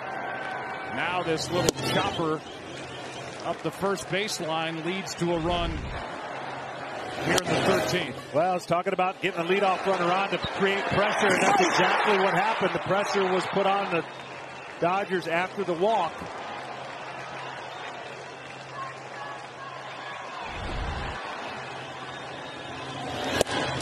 Bradley takes a strike. 1 ball, 1 strike. Again, it's a single for Nunez and an error on Alexander, the pitcher. And a run scores for the Red Sox here in the 13th inning. Come on, Jack.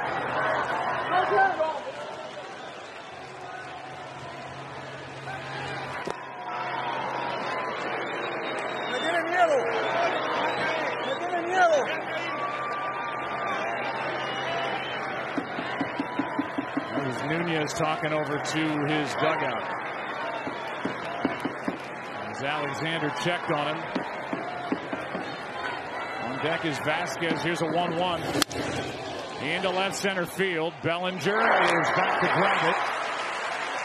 And Nunez hustles back to left. And that'll be it for Alexander, with Vasquez coming up. And Dylan Floro ready in the bullpen.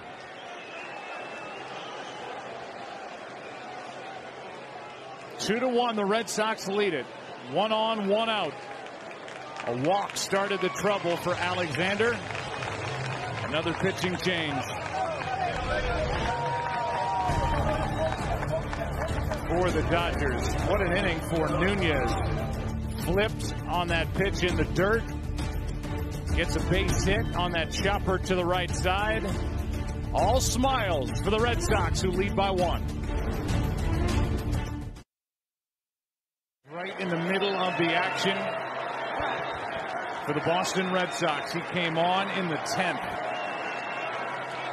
Here's Dylan Floro, second pitcher of the inning. There are his numbers this postseason. He's now trying to keep it a 1-run game. Vasquez takes a strike. And Floro, sinking action and slider, would love to have a sinking fastball hit to one of his infielders for a double play. Not a lot of speed at the plate. You wouldn't think there's a lot of speed at first with all that Nunez has been through.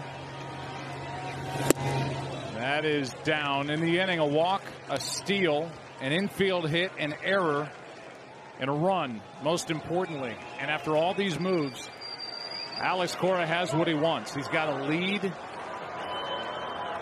in this case in the 13th inning, and he's got Nathan Eovaldi, who will go back out there and try to end this game.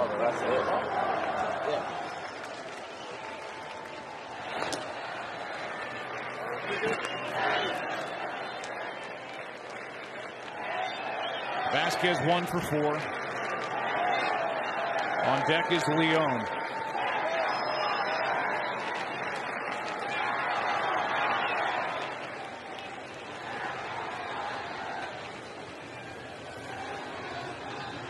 The 1-1. Runner was going as Alex Cora is trying to get more motion going on the bases, starting the runner, and Nunez okay to take off at first.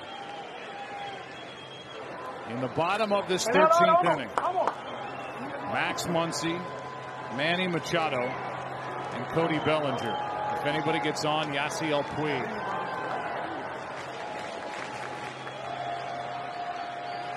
With Nathan Eovaldi, the pitcher of record now for Boston.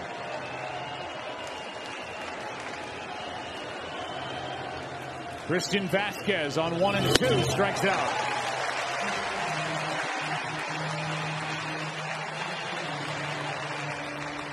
This was during the pitching change when Floro came on. And Rick Porcello, tonight's starter. Oh, man. Rick Porcello, tonight's starter, was checking his teeth after getting headbutted with a pumped up Eduardo Nunez.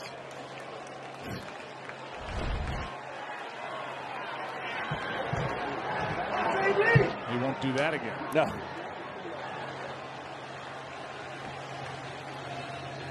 Here's Leon.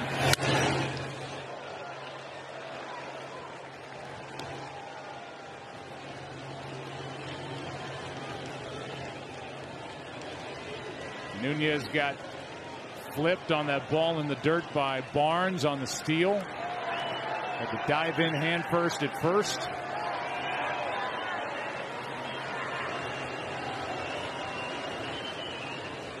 Here comes the 0-1 to Sandy Leon. A ball and a strike. They got to hand it so far to Alex Cora. He created and kept the pressure on the Dodgers with utilizing this game the way he did, because it is all the pressures on the Dodgers. They're down 2-0, and it looked like the way this game was being played, the advantage was going to start being given to the Dodgers with all that was at stake and a win. And they still have the right part of the lineup to come up to muster up 1, possibly 2 runs. And their playoffs mental picture, that's what they're facing right now. Mentally, they're facing like, you can't believe we're in this spot. Down 2-1. And down the Dodgers are 2-0. 2 balls and a strike on Leon. 2-2 from Dylan Floro. 6th pitcher of the night for LA.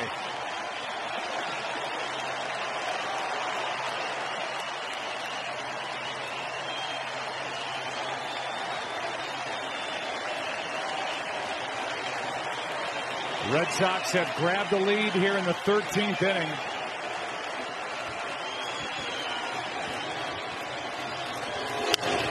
Will pop up, long run, and nobody will get there. Outside of the throw, they kind of trickled away at first. The two batters that produced the run, the ball did not leave the infield. A walk, a steal, an infield hit, and an error.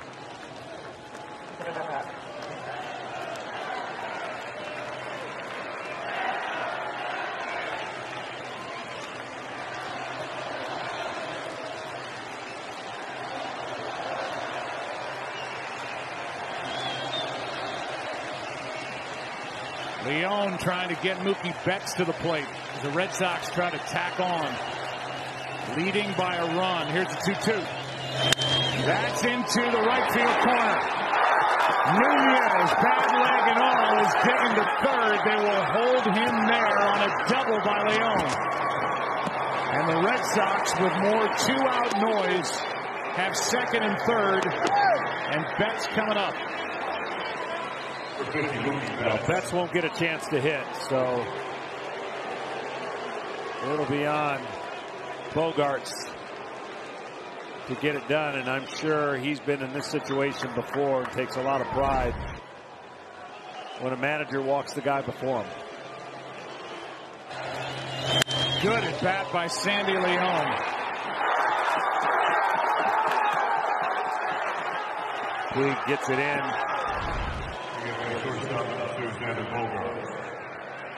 The walk is handed to Betts. That loads the bases. And Leone now has his third hit. First extra base hit of this World Series. He's 3 out of 5.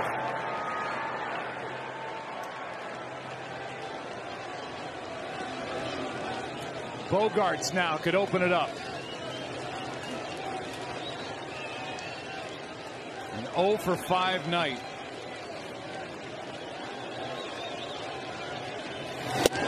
Strike one hits the outside corner. That's a great first pitch with the bases loaded and all that's on the line here. You know you've got to be really good and get aggressive in the zone if you can early and make that pitch away. Get strike one helps out a lot. Kike Hernandez comes in. Austin Barnes goes out.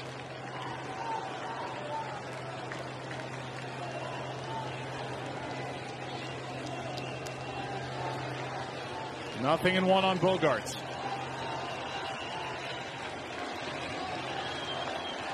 One for 12 in this World Series.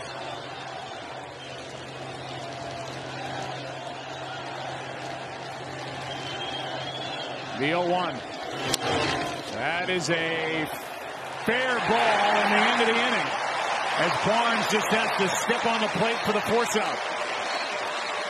And the Red Sox leave the bases loaded and have stranded 6. Bottom of the 13th inning. Big bats coming up for the Dodgers. Down 2-1. Big pinch hit 3-run home run in game 1 of this World Series at Fenway. And he got the hit that produced the go-ahead run here tonight in the 13th inning. Just by putting the bat on the ball, not credited with an RBI, but he doesn't care, and neither do the Red Sox, who are 3 outs away from a 3-0 series lead.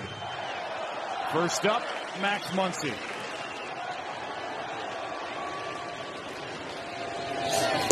Fooled on the pitch by Eovaldi.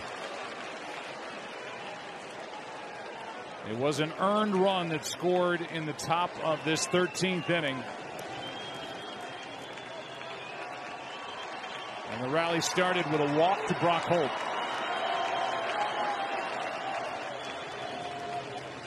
Here's the 0-1. Inside at 99. 1 ball, 1 strike. And if the media or we were talking and wondering about tomorrow's starter for the Red Sox, right now, Alex Cora couldn't care less. No, he couldn't. Getting the game to this point was an ideal situation for him. Now he hopes it pays off.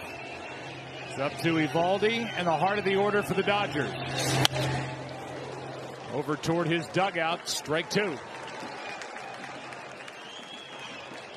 Eovaldi took over in the 12th, had a 1-2-3 inning and struck out Turner as he was hitting triple digits with the fastball. Machado on deck. And then Bellinger.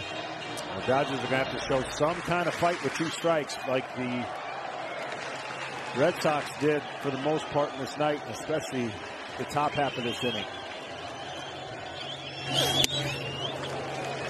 Inside, 2-2. Because that's all it takes sometimes. I mean, you know, innocently 0-2, you figure the hitter's in a disadvantage. Well, he worked the walk, and then you saw what happened after that. That's what the Dodgers' mindset's going to have to be here. Anyway, anyhow, get on base.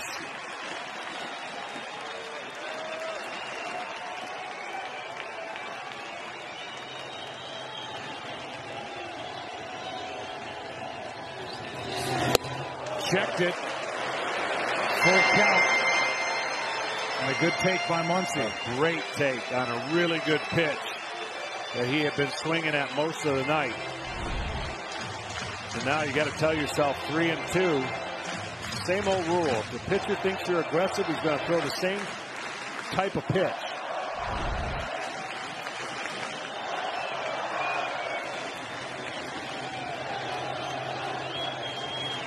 Three-two pitch. He tried to hold up and did on ball four. And the Boston bench is livid. Alex Cora cannot believe it. The leadoff man is on. Yeah, I think it looked worse than it actually was. He had a violent move with his elbows, but the barrel of the bat is held behind at an angle that I'm sure you can't see from the first base side. Nonetheless, everybody always wants that call. Well, just like in the top of the inning, the hitter was, in this case, Muncy, behind on the count, worked a walk. Here's Machado. Thought he had homered back in the 6th inning. Watched it. It hit off the wall. Went for a long single.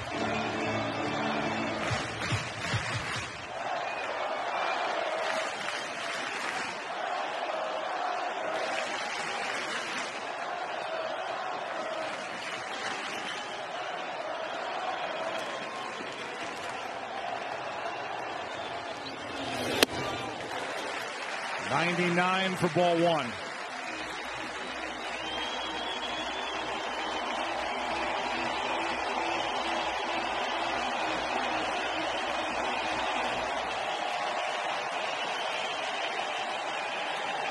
Muncy the first to reach against Eovaldi in this World Series.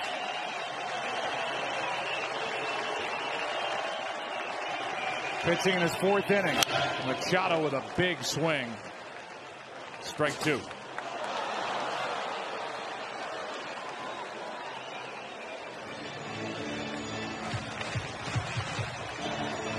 Machado's got to find a way to stay off that high fastball. All in for the season, Machado has hit 40 home runs.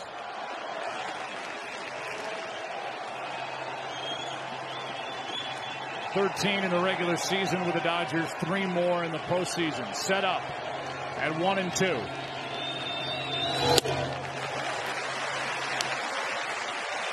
Now 2-2.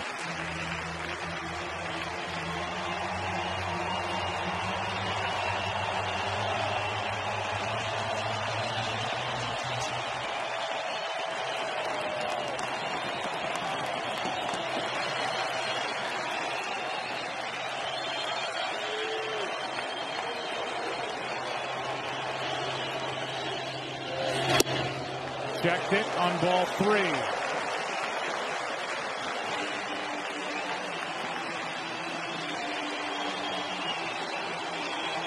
Tough decision here. 3-2. I don't think you can send Muncy.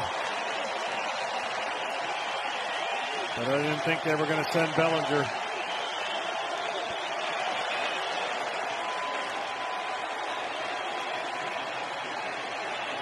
Manny Machado hits it in the air. Brock Holt is there. 1 out. And back to first is Muncy. Machado 1 for 6 in game 3. It'll bring in Cody Bellinger.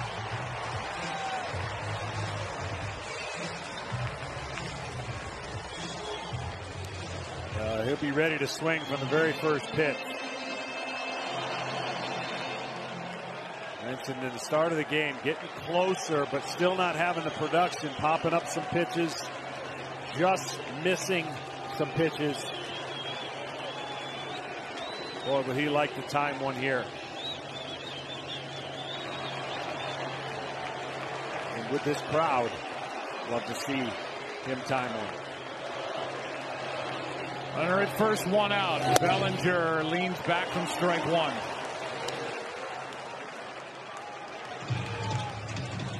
Bellinger knows how to launch his postseason.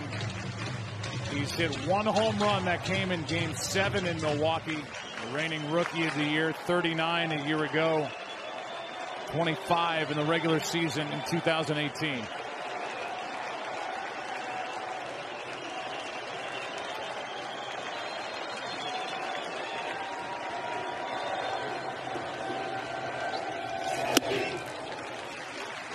Ball and a strike.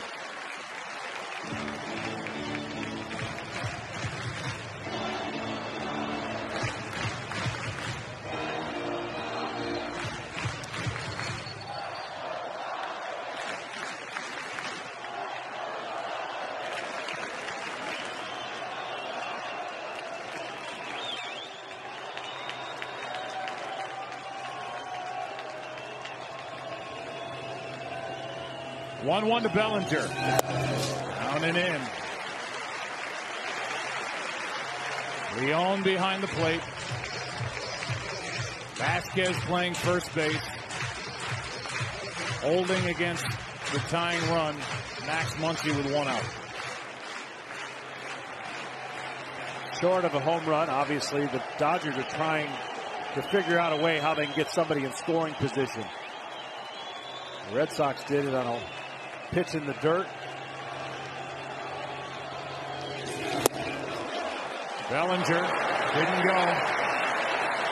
3-1.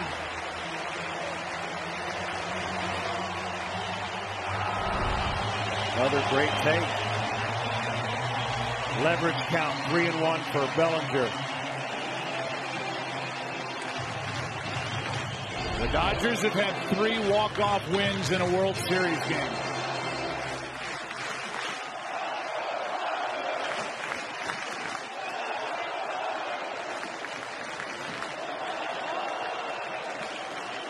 Lavaghetto in 47. Jackie Robinson in 56. Kirk Gibson in 1988. Cody Bellinger. Full count, big swing.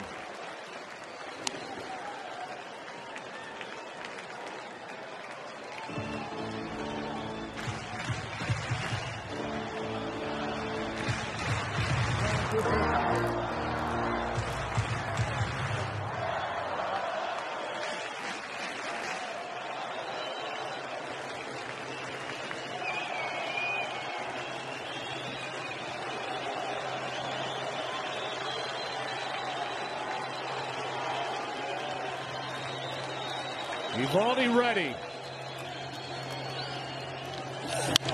Popped up. Left side, foul ball, long run, and caught by Nunez. He goes into the seats, and with good base running, Muncy goes to second base. And the adventures of Eduardo Nunez continue as he ends up in the front row. And he had to go a long way to make that catch. He did have to go a long way because of the shift, and the momentum takes him over from the stands. And he threw the ball back from the stands, and I think Dave Roberts is going to ask the umpires for that very reason. He's got the ball there, and then watch. We didn't follow through. Watch as he throws it from the stands. I think he's going to ask home plate umpire and get the answer he wants. So now Muncy's at second. And Yasiel Puig will be the hitter. Dave Roberts came out, talked to the home plate umpire, Ted Barrett, who is a crew chief. The runner remains at second base. 2 down, and the decision now for Alex Cora. You've got a base open. But if you put Puig on, you're putting the potential winning run aboard. On deck is Austin Barnes, who hit .205 during the regular season.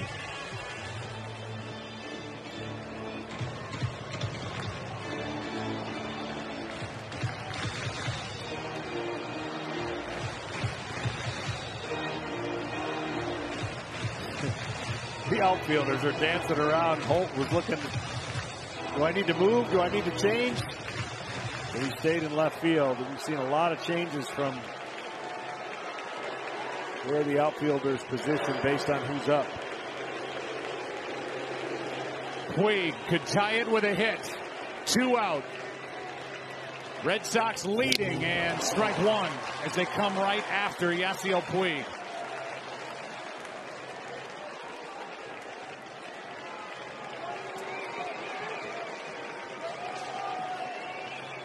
Puig an infield hit tonight. 1 for 5. 2 for 11 in this World Series with 1 RBI. There's a big one sitting out there for him here in the 13th inning. The 0-1. Well, he's had some big hits already in this postseason. He may not have a ton of them, but he's had some big ones. And this usually fits the Yasiel Puig mode. He had the 3-run home run in Game 7 of the NLCS in Milwaukee. Looking for a hit to tie it. Muncy at second, the 1-1. That's up the middle. It's backhanded. Throw to first is wide. This game is tied. Kinsler threw it wide. It's 2-2.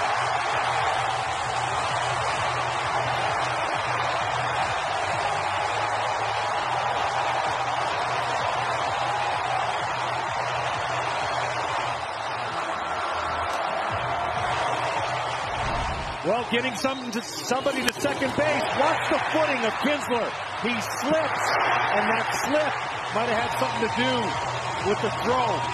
He gets his feet off balance, and he tries to come up and make the throw, and unfortunately for Kinsler and the Red Sox, that allowed the tying run to score. Getting to second base. So big right there on that pop-up that went into foul territory. I was just going to say, the base running of Muncy, so big. When Nunez ended up in the front row, Muncy tagged up, went to second, and then was coming to the plate on that ball up the middle and the throw that got away from Kinsler. And now the umpires get together to make sure that Yasiel Puig should be at first. He's coming back from second base. The game's tied. But Dave Roberts now is going to go out and talk because Puig went down to second base. The umpires came together, but no review yet as that throw got past the first baseman, Vasquez. And there's that divot with the slip by Ian Kinsler. The question is, did the ball go in the well? And they're going to look at it now.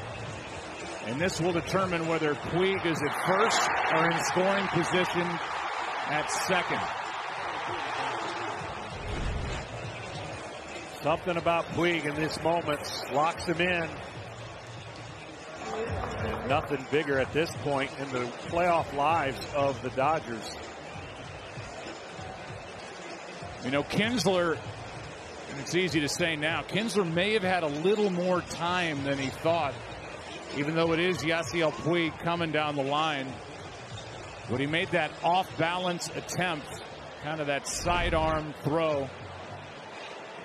But see right there, that little slip that got him off balance. I mean, Puig looked like he was about halfway.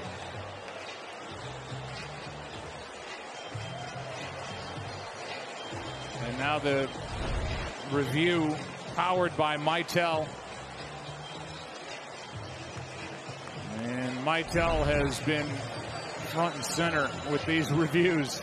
How unbelievable has this inning been where not one ball that got out of the infield has been the reality of us even still talking about it?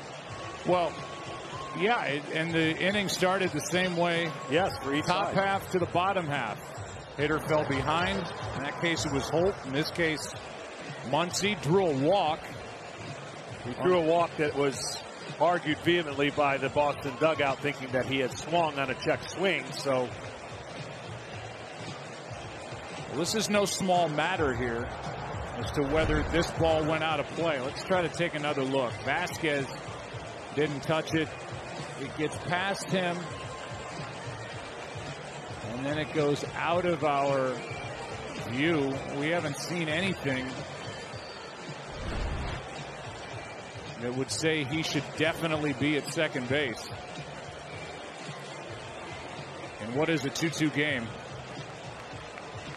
Well, reminiscent of the crazy game last year in the World Series. Obviously, a lot more runs were scored in that Game 5, and it was Game 5 in Houston, right? Just last year. The craziness of trying to get the final out on several different occasions. Yep. I don't think there's a definitive view. Puig stopped at first and then was alerted by the bench that he should go down to second. The Dodgers thought that ball went out of play. And now he's just trying to get loose. But here's the call by Ted Barrett. And they're going to keep him at first base.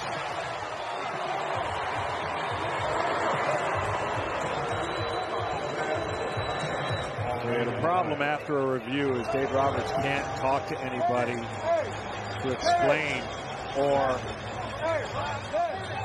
just can't talk after a review has been rendered. You can hear Dave Roberts saying, you can hear and liberate him saying, can I protest? And he wants to have his say.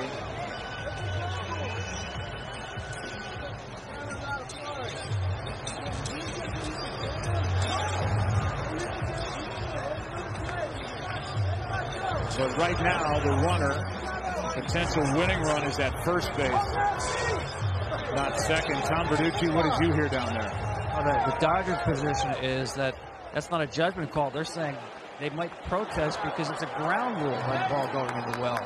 But clearly, the umpires didn't see enough on the replay to say it did go in the well. That's why they're asking if they could protest. Yeah, just on that replay, the ball was out of our frame. Nothing to say if it did or didn't. Here's Barnes now, popping up into right. Mookie Betts is there, and this game is going to the 14th inning.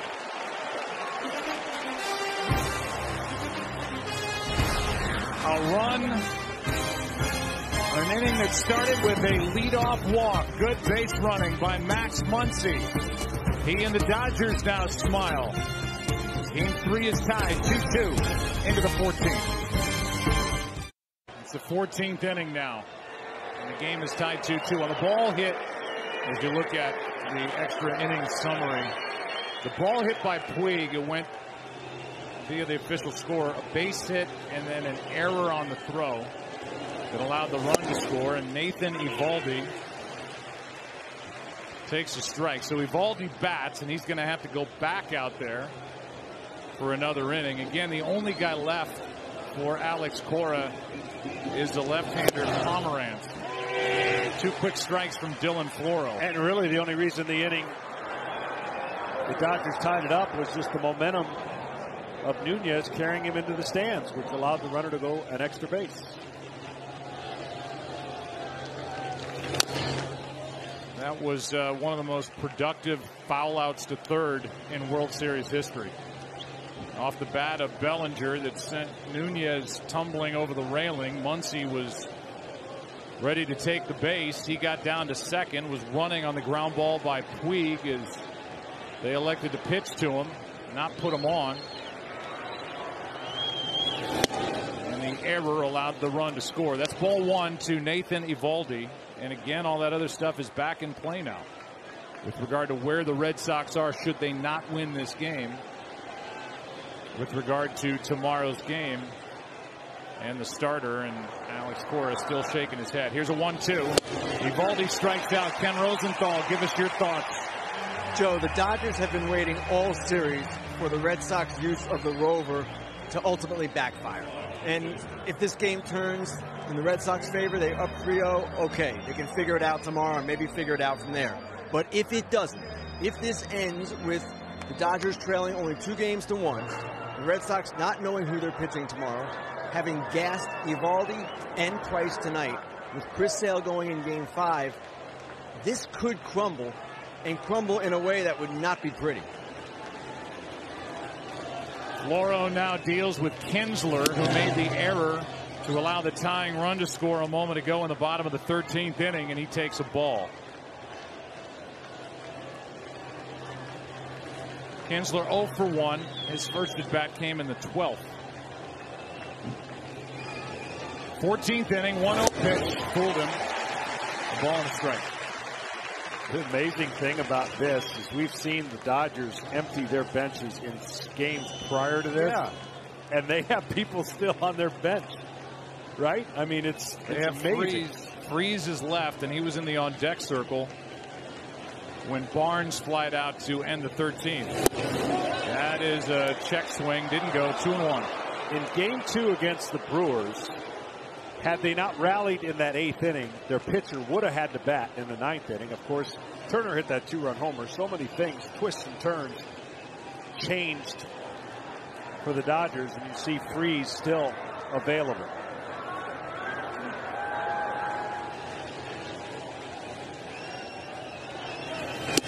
That is outside, and the count to 3-1. On deck is Brock Holt. He started that odd rally last inning with a walk. Same way the bottom of the inning started, and there's Eduardo Nunez. Here's a 3-1 from Floro. Trying to untie the game with Kinsler. A full count.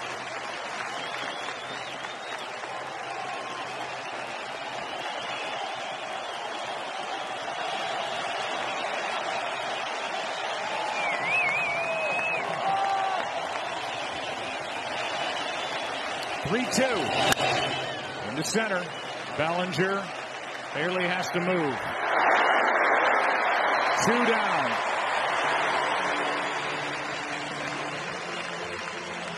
Why is this big for the Dodgers? Even including all the talk about where the Red Sox go with their starter tomorrow and what it means for the rest of this series.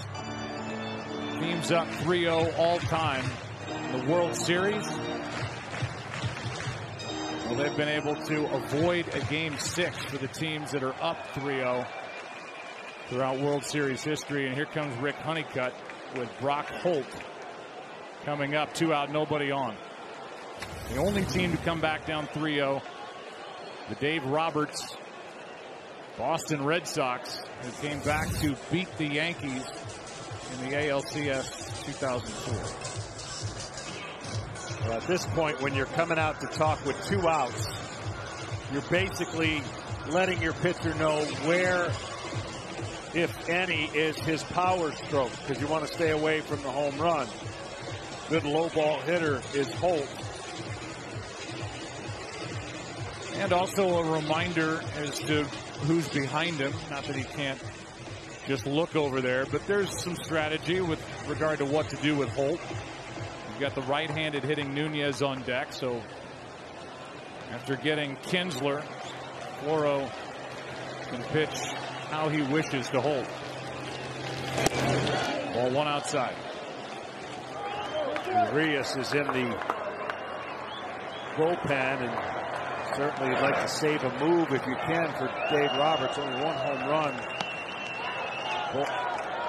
Holt has off of left-handers, much more off of righties.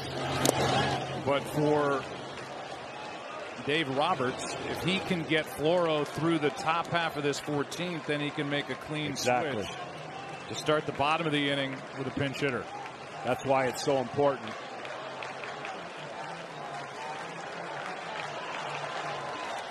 Floro falls behind 2-0.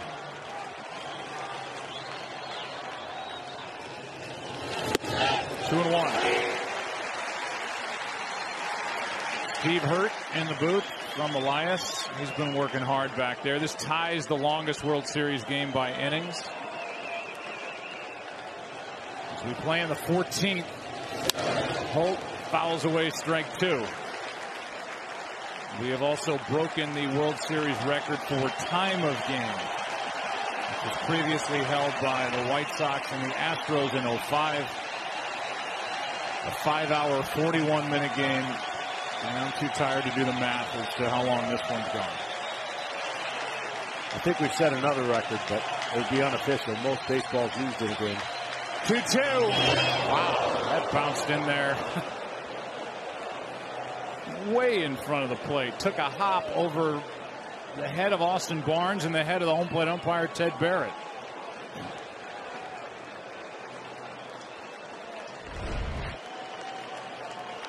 Spiked his changeup.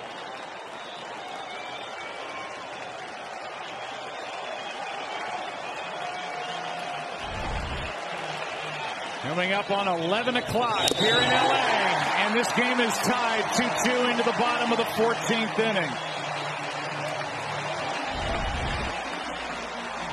And these managers, they've been working hard tonight. Frustration, elation. Back after this. To get on the air. All dapper and put together by Vicky Trilling there in the front.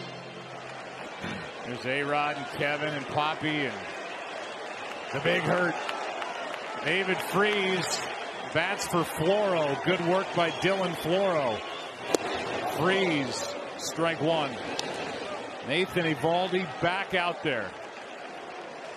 Big numbers this postseason. And a home run, 5 RBIs for the former World Series MVP.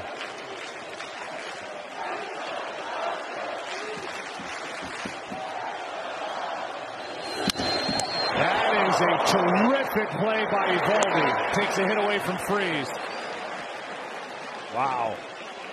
Prior to this inning, the 14-inning stretch, the crowd was going crazy.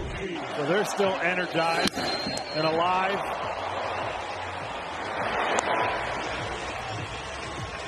What a good play by Eovaldi. That ball was hit hard. Yeah, that was going to be a base hit. They didn't shift on Freese, but he checked into the game about almost 6 hours later.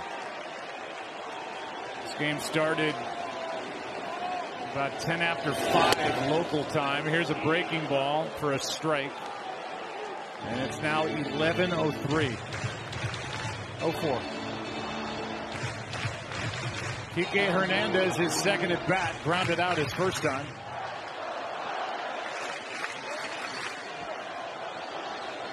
With 21 home runs during the regular season. He's had a tough time making contact in the postseason. A lot of big swings, nothing in 2. Well, the other thing, because the way this game has been played and really the choices some of the managers have had to make, you wonder if J.D. Martinez doesn't have a bad ankle, does he get pinch ran for? And he hasn't been available for quite some time because of that. So they're missing that bat. But you kind of understand that move based on his condition with his foot or his ankle. Here's the 0-2. That's into center. A one-out hit.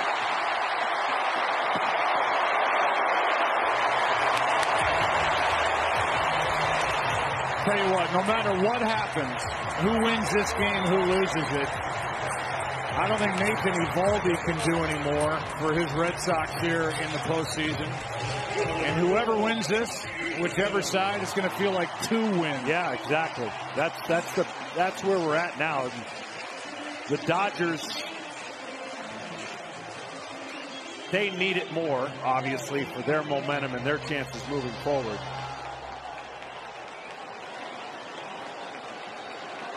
That's Rich Hill, Milton, Mass native. Former member of the Red Sox multiple times. Supposed to get the ball in game 4. Here's Peterson. Homered back in the 3rd. Trying to launch, and he skies it on the infield. Kinsler has out number 2. Well, we'll see how aggressive Dave Roberts tries to get with his best hitter at the plate. Seeing if Kike can get to second base. Yes, Eovaldi throws it hard, but he is a little bit slower to home with that leg kick. He makes up for it with a 100-mile-an-hour fastball there. Coming up on a 6-hour game. Only 4 runs total, 106 plate appearances. You can read along with me. Hernandez, in case you're wondering, stole 3 bases during the regular season. Has 2 this postseason. Turner. Good pick by Leone, the catcher.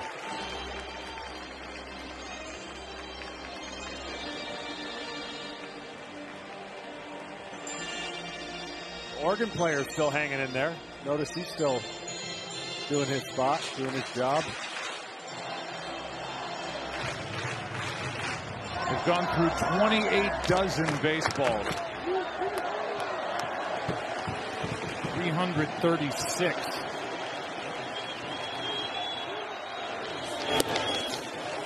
Two 2-0.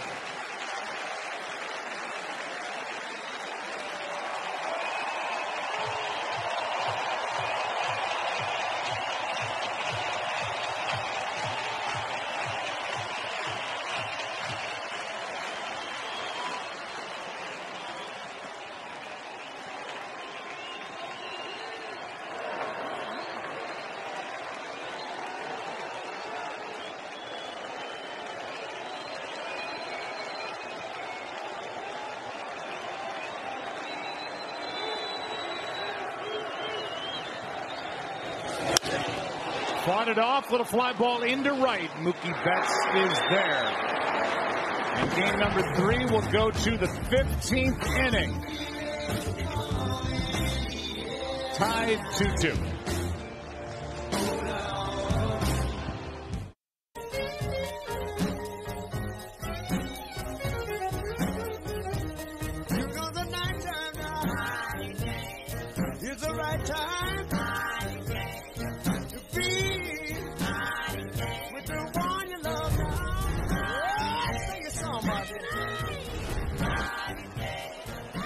Well, now the longest game in World Series history is on your television.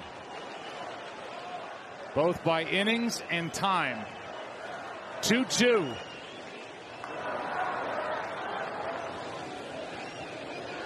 A double switch is Kenta Maeda comes into the ball game and misses for ball 1. Good work by Dylan Floro. And Maeda hasn't looked as sharp here lately in the postseason. Kike Hernandez out to left. Max Muncy goes to second. David Freese stays in at first. 2-0 the count on Nunez. The pitcher for the Dodgers is now in the leadoff spot. Jock Peterson is out. Nunez right in the middle of the action. Started a double play that ended the top of the 10th when he flied to center, and Ian Kinsler was thrown out at the plate by Cody Bellinger. That's high, and the count 3-0. We talked to Dave Roberts before the game about the stuff of Kenta Maeda. He said it's okay. It's kind of slid down with his standing in the bullpen. Can't throw a strike yet. And swinging on 3-0 is Nunez, 3-1.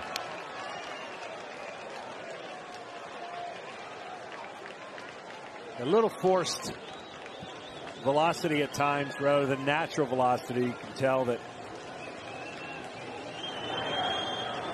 he grunts a little bit as he throws the pitch. He started off with a really good slider that missed a little bit below the zone. That home run by Nunez in Game 1 of this World Series, his only home run of this postseason. Now it's a full count. And another baseball that's going to be put out of play. Will he trust the slider that he threw the first pitch on 3-2, or will he stay with the heater? I tell you, with the way that Nunez swung 3-0 and 3-1, he's really tempted to be throwing that 3-2 slider, see if he can expand the zone and get him to swing and miss.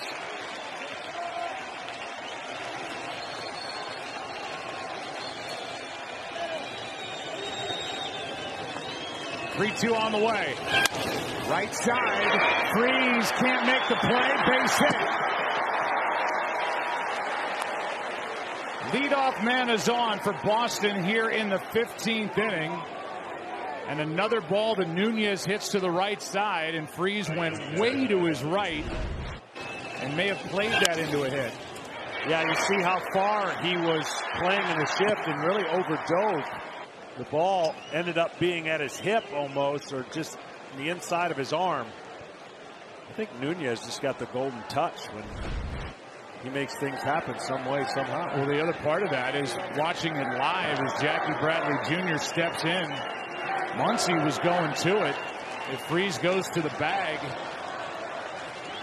they have a clear shot and an out. Instead, Freese can't make the play, and the go-ahead run is on with nobody out for Jackie Bradley Jr. A block by Barnes on ball one.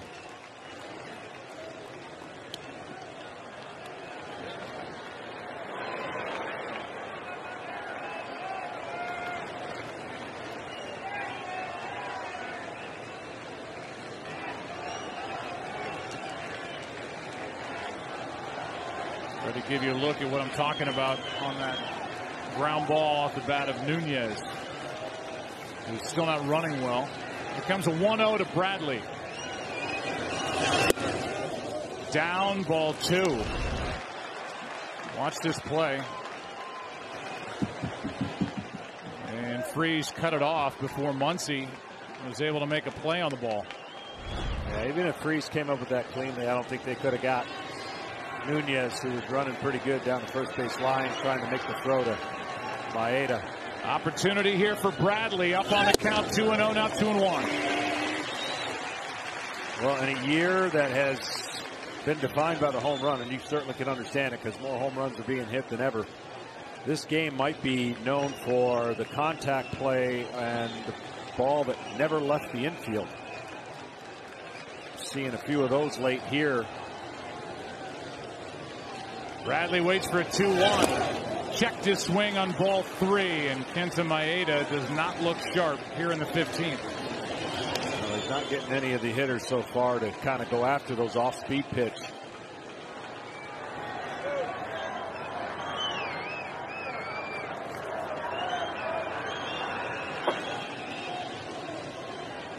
Julio Urias, who's looked so good. The 22-year-old left-hander worked in both Game 1 and Game 2 at Fenway. Coming back from shoulder surgery. Not in there. Maeda is, and here comes a 3-1 pitch. A walk to put two on with nobody out.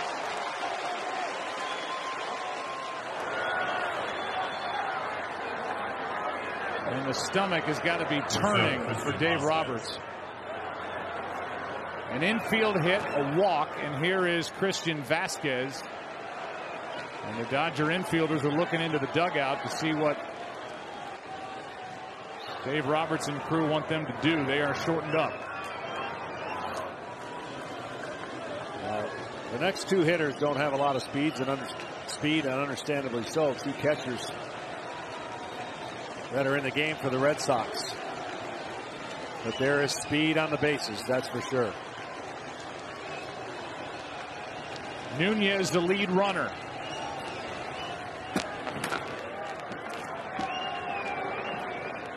Machado gets in behind him. So you've got Vasquez up now and the catcher Sandy León on deck. And again, the ball has not left the infield, and the Red Sox have opportunity, a golden one here in the 15th. That is down for ball one. He's been behind each of the 3 hitters he's faced.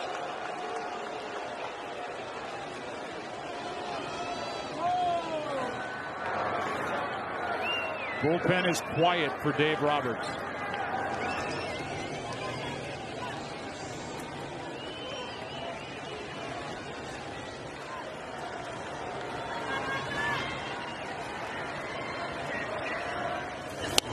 Here's a bunt. It's a good one. Throw to third.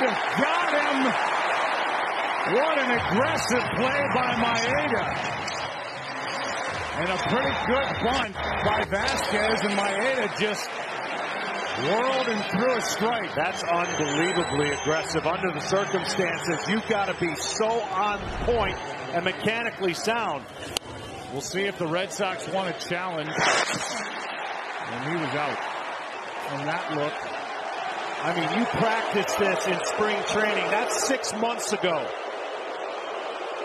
And under the heat of a World Series game in extra innings, you have him struggling to throw the pitch where you want to. He delivered a strike to Turner, and Turner read it perfectly, trusting the athleticism of his pitcher. That was just good bunt and perfect execution by the Dodgers defensively. Absolutely. The right play all the way around. The right play on the bunt, the right play on the execution from Maeda.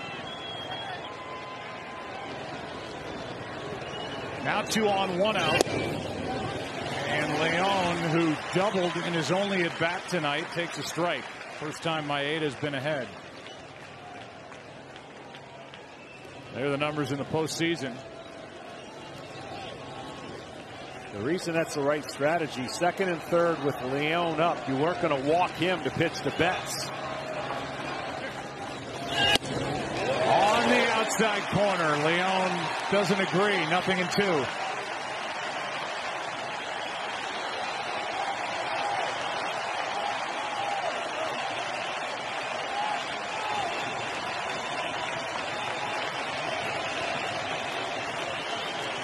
You'll take a strikeout, but what you really want from Maeda is a ground ball to second, make a turn 2, and not face Betts.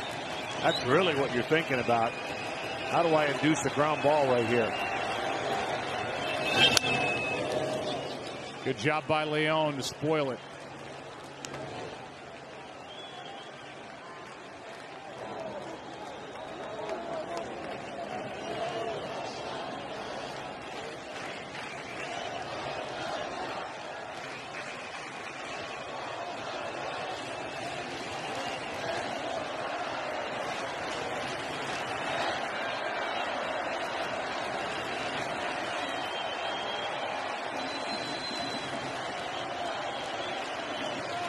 Another 0-2 pitch. León strikes out.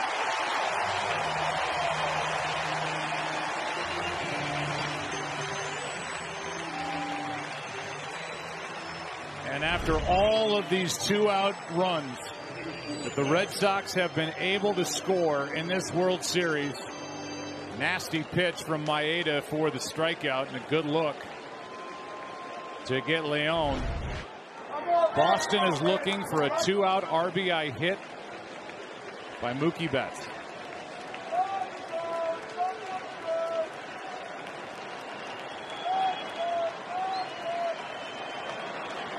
Mookie Betts surprised everybody last time up, swinging at the first pitch. He usually does not swing at the first pitch and doesn't have a lot of success, but with runners on, you can't rule that off the table if you're the Dodgers. There's a strike. Boston in this World Series has scored 10 of their 14 runs with 2 out. And who better for Boston to have at the plate than Betts, who was intentionally walked his last time up, 0 for 5.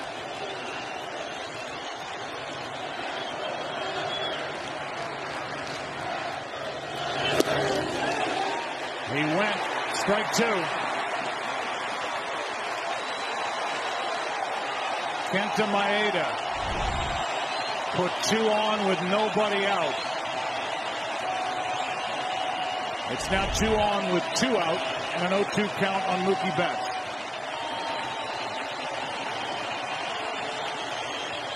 Crowd has been great and in it from the beginning over 6 hours ago. Good rip by Betts on an 0-2 pitch.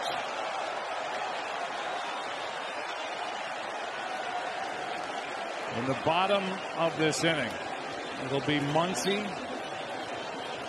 Machado, and Bellinger.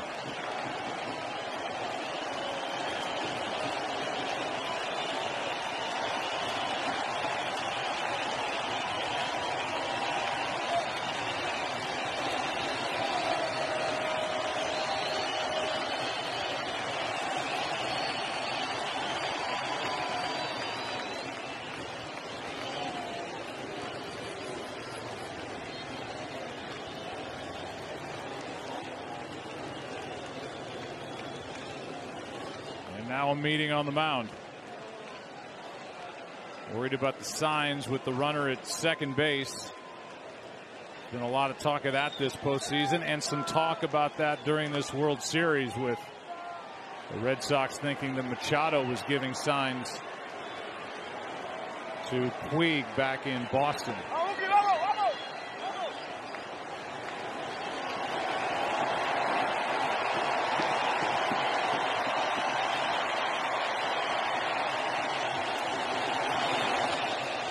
Another 0-2 pitch.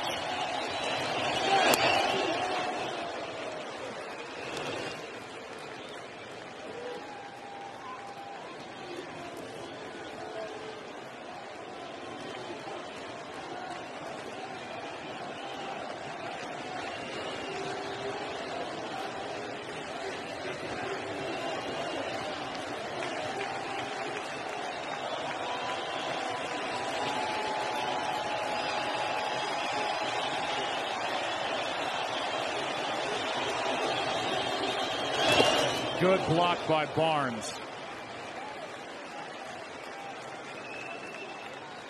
And again, this is what Betts does. I know he doesn't have a hit to show for it tonight, 0 for 5.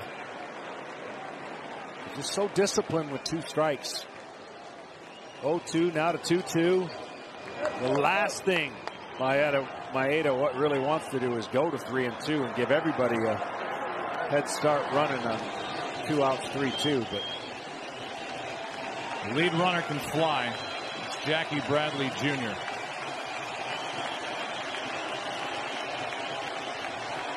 Betts trying to untie game 3. He struck him out.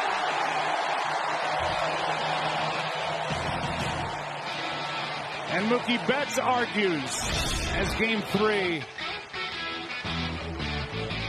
stays tied at 2. Big bats coming up for the Dodgers. Bottom of the 15th. What a night. 2. Bottom of the 15th. And Muncy, who's been on base each of his last 2 times to the plate, will lead it off.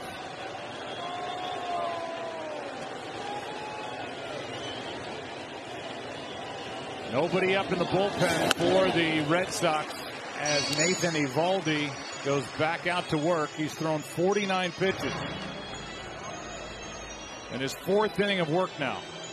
Yeah, at some point, this is the danger period of fatigue when you pitch 2 days in a row, day off, and now you couple it with a long outing and a stressful outing. Muncy, good breaking ball from Eovaldi, who will be a free agent. We talked to him before the game, and he said, I can't even think about next year. There are people to handle that. I'll do my business on the field.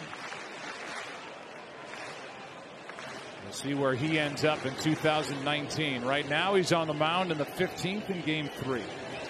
Muncy takes the ball. And these guys obviously getting a look at that breaking ball, and he'll throw an occasional split. At the fastball, see the velocity that he's maintained. Again, in a perfect world, he doesn't come into today's game, and he was slated to start game 4, but now he's earning all of his work here in game 3. 2-1. Down 3-1. 35 home runs during the regular season for Max Muncy. The big surprise for the Dodgers, and arguably the biggest surprise in baseball this year. He's added 2 more in the postseason. He has the count in his favor, 3-1. Full count. Such a great backdoor cutter. Basically trying to get the outside part of the plate and have this ball stay there, look like a ball, and then catch the corner. What a pitch. 3-1. Just battling is Nathan Eovaldi. Here comes a 3-2.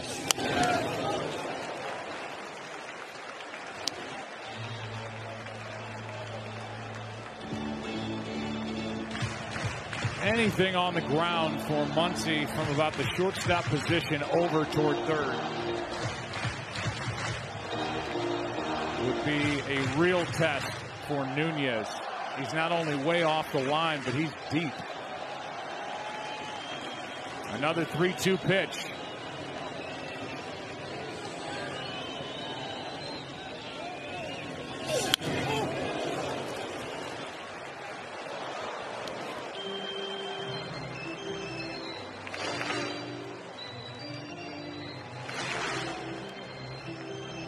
The goal for the Red Sox when they got Eovaldi was to get him out of the center with all of his pitches. So he pitches up a lot better with that velocity and then throws that breaking ball, power breaking ball.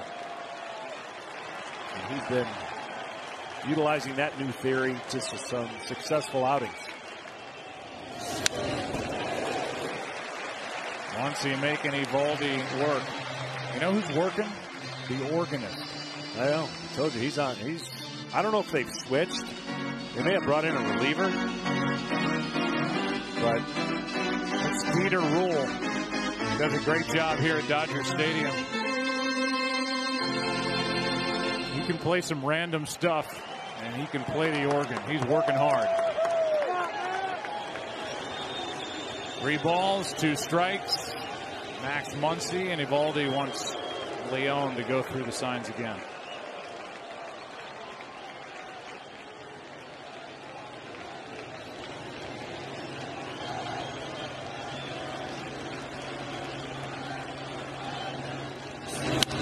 Down the line and right at the track. It is foul.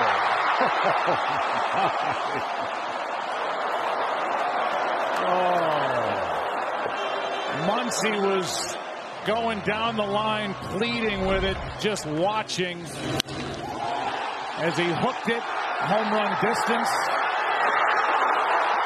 but on the right side of the foul pole. Wow.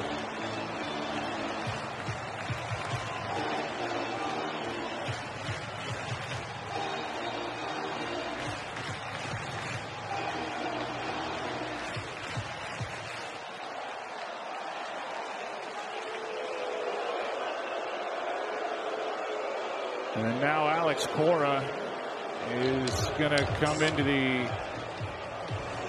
I've gone past the on deck circle talking to the home plate umpire. And whatever his brief conversation with Ted Barrett was about, he's satisfied as he goes back to the dugout. As Max Muncy came within, I don't know, a few feet, 10 feet, whatever it was, down the line of ending this one. Red Sox leading 2-0. Here's a 3-2. Struck him out. From a near game-winning home run to the next pitch, a strikeout. Running it back. Close pitch is fouled off, and then 3-1 pitch gets him back in the count. And the same 3-1 pitch he threw was the 3-2 pitch he got Muncy to expand the zone after this to the strikeout. I mean, by a matter of feet, foul down the right field line, and kind of a little acknowledgement, nod out to Eovaldi, who won that battle. Not without a scare. Here's Machado, who gets yet another at bat. Ball one down. Singled off the wall in the 6th. He is 1 for 6. And his postseason average now sitting at 246. A free agent to be.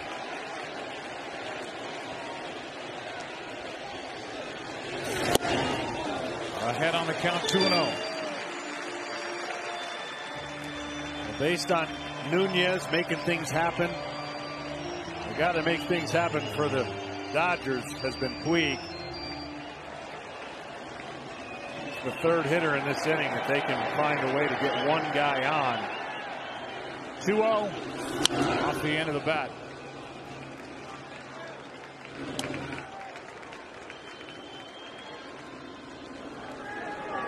By time, this is now officially the longest postseason game ever.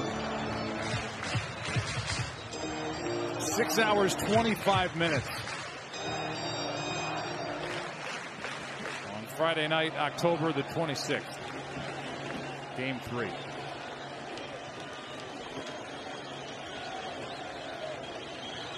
Two-1. 3 balls and a strike. I mean, Eovaldi is grunting and giving it all he's got. At some point, you wonder when he runs out of gas. Yeah, that's what I'm saying. Like I give him a lot of credit for all that he's done, having pitched game 1, game 2, day off, and now looking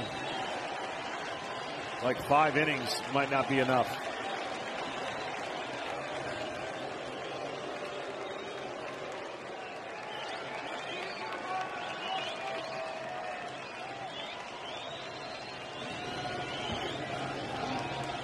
Now at 3-1, Machado takes a strike after discarding the bat, thinking he had drawn a walk. It's a full count.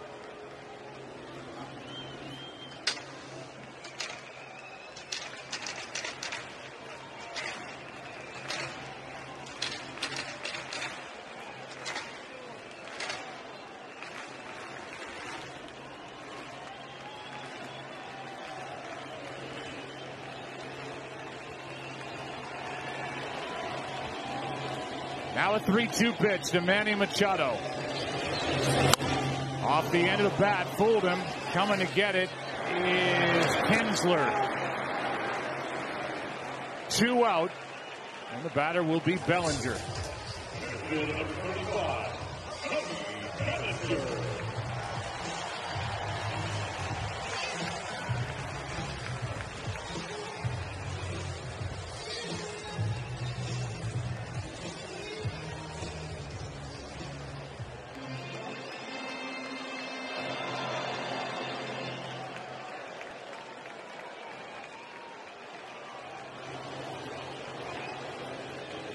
Cody Bellinger with 1 hit.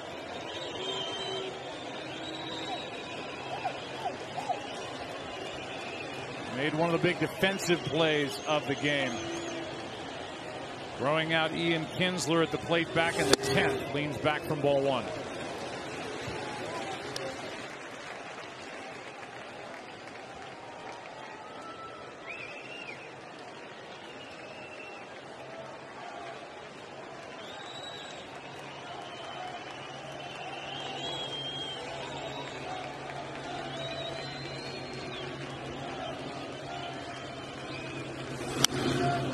Ball and a strike.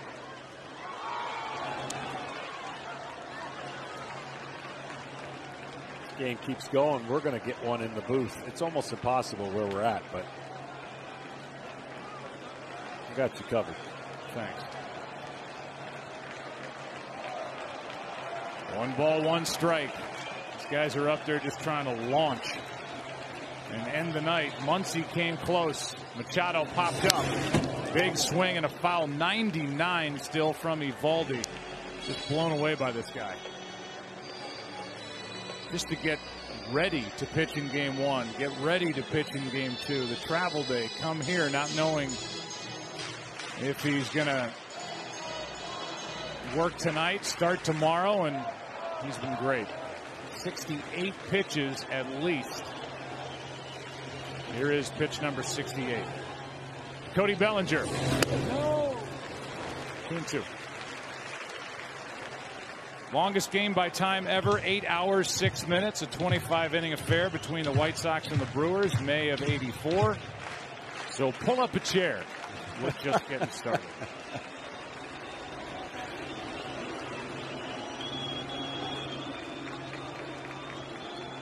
Here's a 2-2. Got him on the inside corner, and Nathan Eovaldi keeps on rolling.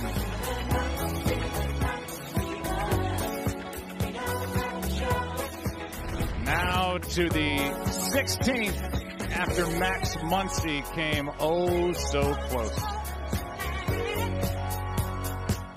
To the 16th inning. And we'll keep updating these numbers as we go as Kenta Maeda got out of a 2-on nobody out jam last inning with a good defensive play on a bunt by Vasquez. Got the lead runner at third, then did the rest. And it'll be Bogaerts, then Eovaldi, the pitcher, and he's in the on-deck circle. And then Kinsler. Bogaerts hit 23 home runs during the regular season, 1 added to it from this postseason. 6 RBIs, hitting .224 tonight. Not having any fun, 0 for 6. Maeda gets it by him upstairs at 93. Maeda's been a starter. He's been a reliever, and maybe Bogaerts pulled something here.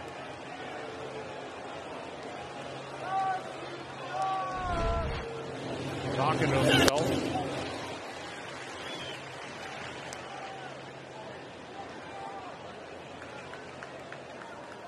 He was looking at that knee calf area. Big swing. You know what he's been trying to do, as have a lot of the players been trying to do. And he's in pain.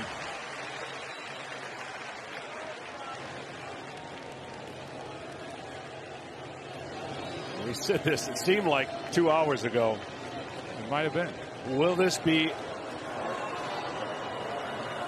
an expensive win or a costly loss for the Red Sox with what they've had to use to get to this point? I mean, if they win, they don't care. They don't. You're right. And then they go up 3 games to nothing, and whoever starts tomorrow. But if they don't win, as Eovaldi has thrown 69 pitches, and then you have all this unknown around tomorrow's starter. You do have Sale waiting for a game 5. Here's an 0-2, and a strikeout starts the 16th. And I'll say it again. I know we repeat ourselves, but we've been on for over 6 hours, so that's bound to happen. Alex Cora just threw the name Chris Sale out there with regard to tomorrow. I think right now, if it's not him, and I don't expect it to be, the left-hander Eduardo Rodriguez is probably the likely candidate, or Pomeranz. Pomeranz, yeah. They were utilizing Pomeranz in between series, throwing simulated games, keeping himself available for a situation when activated. Eovaldi takes a strike. Rodriguez came on in the 5th inning for 1 hitter through 6 to strike out Jock Peterson. Here's a 1-1. 1-2. Kinsler will be next.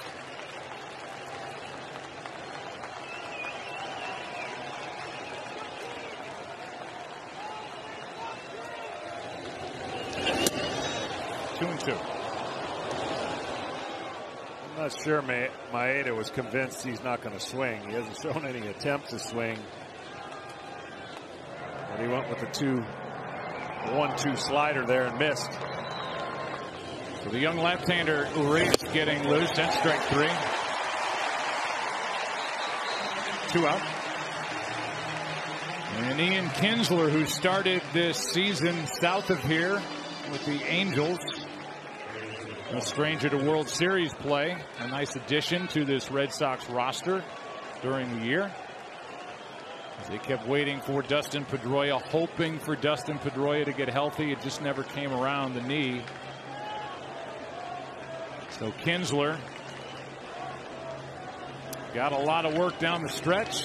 Here he is with 2 out, nobody on. Trying to launch like everybody else. Strike 1.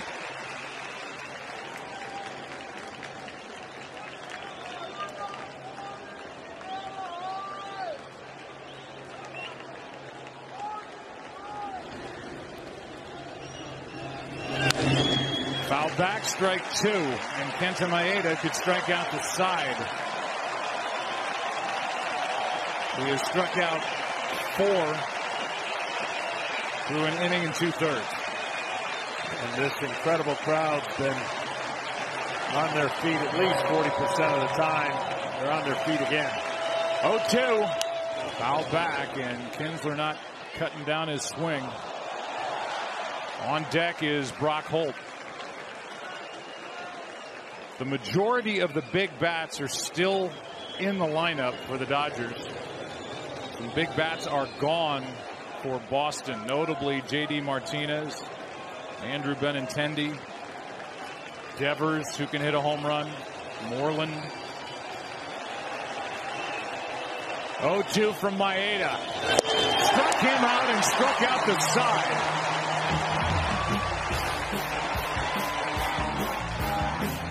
Bottom of the 16th with Puig, Barnes, Freeze coming up, tied at 2.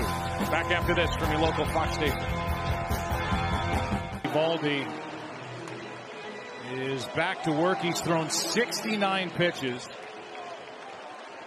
after throwing 16 in game 1, 13 in game 2. Travel day. Now this. Here's Puig. You know what he's thinking about. That, a big swing. I mean, John, everybody's going up to the plate just trying to launch a home run. Well, that doesn't change from the regular season. So even though we're in the postseason, this is what happens. And that's why some of the longer games go the length they do, because everyone is trying to put a point on the board and go home. If Puig gets on base, his threat and his ability to run would do a lot more damage minus hitting a home run. So trying to get on base right here. Pops it up. Won't happen. Long run in, and then stumbling over the mound is Nunez. You've got 2 fielders on the left side of the infield for the Red Sox who have leg injuries. And every time we show Nunez, he's on the ground. He is on the ground. I've never understood it. Pitchers on the mound, used to it. See that a lot. Infielders coming across, trying to avoid that angle, and usually that's what happens.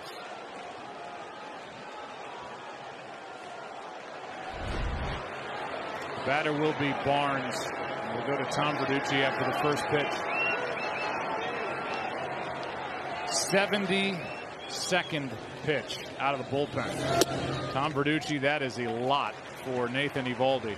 Joe, we are seeing an extraordinary effort under any circumstance, but especially you consider what's behind and what's ahead of Nathan Eovaldi. 2 Tommy John surgeries, a flexor tendon surgery. And oh, by the way, when this series ends, he will become a free agent. The chance to really make a lot of money given his extraordinary breakout this year. Pitching for the 3rd consecutive game, as you mentioned now. The pitch count at 73. I can't think of anything other than just extraordinary. 2-0 the count. Picked up from the Rays in season. And when this season is over, the Red Sox will shove him into free agency with the needle on empty. Yeah, but if they win a ring, it would be a road well traveled. That is outside to count 3-1. Eovaldi, by the way, is not bothered by this at all. We talked to him before the game. He's all in. I'm sure they're talking to him in the dugout after he comes off after these half innings, but he's all for it. He was before tonight's game. Doesn't mind how he's being used. 3-1. Barnes jammed on a good pitch. Can I just say the one part of this field that we take advantage of the umpires in a game like this, they don't get to sit down. Every player stands out there and goes to get sit down. The umpires have done a nice job, and it's a long game for Ted Barrett behind the plate and all the guys who are standing out there as well. And having to stay on their toes and into the action. A call may come their way that could change the outcome of this game. Here comes the 3-2. Fly ball into center. Easy for Bradley. It's big swing after big swing after big swing. And here's a guy who knows about big swings in a World Series game. David Freese.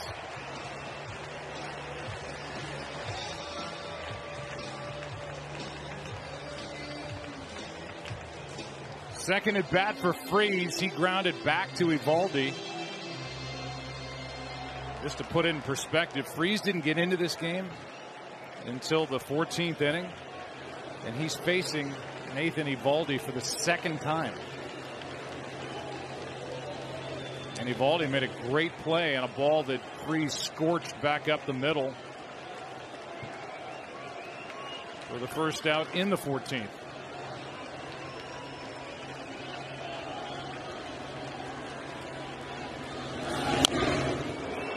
Big swing and a foul.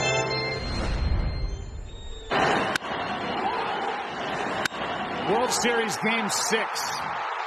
After tying the game in the 9th inning with a 2-run triple, he wins the game to force a Game 7 with a walk-off home run in the 11th. Cardinals won the next night and beat the Texas Rangers. Freese was the NLCS MVP and the World Series MVP. 2 quick strikes, 79 pitches from Eovaldi. Well, folks from the UCLA game, come on over. That game's over. And this one's still playing. And anything east of here is over. 0-2. Struck him out.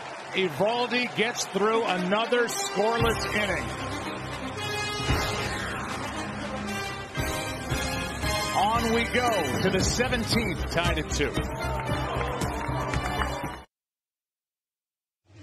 And a new pitcher for the Dodgers is Julio Urias. We've seen some crazy stuff here tonight.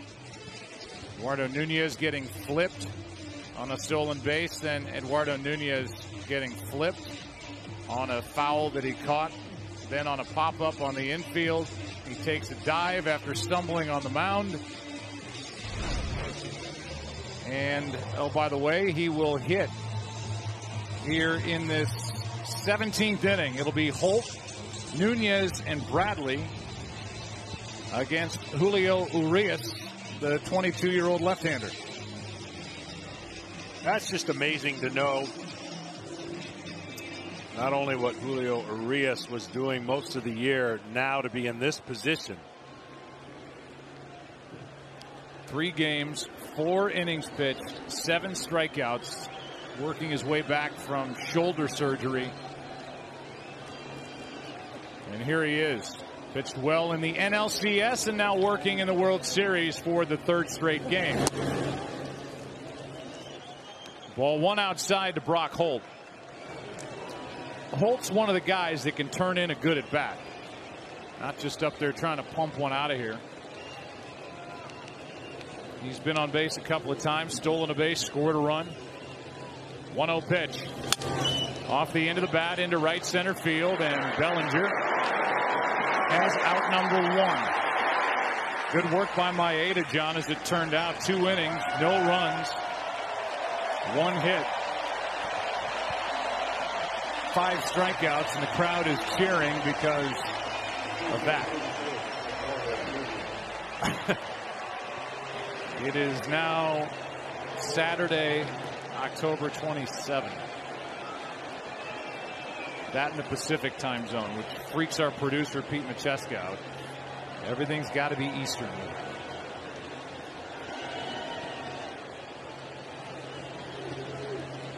Here is Nunez. 69 degrees now, I'm told. It's dropped 9 degrees since the start of the game.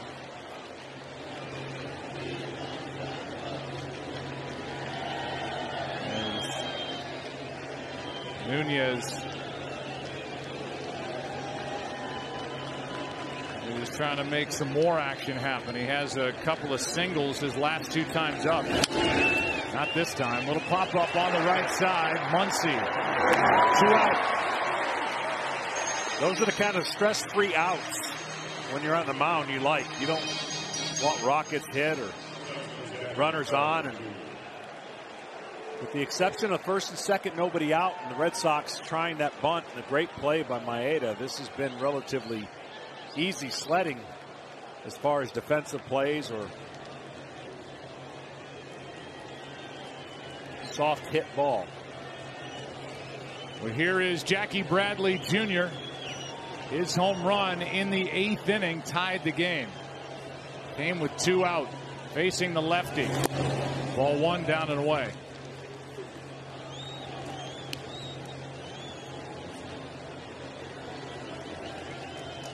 He's also been on with a walk and a single, so 2 for 5. Batting with 2 out, nobody on. It was a 2 out, nobody on home run he hit in the 8th. Here's a 1-0. A ball and a strike. In the bottom of the inning, it'll be Kike Hernandez to lead it off. And by my count, the pitcher's spot, then Turner. And that's right. Pitcher due up second. In the bottom of this inning, the count 2-1. Well, at some point now, the Dodgers are going to have a pitcher hit. Still have Alex Wood available.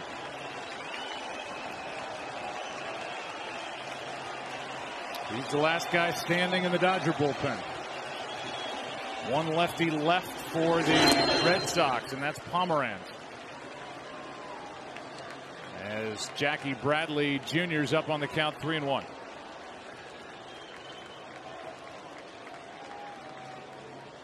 Christian Vasquez on deck. Long night behind the plate now. He's playing first base defensively. What does Urias feature on 3-1? Bradley looking for something to smoke. And it's outside. A 2-out walk.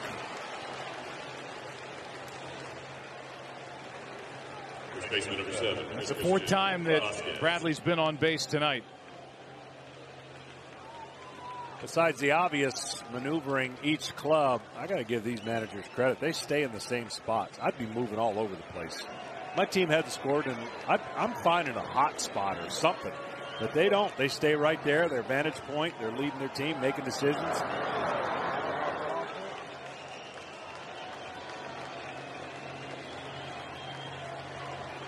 Like this is a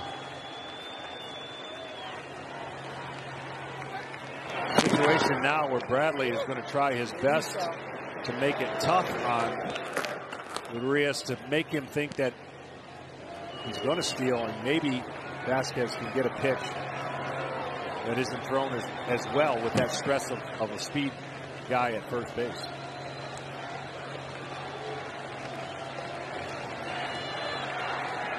Vasquez 1 for 6. And now Bradley sees the good pickoff move to first by Urias.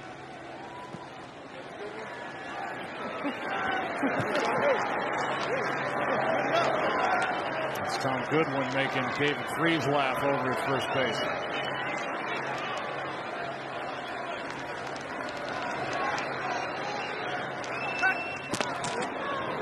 And the lead a little shorter this time.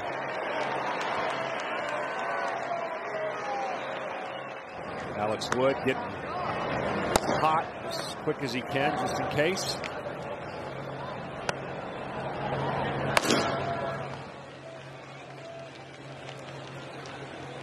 Urias misses outside. And a ball to Christian Vasquez, who hit 3 home runs during the regular season, has 1 in the post.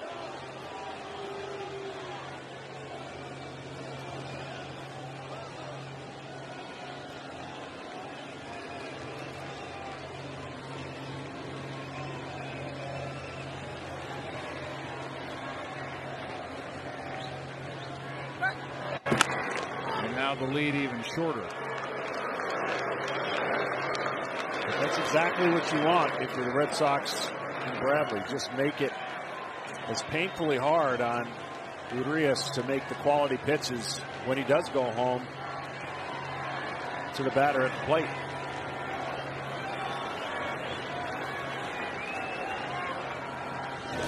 Off the end of the bat, that stays fair, and that ends the top of the 17th.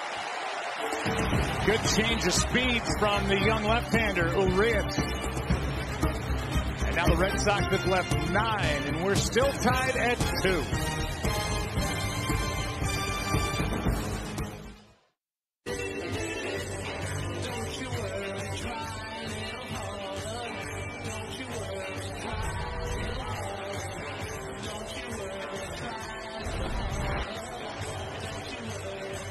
There you go.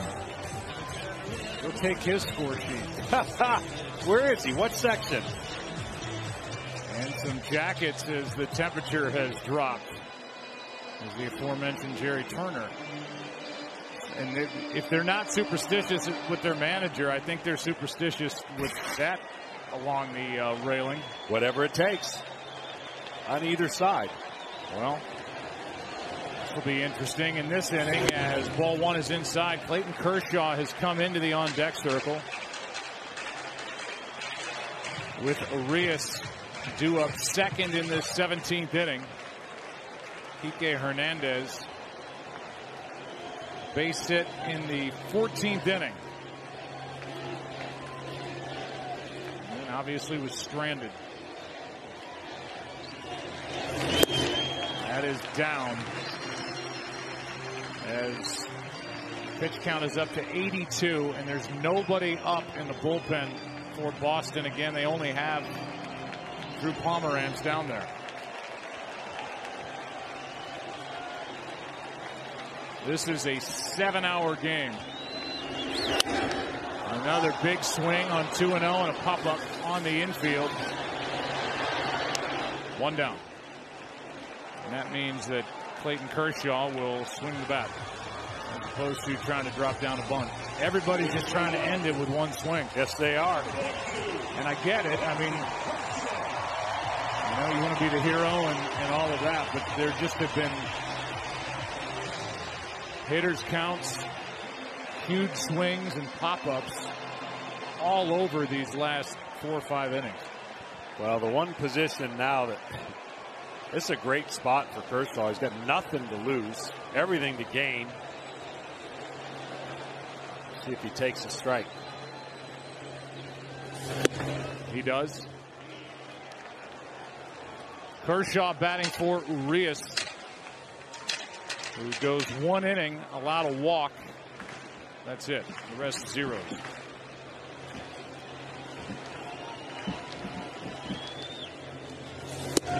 Late swing and a miss by Kershaw, strike 2.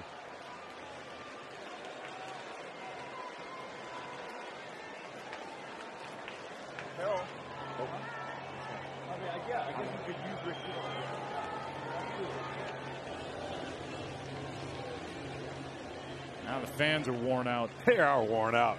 You can understand it. They've been making noise all night as Kershaw fouls it back. This place would go nuts if he got on base somehow. He goes into a little grind mode too with 2 strikes, not quite like his teammate Rich Hill, who we think will pitch tomorrow, but who knows? Who knows? No balls, 2 strikes on Kershaw with Turner on deck. And a fly ball into right center will carry to Betts. 2 out. The last Dodgers pitcher used as a pinch hitter in a postseason game, the late, great Don Drysdale, batting for Sandy Koufax in Game 2 of the '65 World Series, struck out against our friend Jim Cox. In this case, it was Kershaw batting for Urias, and he flies out against Eovaldi. And the batter is Turner with 2 out, nobody on.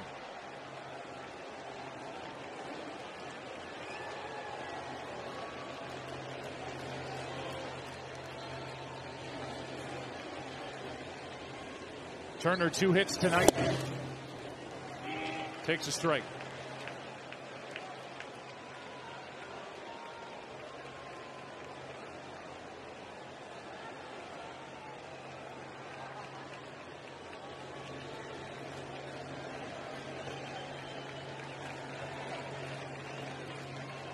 Here's the 0-1. Could not hold up, and they count 0-2. Well, like Betts, 2 strikes, no problem for Turner.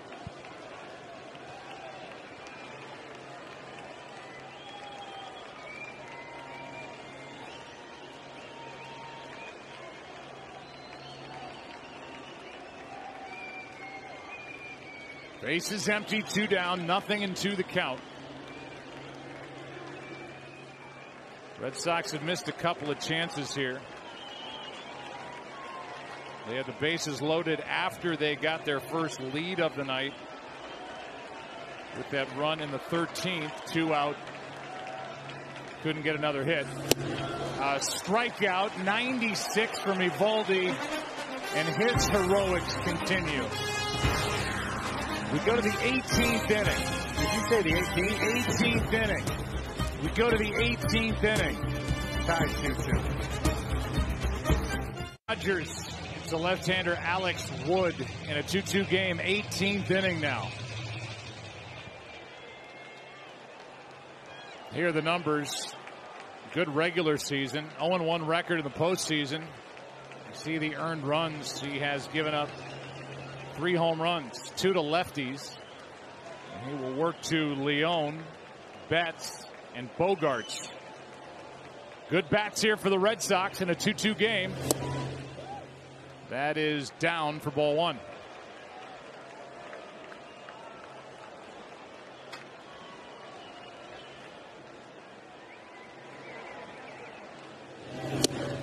That is outside for ball 2.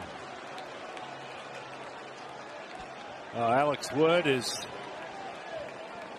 obviously had plenty of starter experience. That's foul. And he may have to draw on that again, even though he's been pitching out of the bullpen for the latter part of the season with the Dodgers. He would like to kind of check in and atone for some of the home runs he's given up this postseason. He'd like nothing better than put up a 0. That is down, and the count 3-1.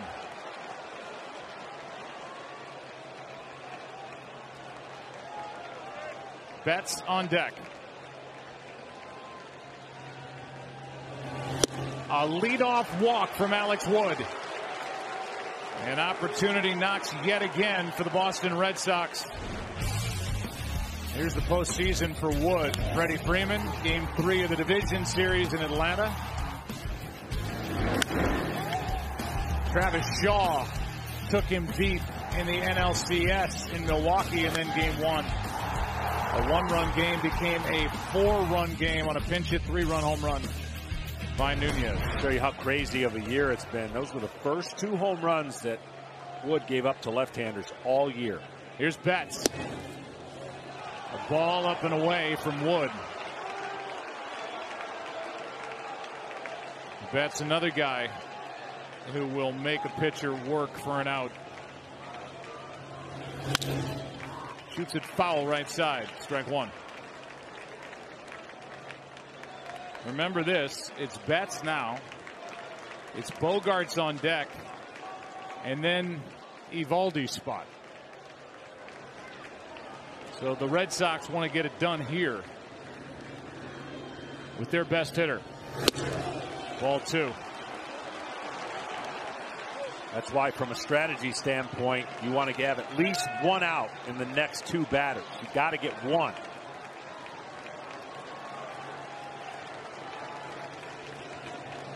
Here's a 2-1 pitch.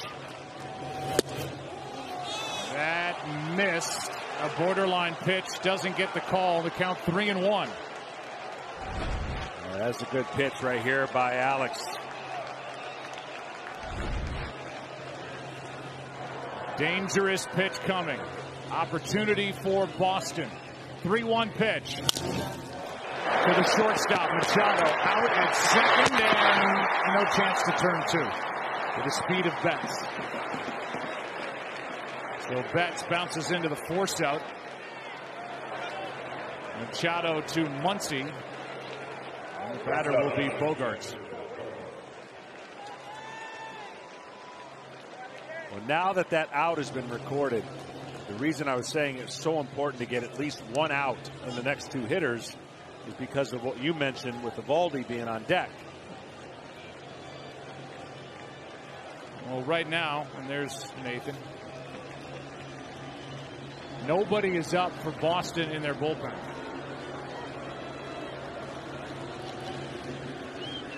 Here's Bogaerts. Like he might have tweaked something, his lower body in his last at bat. But able to continue and looks fine. Yeah, obviously don't know, but it looks like he was dealing with some kind of cramp or cramping.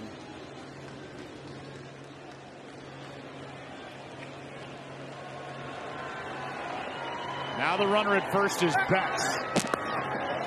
He would love to do some running if he gets the chance. He stole 30 during the regular season. He has stolen one this postseason, which came in the first inning of game one.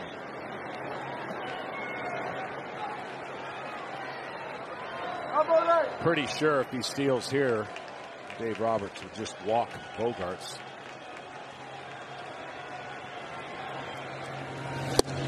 On the outside corner for a strike.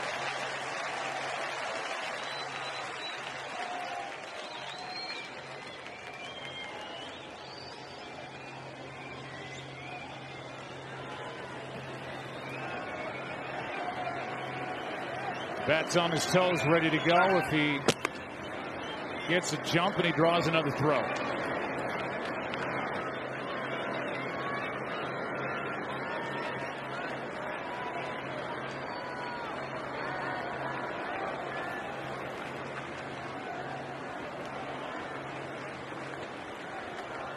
There's Eovaldi, he's next, and after him it's Kinsler. Breaking ball misses, a ball and a strike.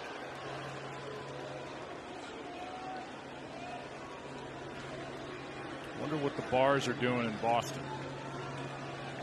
3:20 in the morning. They kicked them out. Let them stay. Let them stay. 1-1 pitch. Down and in, 2-1.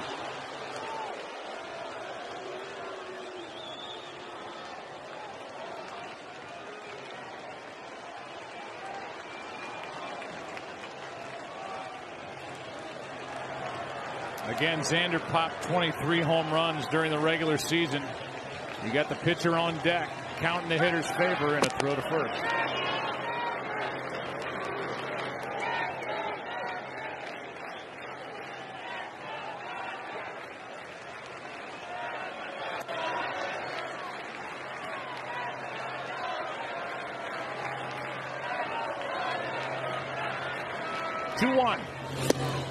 Good pitch down and away. Fooled him. 2 balls, 2 strikes. Yeah, great changeup there.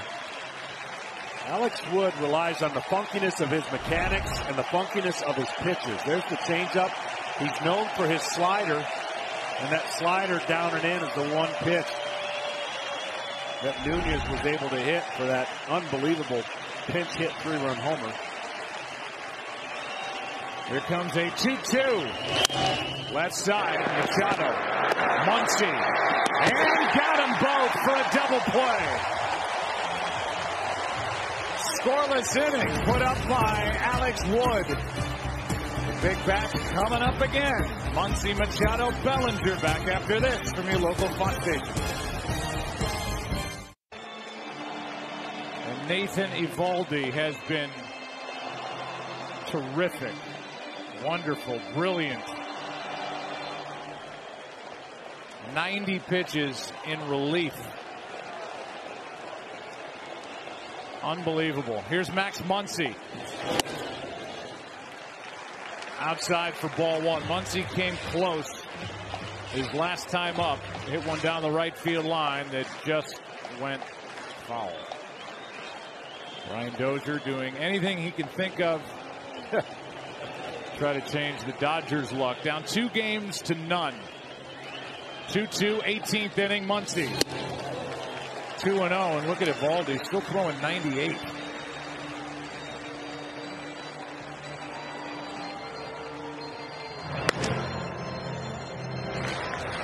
Finally, somebody is up for Boston in their bullpen.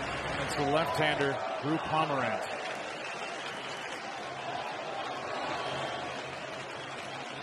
Muncy takes ball 3.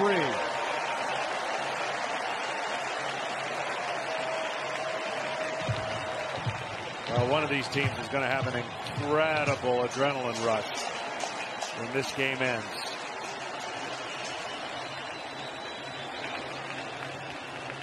Rio pitch. 3-1.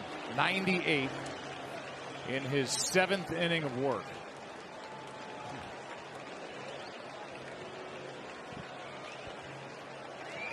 I remember Mr. Roger Clemens pitching about 7 innings in an 18-inning game. 2004, maybe. Here comes a 3-1 to Muncy. Full count as Eovaldi tries to battle back. I mean, if the Red Sox end up winning this game, where does Nathan Eovaldi go down in Red Sox lore? I mean, this is... Oh, he'll be the MVP of the series, for sure. They win it in 4. But you're right. I mean, postseason has a way of identifying the elite. And at 96, Eovaldi sees Muncy foul it back to the screen. I mean, you're talking about basically 100 pitches out of the bullpen. This will be number 97. And the effort and the results are incredible by this veteran right-hander. Yeah, in an ideal situation, this would have been the numbers you're looking for his Game 4 start. But it ends up being almost a Game 3 start. Muncy flies one in the air to left center. Back at the wall, and it's gone! It's over! Muncy, a walk-off home run to win Game 3 in the 18th. Night.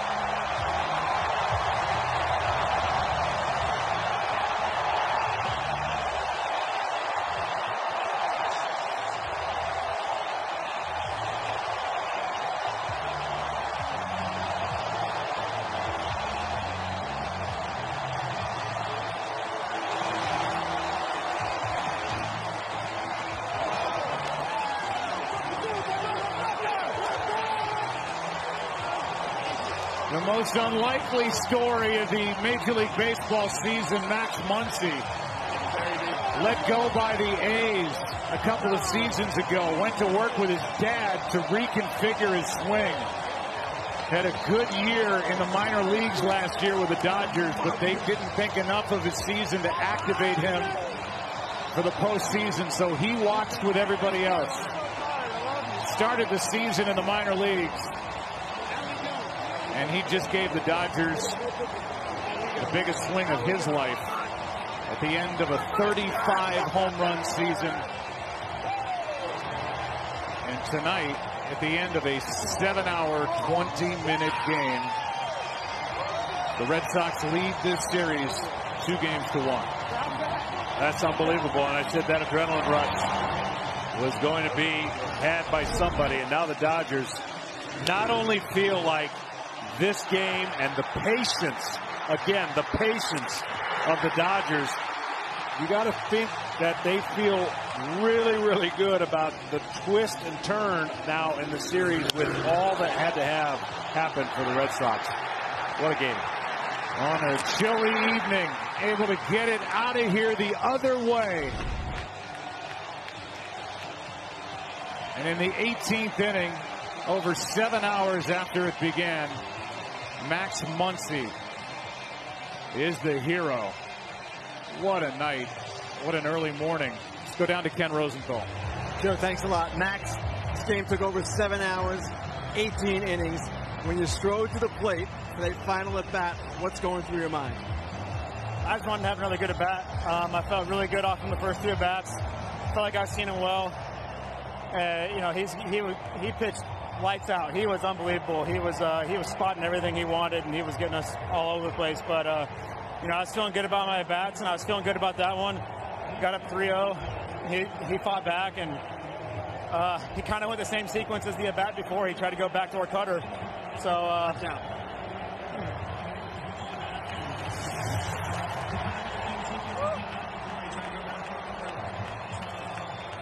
I guess it's refreshing at this point. Yeah. Although it's kind of waking me up. I don't want to do that now. I want to go to sleep. It's a long game. Max, the 15th. It looked like you hit one out there. What did you think? Did you think it was going to go fair? I thought I had it. I really thought I had it, but just barely got foul. And then he made a good pitch. Like I said, he went the backdoor cutter. I was kind of defeating at that point, but I was able to get up there and get another shot. I know it's probably hard to think right now, but you're down 2-1. They've used their pitching staff an awful lot. How do you like your chances the rest of this series? Feel good. You know, we got Richie going tomorrow. We got Dick Mountain. He's you know, he's been great the last couple of starts, and I got a feeling he's going to be unbelievable tomorrow. And I'm looking forward to it. Max, congratulations. Thank you very much. Joe, back to you. Kenny, thank you. He's now on a list with 3 others for a Dodgers walk-off hit in World Series history. Lavagetto in 47. Jackie Robinson in 56.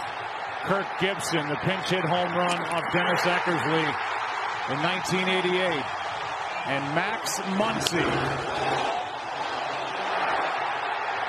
goes opposite field to end game 3 and put the Dodgers on the board down 2-1 and end a long game 3. What a night. It really was. It was some of the craziest stuff and some of the greatest performances that we'll see in a long time by a lot of different players. It came down to a battle between Max Muncy and Nathan Eovaldi, who ends up the tough luck loser. Wood gets the win. These guys are coming up right after this break as the Dodgers win it in 18, 3-2. Max Muncy. He's the latest Dodger hero. Stick around for our post-game show right after this. 3-2 LA.